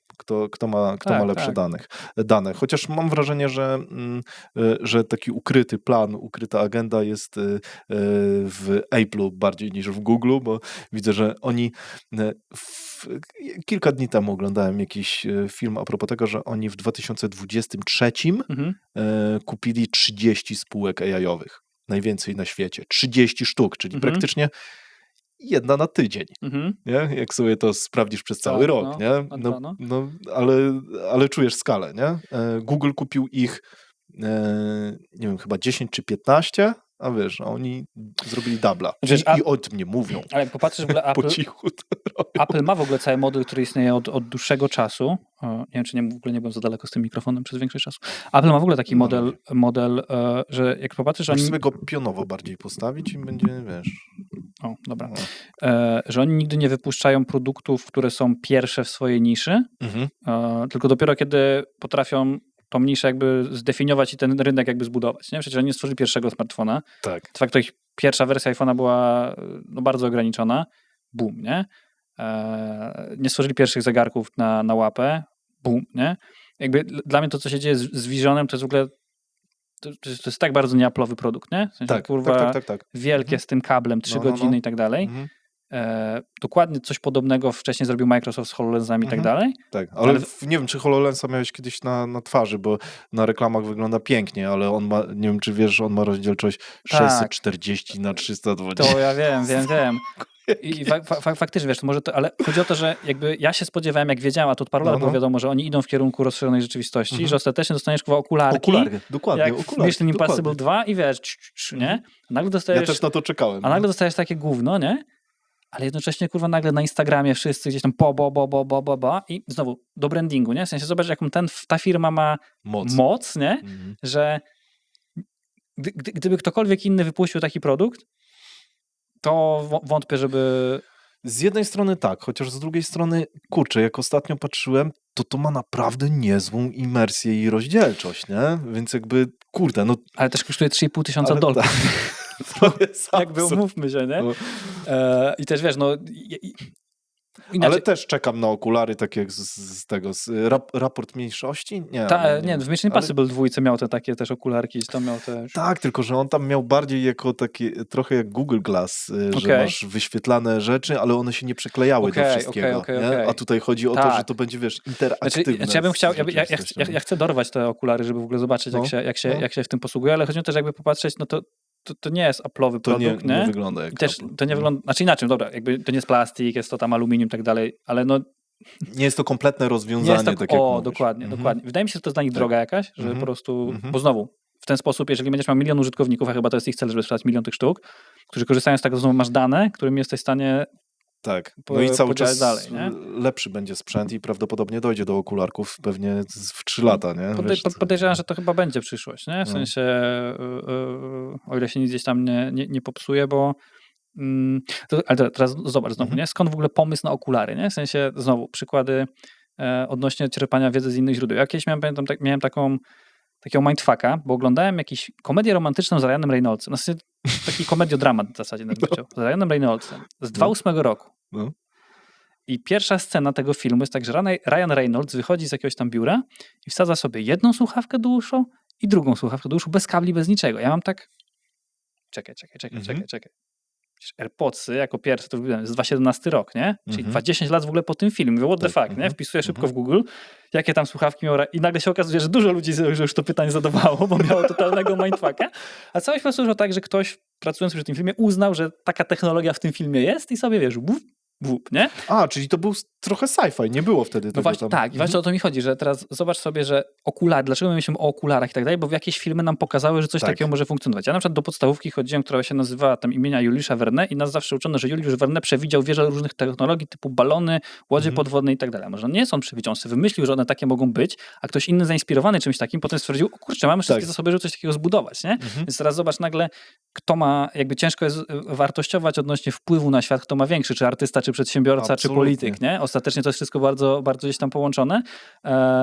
I tak samo wiesz, no tablety wyszły chyba według mnie stricte ze Star Treka na przykład, nie wiem, miałeś w Star Treku tym pierwszym oryginalnym, nie? Nie? Oczywiście, że tak. Poza tym, jak wyszedł pierwszy iPad, to jak ja się o tym dowiedziałem, to tak patrzyłem, nie wierzę w to, że to świat łyknie, a dzisiaj co?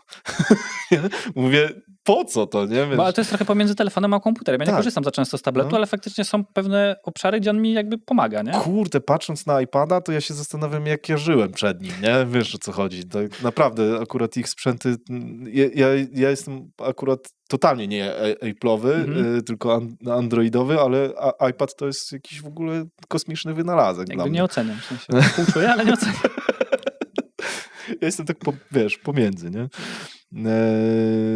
Kurczę, miałem coś kozackiego w głowie a propos... Czekaj, o czym my gadaliśmy?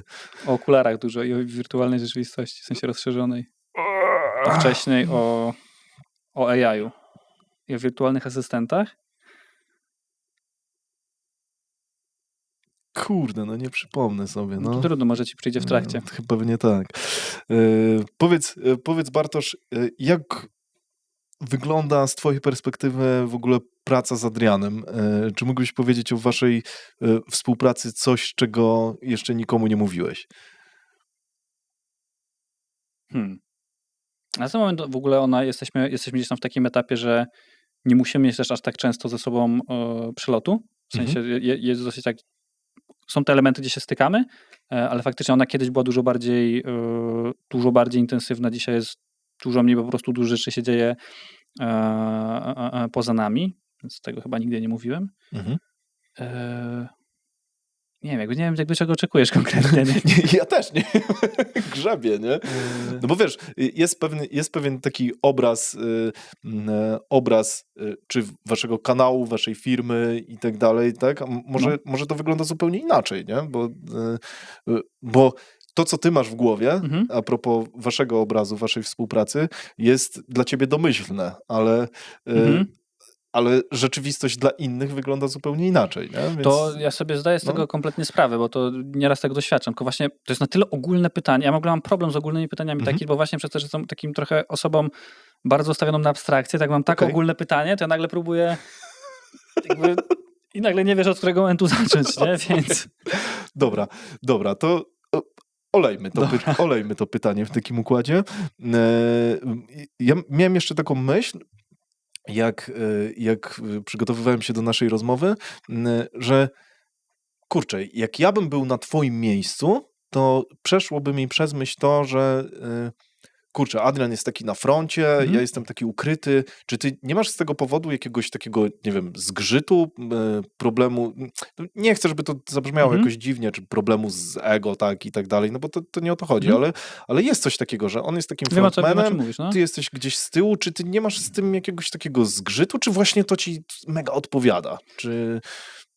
Jak to widzisz? Na poziomie takiego konformizmu, jakby nie patrzeć...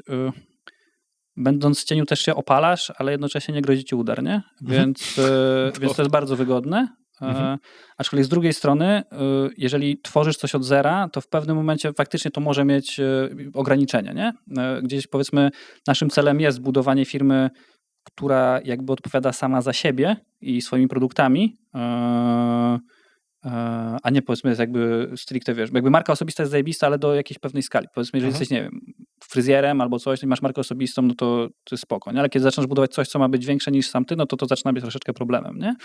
Więc w momencie, kiedy... Okej, nie patrzyłem na to w ten sposób. Masz rację, no tak, bo to wtedy jest zbyt zależne od tego, co się stanie z jednostką, nie? Więc my gdzieś mamy to i teraz nagle, wiesz... Nie, mając dwie silne marki osobiste, byłoby dużo łatwiej, powiedzmy, gdzieś tam budować tą autonomię takiej firmy, nie? Więc to zaczyna mieć problemy, to jest raz. Dwa, że są czasami sytuacje przez to, że że czasami ja mógłbym coś zrobić po prostu samemu i nawet gdzieś tam Adiemu dupy nie zawracać, ale po prostu ona wymaga jego ingerencji przez to właśnie, że że gdzieś tam jest bardziej rozpoznawalny. Więc są jakby powiedzmy tego... Wydaje mi się, że w ogóle najlepszym, jak ktoś chce działać, nazwijmy to sobie z cienia, to w ogóle najłatwiej jest, kiedy już masz jakiś kapitał, tak dalej, po prostu tylko kapitałem gdzieś tam sobie działasz, nie? Natomiast kiedy coś budujesz, to ma to swoje ograniczenia, ale też nie ukrywam, jeżeli ktoś ma taki typ osobowości jak ja, to jest to też całkiem przyjemne, nie? Bo no bo jak jesteś na froncie, to i splendor do ciebie leci, co jest spoko, ale też no negatywne rzeczy też mogą do ciebie gdzieś tam polecieć, więc to jakby zmierzysz się gdzieś tam z innymi wyzwaniami w ogóle. No też musisz być bardzo ostrożny odnośnie tego gdzieś tam, co robisz, jak robisz i tak dalej, bo to różnie może wyglądać, No tak. więc wydaje mi się, że to jest dosyć obciążające nawet. I nawet wiesz, jakby to, że właśnie przykładowo to, że ja wyszedłem sobie święto kapitalizmu, to wiedziałem, że muszę to zrobić, bo nie wyegzekwuję tej wizji, o ile ja tam się nie pokażę na froncie. Okej. Natomiast gdybym w tamtym momencie, gdybym mógł, to pewnie bym zrobił inaczej. Nie? Tylko właśnie gdzieś tam coraz więcej się pojawia jakichś takich obszarów, gdzie czasami to jest jakby coraz większa blokada, więc jakby na poziomie ego to jest kompletnie gdzieś tam... To cię nie dotyczy. Nie. To jest jakby ja lubię czasami być w centrum uwagi, czasami, ale przez chwilę, nie? Jakby tak wolę raczej być po prostu obserwatorem i sobie gdzieś tam własne wnioski wyciągać, więc To mi jest jakby spoko. najbardziej odpowiada. Prowadziłeś wywiad z profesorem Matczakiem, No. z tego co widziałem. No. Mega, w ogóle zajebiście ten format wydaje mi się, że spasował i w ogóle ludziom chyba spasował też kozacko, bo No. widziałem komentarze mega pozytywne. Jakieś plany są w ogóle z tym związane? To już było dawno temu, nie? No To jest tak. 2 Czy to była 2 lata. Tak. Czy to była jakaś twoja, nie wiem, Aha, chcesz historię za tym sobie poprowadzę? Czy o co chodzi? Nie? Tak, w sensie generalnie schemat jest taki, że jakby powiedzmy ja jestem mniej ciekawy, jestem ciekawy ludzi, ale ja dosyć dużo informacji już jakby wyciągam z samej obserwacji, nie?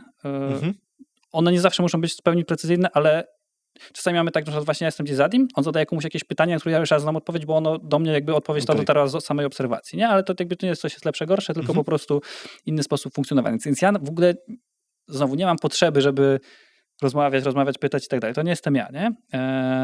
Nawet jest dużo ludzi, których, nie wiem, powiedzmy twórczość bardzo lubię, ale ja na przykład gdybym miał ich spotkać na żywo, ja bym nie wiedział, o co ich zapytać, za cholerę, nie? W sensie, no nie wiem, lubię muzykę Taco Hemingwaya, ale jakbym go spotkał, bym powiedział siema i nie wiem w zasadzie, o co miałbym go zapytać, bo on tam też się dosyć dużo uzewnętrznia i tak dalej.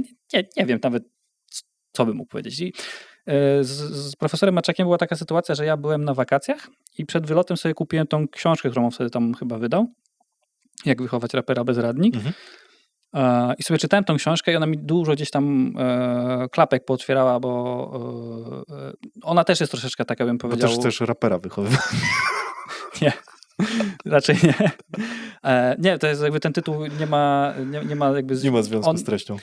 Tam jest ciekawy zabieg marketingowy zrobiony, ale bo tamta treść jest dosyć poważna i to, co on tam zrobił, to spróbował dojść do jakby audytorium swojego syna z poważnymi treściami w ten sposób. Wykorzystał popularność Maty, żeby sprzedać książkę? Wiesz, nawet nie wydaje mi się, żeby atrybuty finansowe tej książki miały znaczenie, tylko raczej po prostu, żeby dojść ze swoim przekazem, który jest taki, bym powiedział, no też zahaczał jakby kwestie społeczne, jakby gdzieś tam przyczynowo-skutkowość pewnych rzeczy, dlaczego dzieje się tak, a nie inaczej. Mega mądry gość ogólnie, nie? Tak. Jak ja po sobie czytałem tą książkę, to mówię, kurwa, ale fajnie byłoby sobie z nim pogadać. I nagle poszła taka inżynieria wsteczna, to no przecież w sumie jestem właścicielem dosyć dużego kanału, który w tamtym momencie i tak miał chyba już ponad, nie wiem, 200 czy coś. Mówię, czyli w zasadzie jakbym napisał do niego maila, to w sumie... To mógłbyś. To w sumie mógłbym, więc pamiętam, że jak wróciłem, to napisałem. Chyba po 4 minutach miałem odpowiedź. On napisał, że spoko. Myślę sobie, oj. Bo tego jeszcze nie robiłem, nie? No i jakby zrobiłem jeden. Potem zrobiłem jeszcze jakiś drugi w zastępstwie za Adiego, bo Adi się umówił z jedną osobą, z którą już robił parę wywiadów wcześniej, ale zapomniał, że ma operację przegrody nosa, więc nie chciał jej odwoływać, co poprosił, więc trochę był takie, wiesz, przełamanie tabu, nie? No bo jak już raz coś można, no to potem już, wiesz, można kilka razy. Więc więc takie to było takie bardzo, ja po prostu miałem chęć po prostu poznać, pogadać, zadać własne pytania, bo gdzieś tam, powiedzmy, ta książka jakiś tam wpływ na mnie wywarła. I to jest fajne, nie? Bo teraz zobacz, że no wiesz, nie każdy ma taką możliwość, nie? Że powiedzmy przeczytasz jakiegoś autora i nagle myślisz sobie, kurczę, więc się z nim i bęk, nie? Tak samo to dużo ludzi nie wie raczej, bo to nie jest jakoś super publiczne, ale na przykład mi się na przykład mega podobał ten serial 1670, ten na Netflixie, ta taka komedia.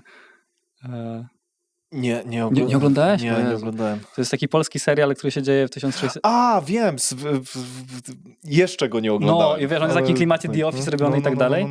No i tam jeden z tych aktorów, który tam gra księdza Jakuba, on wystawił na Wośpa, była kremówka w Wadowicach i i to w ogóle było mega popularne, dużo gdzieś tam portali się tym rozpisywało i my na przykład sobie, wiesz, wygraliśmy tą aukcję na przykład, nie? Więc tam będziemy mieli to spotkanie przed tym aktorem, nie? I to jest jakby fajne, że masz nagle dostęp do takich rzeczy, że po prostu jesteś w stanie robić rzeczy, których wcześniej byś na przykład nie pomyślał. I właśnie tak trochę jak... Nie sądziłem w ogóle, że nawet poruszysz ten temat, więc nie, jakby ja nie planuję... Ja dużo grzebię. Właśnie widzę. Więc nie planuję, żebym to był jakiś stały element. Natomiast nie wykluczam, że w przyszłości może się coś gdzieś tam podobnego wydarzyć. Jak ci się zachce z kimś gadać. No. Zajebiste, spoko. To ja trochę też tak mam, nie? Że jak właśnie czuję, że z kimś chcę pogadać, to go zapraszam. No i to jest piękna, wiesz, piękna rzecz, nie? Dlatego tu jesteśmy w ogóle. Rozmawialiśmy trochę o tym, ale jeszcze chciałbym to zamknąć klamrą. Czy ty widzisz siebie w przyszłości w jakiejś spółce, że zakładasz spółkę sam w przyszłości? Bo mówisz, że już jest tak trochę, że wy operacyjnie, a nawet w sumie komunikacyjnie nie siedzicie tak blisko z Adrianem. Czy to jest tak, że ty masz jakieś takie poczucie jeszcze, czy jakąś taką macie niepisaną umowę, że jak coś robicie, to będziecie to robić razem, czy myślisz o tym czasem? Znaczy, wiesz co, kwestia jest taka... Ja wiem, że zadaję któryś raz to pytanie, tak właśnie drugi widzę, raz. Tak jakbyś chciał konkretną odpowiedź uzyskać. Nie, bo mnie to bardzo ciekawi, nie? Bo ja osobiście nie brałem pod uwagę bardzo długo tego, żeby robić coś samemu jako biznes, nie? Dopiero od, nie wiem, może 1,5 roku myślę w ogóle o tym, że kurde, jeżeli to jest tak czasem trudne ze wspólnikami, to może rzeczywiście samemu to lepiej będzie szło, nie? Więc tak, jakby jeśli chodzi o przyszłość, ja muszę analizować różne scenariusze, nie? Żeby sobie kminić po prostu co, jak, gdzie, ale to nie chodzi o to, że są planowane scenariusze, tylko po prostu kminienie, nie? To jest jakby jedna z moich rzeczy, którą po prostu mam, ona czasami też potrafi prowadzić do tak zwanego overthinking, więc jakby ja dopuszczam wiele różnych możliwości, zarówno w moim życiu, jak i z tym, co się na świecie może dziać i tak dalej, nie? Jeżeli chodzi o biznes, no to ten obecny jest tak bardzo jeszcze nie, jakby to powiedzieć, nie wyeksploatowany, to nie jest dobre Niedokończony? słowo.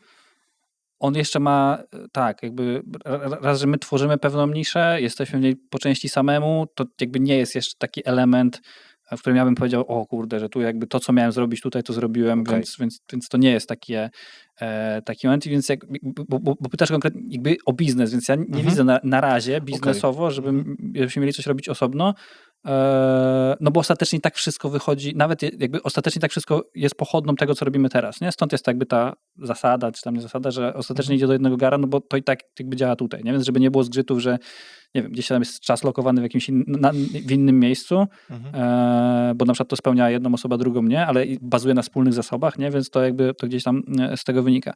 Teraz na poziomie biznesowym ja nie mam takiego poczucia, natomiast to, co ja ci też mówiłem jakby wcześniej, że ja nie mam przekonania, czy ja umrę jako biznesmen, czyli zakładam, że mogę robić w przyszłości inne rzeczy, które nie będą stricte biznesowe albo nie będą w ogóle biznesowe, ale będą po prostu moje, nie? Ale to jakby nawet nie jestem w stanie powiedzieć tobie co, w sensie, bo to są pewne rzeczy, które ja gdzieś w jakiś sposób wyczuwam, że w przyszłości mogę się zajmować zupełnie innymi aspektami życia publicznego niż teraz. No to w takich sytuacjach dopuszczam jak najbardziej, no bo... Okej. Myślisz o jakiejś polityce? Nie, bo polityka to jest, wiesz, to jest bagno. No to jest to jakby po pierwsze, no nie, ale chodzi o to, że powiedzmy działanie, które jest skupione na rozwoju społeczeństwa jakimś, nie? Czyli takie bardzo... Typu fundacja dla dzieciaków rozwoju, nie wiem, ich mentalu. Ja na przykład tak bym się Okej, no ale utożsamił. właśnie o to mi chodzi. No, w sensie, no, dla mnie akurat może nie taka, ale powiedzmy robienie czegoś, co ma faktycznie duży impact, ale tu nie chodzi, ale taki jakby realny impact, nadal oparty o pewne zasady rynkowe, nie? Bo jakby kumam, że są pewne fundacje, które pomagają jakby, nie wiem, łagodzić cierpienia i tak dalej. Mi bardzo interesowało, jakby mając doświadczenie biznesowe, kumając pewne zasady rynkowe i tak dalej, po prostu tworzyć coś, co dla mnie nie jest non-profit. Okej, czyli poskłada się tak, żeby jeszcze na siebie zarobiło i żeby się jeszcze rosło, tak? I po prostu to ma się utrzymać i na przykład realizować jakiś cel. No to zakładam, że coś takiego, no bo to by było stricte moje i tak dalej, nie? W sensie takim, że to ja chcę to robić, na przykład, ale to być kompletnie nie dla niego i tak dalej. No to wiesz, zakładam, że kiedyś w przyszłości, jeżeli będę na takim etapie, no to wiesz, no mówię, my jesteśmy młodzi jednak jakby nie patrzeć, nie? Więc jak pytasz, czy dopuszczam, no to oczywiście, że dopuszczam, nie? Ale Jasne. czy planuję? No na razie nie, nie? Fajnie, tak mam wrażenie, że Grzegorz Warzecha tak właśnie idzie, że on teraz będzie szedł w biznes, który będzie totalnie inną skalą i że myślę, że to będzie miliardowy biznes za jakiś czas związany właśnie z medycyną. Spoko.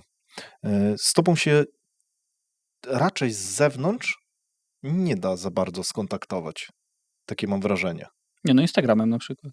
Tak? Cały czas odpisujesz dużo ludziom, Tak? więc Odpisujesz jeszcze na tak, w sensie Instagramie. podejrzewam, że kiedyś Okej. chcesz zmienić, ale na Instagramie da się. Dobra, bo co? ja myślałem, nie, to tak wiesz, tak sobie myślałem, że zbudowałeś sobie jakiś taki trochę mur, nie? Dookoła siebie, żeby, nie wiem dlaczego, ale rozumiem, że nie. To jest tylko tak, że nie czytasz maila, tak? Nie czytam po prostu, jakby dla mnie ta forma, ale to miałem Ta zawsze forma. z tym problem, po prostu Okej. od zawsze po prostu, nie wiem, mail jest dla mnie jakimś takim, nie wiem skąd to się bierze, ale mail jest dla mnie straszny, ale to dalej przez maila da się ze mną skontaktować, tylko po prostu jakby to, co tam trafia do mnie, to do mnie trafia ostatecznie. Okej, nie? czyli to takie mylne moje wrażenie, że próbujesz się w jakiś sposób obudować? Bo wiesz, określenie mur trochę jest jakbyś po prostu się chciał ochronić od świata i wypierdalać wszyscy, nie? Natomiast no mam tak, że staram się, w sensie widzę jak bardzo upraszczanie pewnych czynności życiowych i znowu to jest ta kwestia trzymania pewnej przestrzeni na uwagę, którą gdzieś poświęcasz na różne rzeczy, nie? Więc zakładam, że pewnie referuję, że całe nasze spotkanie, które tu ustawiliśmy, no to jakby nawet ze mną nie gadałeś, tylko gadałeś z Eweliną, tak? No tak, ale to powoduje, że wiesz, jakby zobacz, ostatecznie jesteśmy tu i sobie rozmawiamy na luzie, nie? Tak. I jakby ja nie musiałem kompletnie poświęcić uwagi. No rozumiem, że to mógłby być marnowanie czasu. No, inaczej, no nie byłoby to marnowanie, ale powiedzmy, jeżeli ja mam możliwość, żeby zrobił to ktoś za mnie, a w tym czasie ja robię inne rzeczy, które mnie napędzają, no to jest jedna z najlepszych inwestycji po prostu, kiedy po prostu rzeczy, które ostatecznie i tak musisz w życiu wykonać, a jesteś w stanie zrobić to, nie wiem, taniej innymi rękami, no to gdzieś trzeba iść w tym kierunku. Okej, czyli na przykład gotujesz tylko wtedy, kiedy uznajesz, że lubisz, a tak to raczej masz to zautomatyzowane. Czy jest sprzątanie i tego typu rzeczy? Tak, ja to akurat mam jakby codziennie rano przychodzi do mnie pani Marzena i ona tam jakby, ja mam tam też dietę ustawioną konkretnie tam od mojego dietetyka, więc ona jakby przychodzi, gotuje mi na cały dzień tam wszystkie posiłki i też jakby dodatkowo jeszcze zajmuje się mieszkaniem. Ostatecznie wychodzi mi to taniej niż jedzenie na mieście. Okej, spoko. Niewiele, ale taniej, nie? W sensie jakby lepiej, zdrowiej, taniej, z wiadomych składników. No tak, masz kontrolę nad tym. Masz kontrolę i tak dalej. Więc tak, więc to mam gdzieś tam poukładane. I to wiesz, to znowu jest kwestia, bo dużo ludzi blokuje się przy czymś takim, bo jednak popkultura nas wykształciła takie przekonanie, że na przykład jak masz osobę, która ci gotuje, albo jak masz kierowcę, na przykład to w ogóle musisz być turbozarobasem, nie? Jakimś miliarderem, nie? No. A jak sobie popatrzysz, no nie wiem, jeżeli ktoś w ogóle na przykład wykonuje, nie wiem, 60 albo 80 tysięcy rocznie samochodem i robi to samodzielnie, no to kurczę, nie? W sensie to przecież kierowca, któremu zapłacisz, nie wiem, 5 albo 6 nawet, no to ci jest mega w stanie, nawet jakbyś dychę zapłacił, nie? To ci jest w stanie mega dużo, że tak powiem, czasu odzyskać, nie? Który ty poświęcasz na coś innego, nie? Tylko, i to naprawdę jest bardzo powszechny problem, że ludzie się boją tego, co ludzie powiedzą, rodzina, znajomi i tak dalej, odjebało, albo że wiesz, przeskalują, że są dużo bogaci niż faktycznie są i to jest jakiś też tam pewien strach, nie? Więc nie, muru nie mam, natomiast staram sobie układać życie tak, żeby czuć się w nim komfortowo, nie? I jak najbardziej sprawczo. Okej. No, z Frankiem o tym rozmawiałem też, bo on też mówił, że optymalizuje właśnie takie rzeczy tego typu, ale że jest jeszcze właśnie pewien level, z którym nawet jemu jest niewygodnie, nie? Tak jak powiem o tym przykładzie, że no, są ludzie, którzy mają na przykład w domu nie wiem, jak to nazwać, no, kogoś takiego asystenta, no nie chcę go nazwać lokajem, bo to się trochę pejoratywnie może kojarzyć, ale no kogoś, kto ci przyniesie coś z lodówki, jak siedzisz na kanapie, nie? No to już jest taki poziom, który no, jest dosyć abstrakcyjny dla większości ludzi, nie? No nawet mówię, nawet dla ludzi, którzy są zarobasami, Tak, że tak tak. powiem, nie? Więc jakby... No to już jest taki poziom takiego naprawdę wysokiego arystokracji, nie? Ja w ogóle słyszałem, nie wiem czy to jest prawda, ten najdroższy hotel w Warszawie, Raffles europejski, ja słyszałem, że tam w pokojach nie ma szczotek do toalety. Prawda? Jak ubrudzisz, to wołasz obsługę i czyszczą.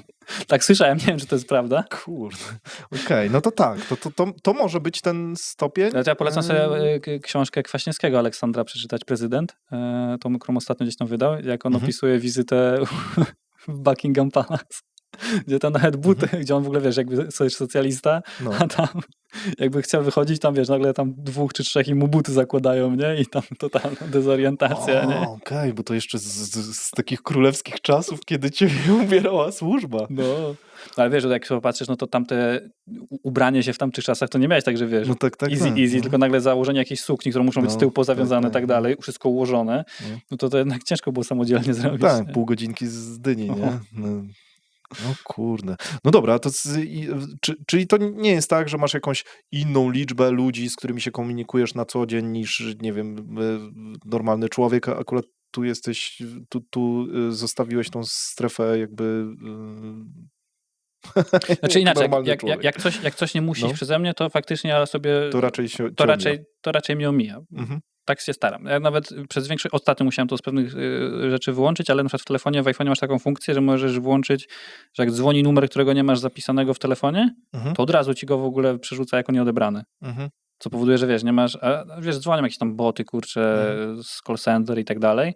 Totalnie masz to wycięte. To jest problematyczne w momencie, kiedy, nie wiem, wykonujesz jakąś czynność, nie wiem, cywilnoprawną i potrafią się z tą kontaktować jakieś tam urzędy, banki i tak dalej, no to faktycznie to jest, wtedy muszę to wyłączyć i potem przez jakiś czas działam w takim trybie, że mi telefon brzęczy, ale potem jak wiem, że nie ma takiej sytuacji, wyłączam to i nagle, wiesz, na końcu sobie patrzę te numery, na koniec dnia, patrzę w Google, czy jakieś tam spamy, czy nie, jak coś w ogóle gdzieś mi nie znajdzie, to odzwaniam na przykład, albo piszę SMS-a, nie? Okej. No to jest w ogóle, zobacz, telefon jest bardzo takim ciekawym urządzeniem, że dużo ludzi jeszcze jak dzwoni, to odbiera, nie? Więc ostatecznie jakby nie masz kontroli nad swoim czasem, nie? Tylko... Ale to podobno to jeszcze u nas tak działa, bo w Stanach chyba ludzie już też większość reaguje tak jak ty. Z tego co mi się wydaje kulturowo. Tak przynajmniej słyszę o sprzedaży, Możliwe. że cold calling w Stanach po prostu jest trudny, bo mało ludzi odbiera. No, i wydaje mi się, że w Polsce może tak być, albo w ogóle w tej części Europy. No możliwe, bo to jakby nie patrzeć na takim poziomie ludzkim, no to dlaczego ty masz odbierać ten telefon w tym momencie, kiedy na przykład, nie wiem, masz obiad z rodziną, nie? Tak. Mnie to strasznie frustruje, jak jem z kimś na przykład i wiem, że ta osoba odbiera telefon, który wiem, że jakby mógłby być później odebrany, to nie jest nic pilnego. I ona jakby, hello, nie? Jakby my siedzimy, jemy, rozmawiamy, nie? To jakby to może poczekać, nie? Jakby ja tak staram się robić. O ile coś jest, chyba, że coś jest mega pilne, nie? No to jest luz.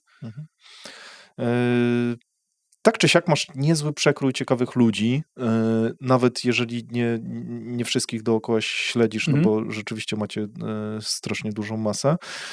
Czy masz kogoś, kto cię dzisiaj tak naprawdę inspiruje, że właśnie więcej go konsumujesz niż innych treści?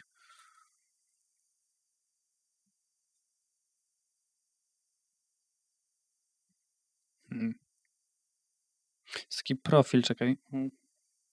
Ale to nie jest, nie wiem, kto za tym stoi, ale jest taki fajny profil, który... Muszę go znaleźć, jak on się nazywa. Mam tryb samolotowy.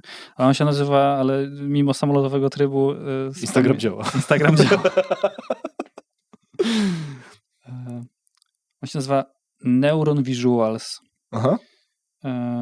I tam są takie ciekawe jak sobie wpiszesz, to są takie jakby ciekawe obrazki dotyczące trochę filozofii, trochę Ja kojarzę, ja chyba to nawet takie czarno-białe, czarno-białe, no. No. No i- Mam kilka takich profili, które śledzę, bo w podobnej konwencji. No i to jest mega spoko, nie? Bardzo. Mam też jakieś poobserwowane takie profile, nie wiem, z cytatami stoickimi na przykład, nie? Też Spoko. mam, nie? Stoicyzm to też jest temat, w który wjeżdżam powoli. To jest ciekawe, bo to jest jakby nie powiedzieć bardzo stara filozofia, która jednak w dzisiejszych czasach dalej ma zastosowanie, nie? To takie rzeczy się rzadko zdarzają. Tak, no. Też szukam takich uniwersalnych zasad, które są stare. Dobra, a wyobraźmy sobie, że wszyscy ludzie świata mają przymus robienia kanału YouTube, bo mamy soczewki, które wiesz, które ci skanują to, co widzisz, Aha. w sensie nagrywają i AI, który to składa w czasie rzeczywistym i masz, wiesz, codziennie wrzucane odcinki. Z całego dnia? Nie z całego dnia, tylko AI ci, wiesz, robi taką, wiesz, miazgę, ale taką, żeby była ciekawa, tak jak Netflix, nie? I teraz mamy taki przymus i każdy ma taki kanał, to kogo oglądasz? Nie pytaj, skąd to pytanie mam. Nie, bo zastanawiam Byłem się, daleko.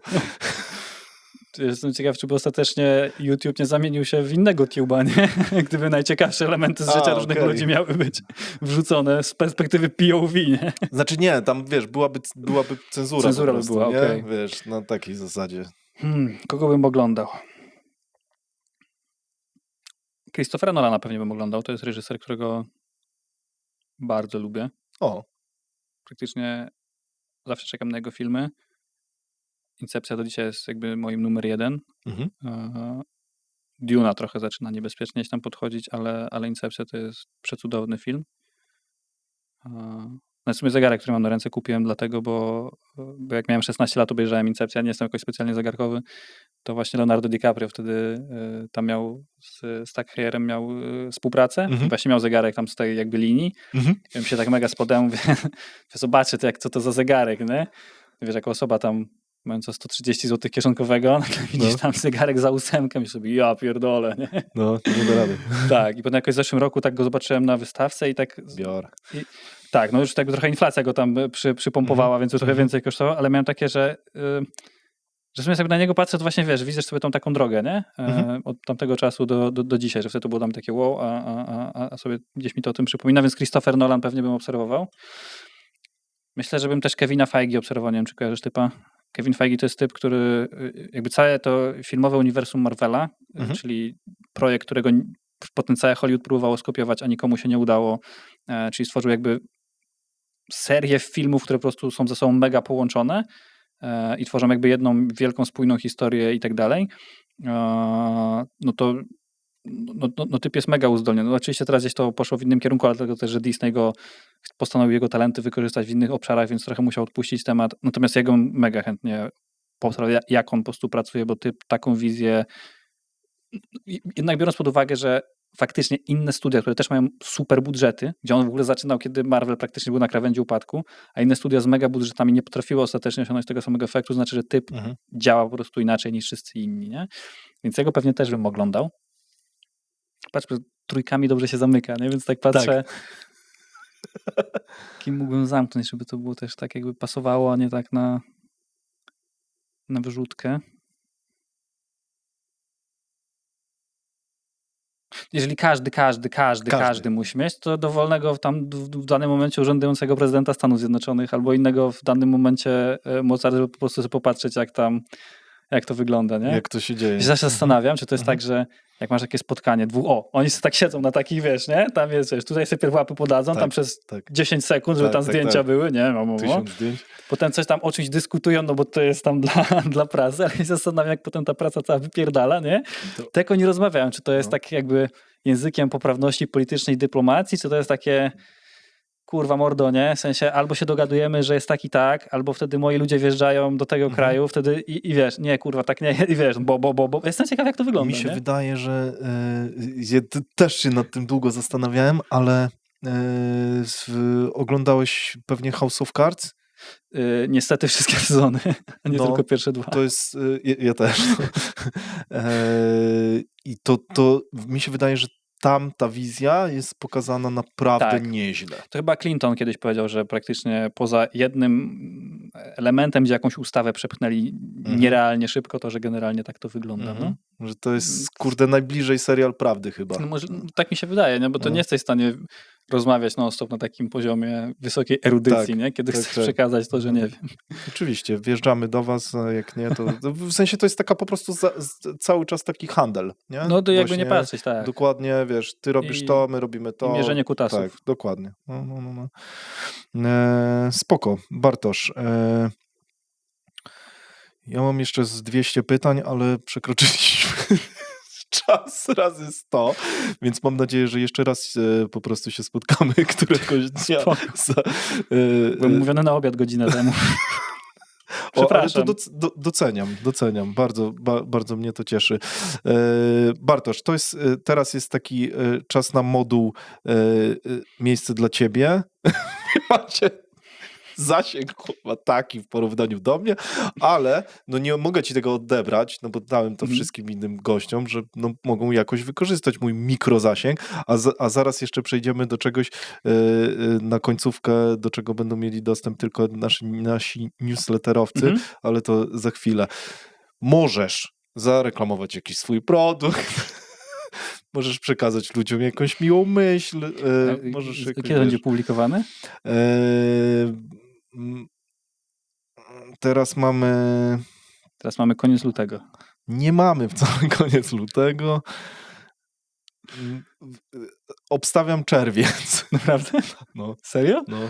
Kurwa, to mogłeś mi powiedzieć, to bym się tak nie cackał z tymi rzeczami, co się cackałem odnośnie, że nie Ale mogę mówić. kurwa, rzeczywiście. No bo to już będzie po. Rzeczywiście. To ja jestem głupi. Dobra, to dawaj wszystko, wylewaj. No nie, no teraz Nie, to już ale wiesz. nie, rzeczywiście. No, to ja nie połączyłem kropek. Ale może pójdzie trochę wcześniej. No wiesz, ja tak Wow. obstawiam. Nie? Ale my mamy content. Nie, tak, no zajebiście, już, to ja wiesz, wiem o co zrobiony. chodzi, nie? Wow, panie, kurwa. Ale to jest zawsze tak, że ktoś do mnie przychodzi, jak ja emituję odcinek, to on mówi: o kurwa, to było przecież stary tak dawno, to dzwoni do mnie: ty, dawaj następny odcinek, bo już się wszystko zmieniło, nie? No właśnie, Totalnie, nie? Właśnie ta myśl tak przebrnęła tak przez moją głowę. I właśnie, i tak będzie, nie? To może powiem tak. Wejdźcie sobie na mojego Instagrama, Kolancjusz, i cokolwiek się będzie w tym czerwcu działo, to tam pewnie będzie można to zobaczyć.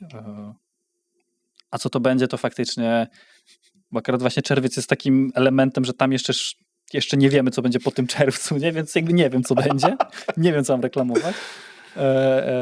I wykorzystać zasięg, także to chyba będzie najlepsza opcja, jaką mogę zrobić. Spoko. Zapraszamy, podlinkujemy na pewno Instagrama. Dzięki bardzo słuchaczu, że z nami byłeś przez tak długi czas. A jeszcze dla ludzi, którzy subskrybują nasz totalnie darmowy newsletter, za darmo i bardzo rzadko w waszych skrzynkach mailowych. Taki claim. Chyba do tej pory jeszcze jedną wiadomość wysłaliśmy, więc naprawdę rzadko. Ale mam taki stały Zeszyt? też element programu, taki zeszyt, tylko nie wiem, gdzie jest początek, a gdzie jest koniec. Chyba pusty w takim razie. Trochę pusty. I tu mam taką myśl od poprzedniego gościa, Okej. ale nie wiesz którego. Okej. I ja też nie wiem od którego, w sensie ja nie czytałem jeszcze tej myśli. Dobrze. Taka rzecz. I to może być pytanie, to może być myśl, cokolwiek. I mam nadzieję, że uda mi się to przeczytać. Ściskam zbieraczy. Krótka wstawka z podsumowaniem. Dzięki, że zostałeś do końca. Zgaduję, że jako jeden z nielicznych chciałbym ci się odwdzięczyć. Zauważyłem, że YouTube zaczyna zamykać się na komunikację bezpośrednią z widzami, więc stworzyłem listę mailingową do tego celu. Tylko tam będę publikował niektóre treści, te, które uznam za najbardziej wartościowe lub intymne, bo uważam, że tam będą tylko ludzie, którzy najbardziej mi ufają. Zadbam, żebyś nie przestał. W mailach możesz spodziewać się m.in. zakulisowych nagrań z gośćmi. Co ważne, nigdzie indziej niepublikowanych. Wartościowej wiedzy o YouTube dla biznesu i sprzedaży, bo tym trochę się jaram, i oczywiście wszystkich informacji przydatnych w rozwoju biznesu, zarządzaniu, ogólnym rozwoju, wzroście, diecie, ćwiczeniach, rutynach i tym podobnych. Będą tam tylko wartościowe materiały wysyłane rzadko. Pewnie raz na miesiąc będzie dobrze, ale to też dopiero za kilka miesięcy. Obiecuję ci, że nie będę używał automatyk z dużą częstotliwością. Wszyscy znamy miejsca, gdzie codziennie dostajesz maile z naciskiem na zakup 100 kursu. Mnie to też wkurza i wiem, że nie zadziała w moim przypadku. Wierzę, że jak masz coś wartościowego, to nie musisz do tego natarczywie namawiać. W skrócie, jeśli znajdę coś wartego twojej uwagi, podzielę się tym z tobą. Jeśli nie, to nie pojawię się w twojej skrzynce. To pewna osobista obietnica. Dzięki za zaufanie i za twój czas, bo to najcenniejsze, co mogłem od ciebie dostać. Jestem twoim fanem i mam nadzieję, że dzięki temu kanałowi coś kiedyś będzie dla ciebie prostsze, tak jak zaczyna być dla mnie. Wracam gadać.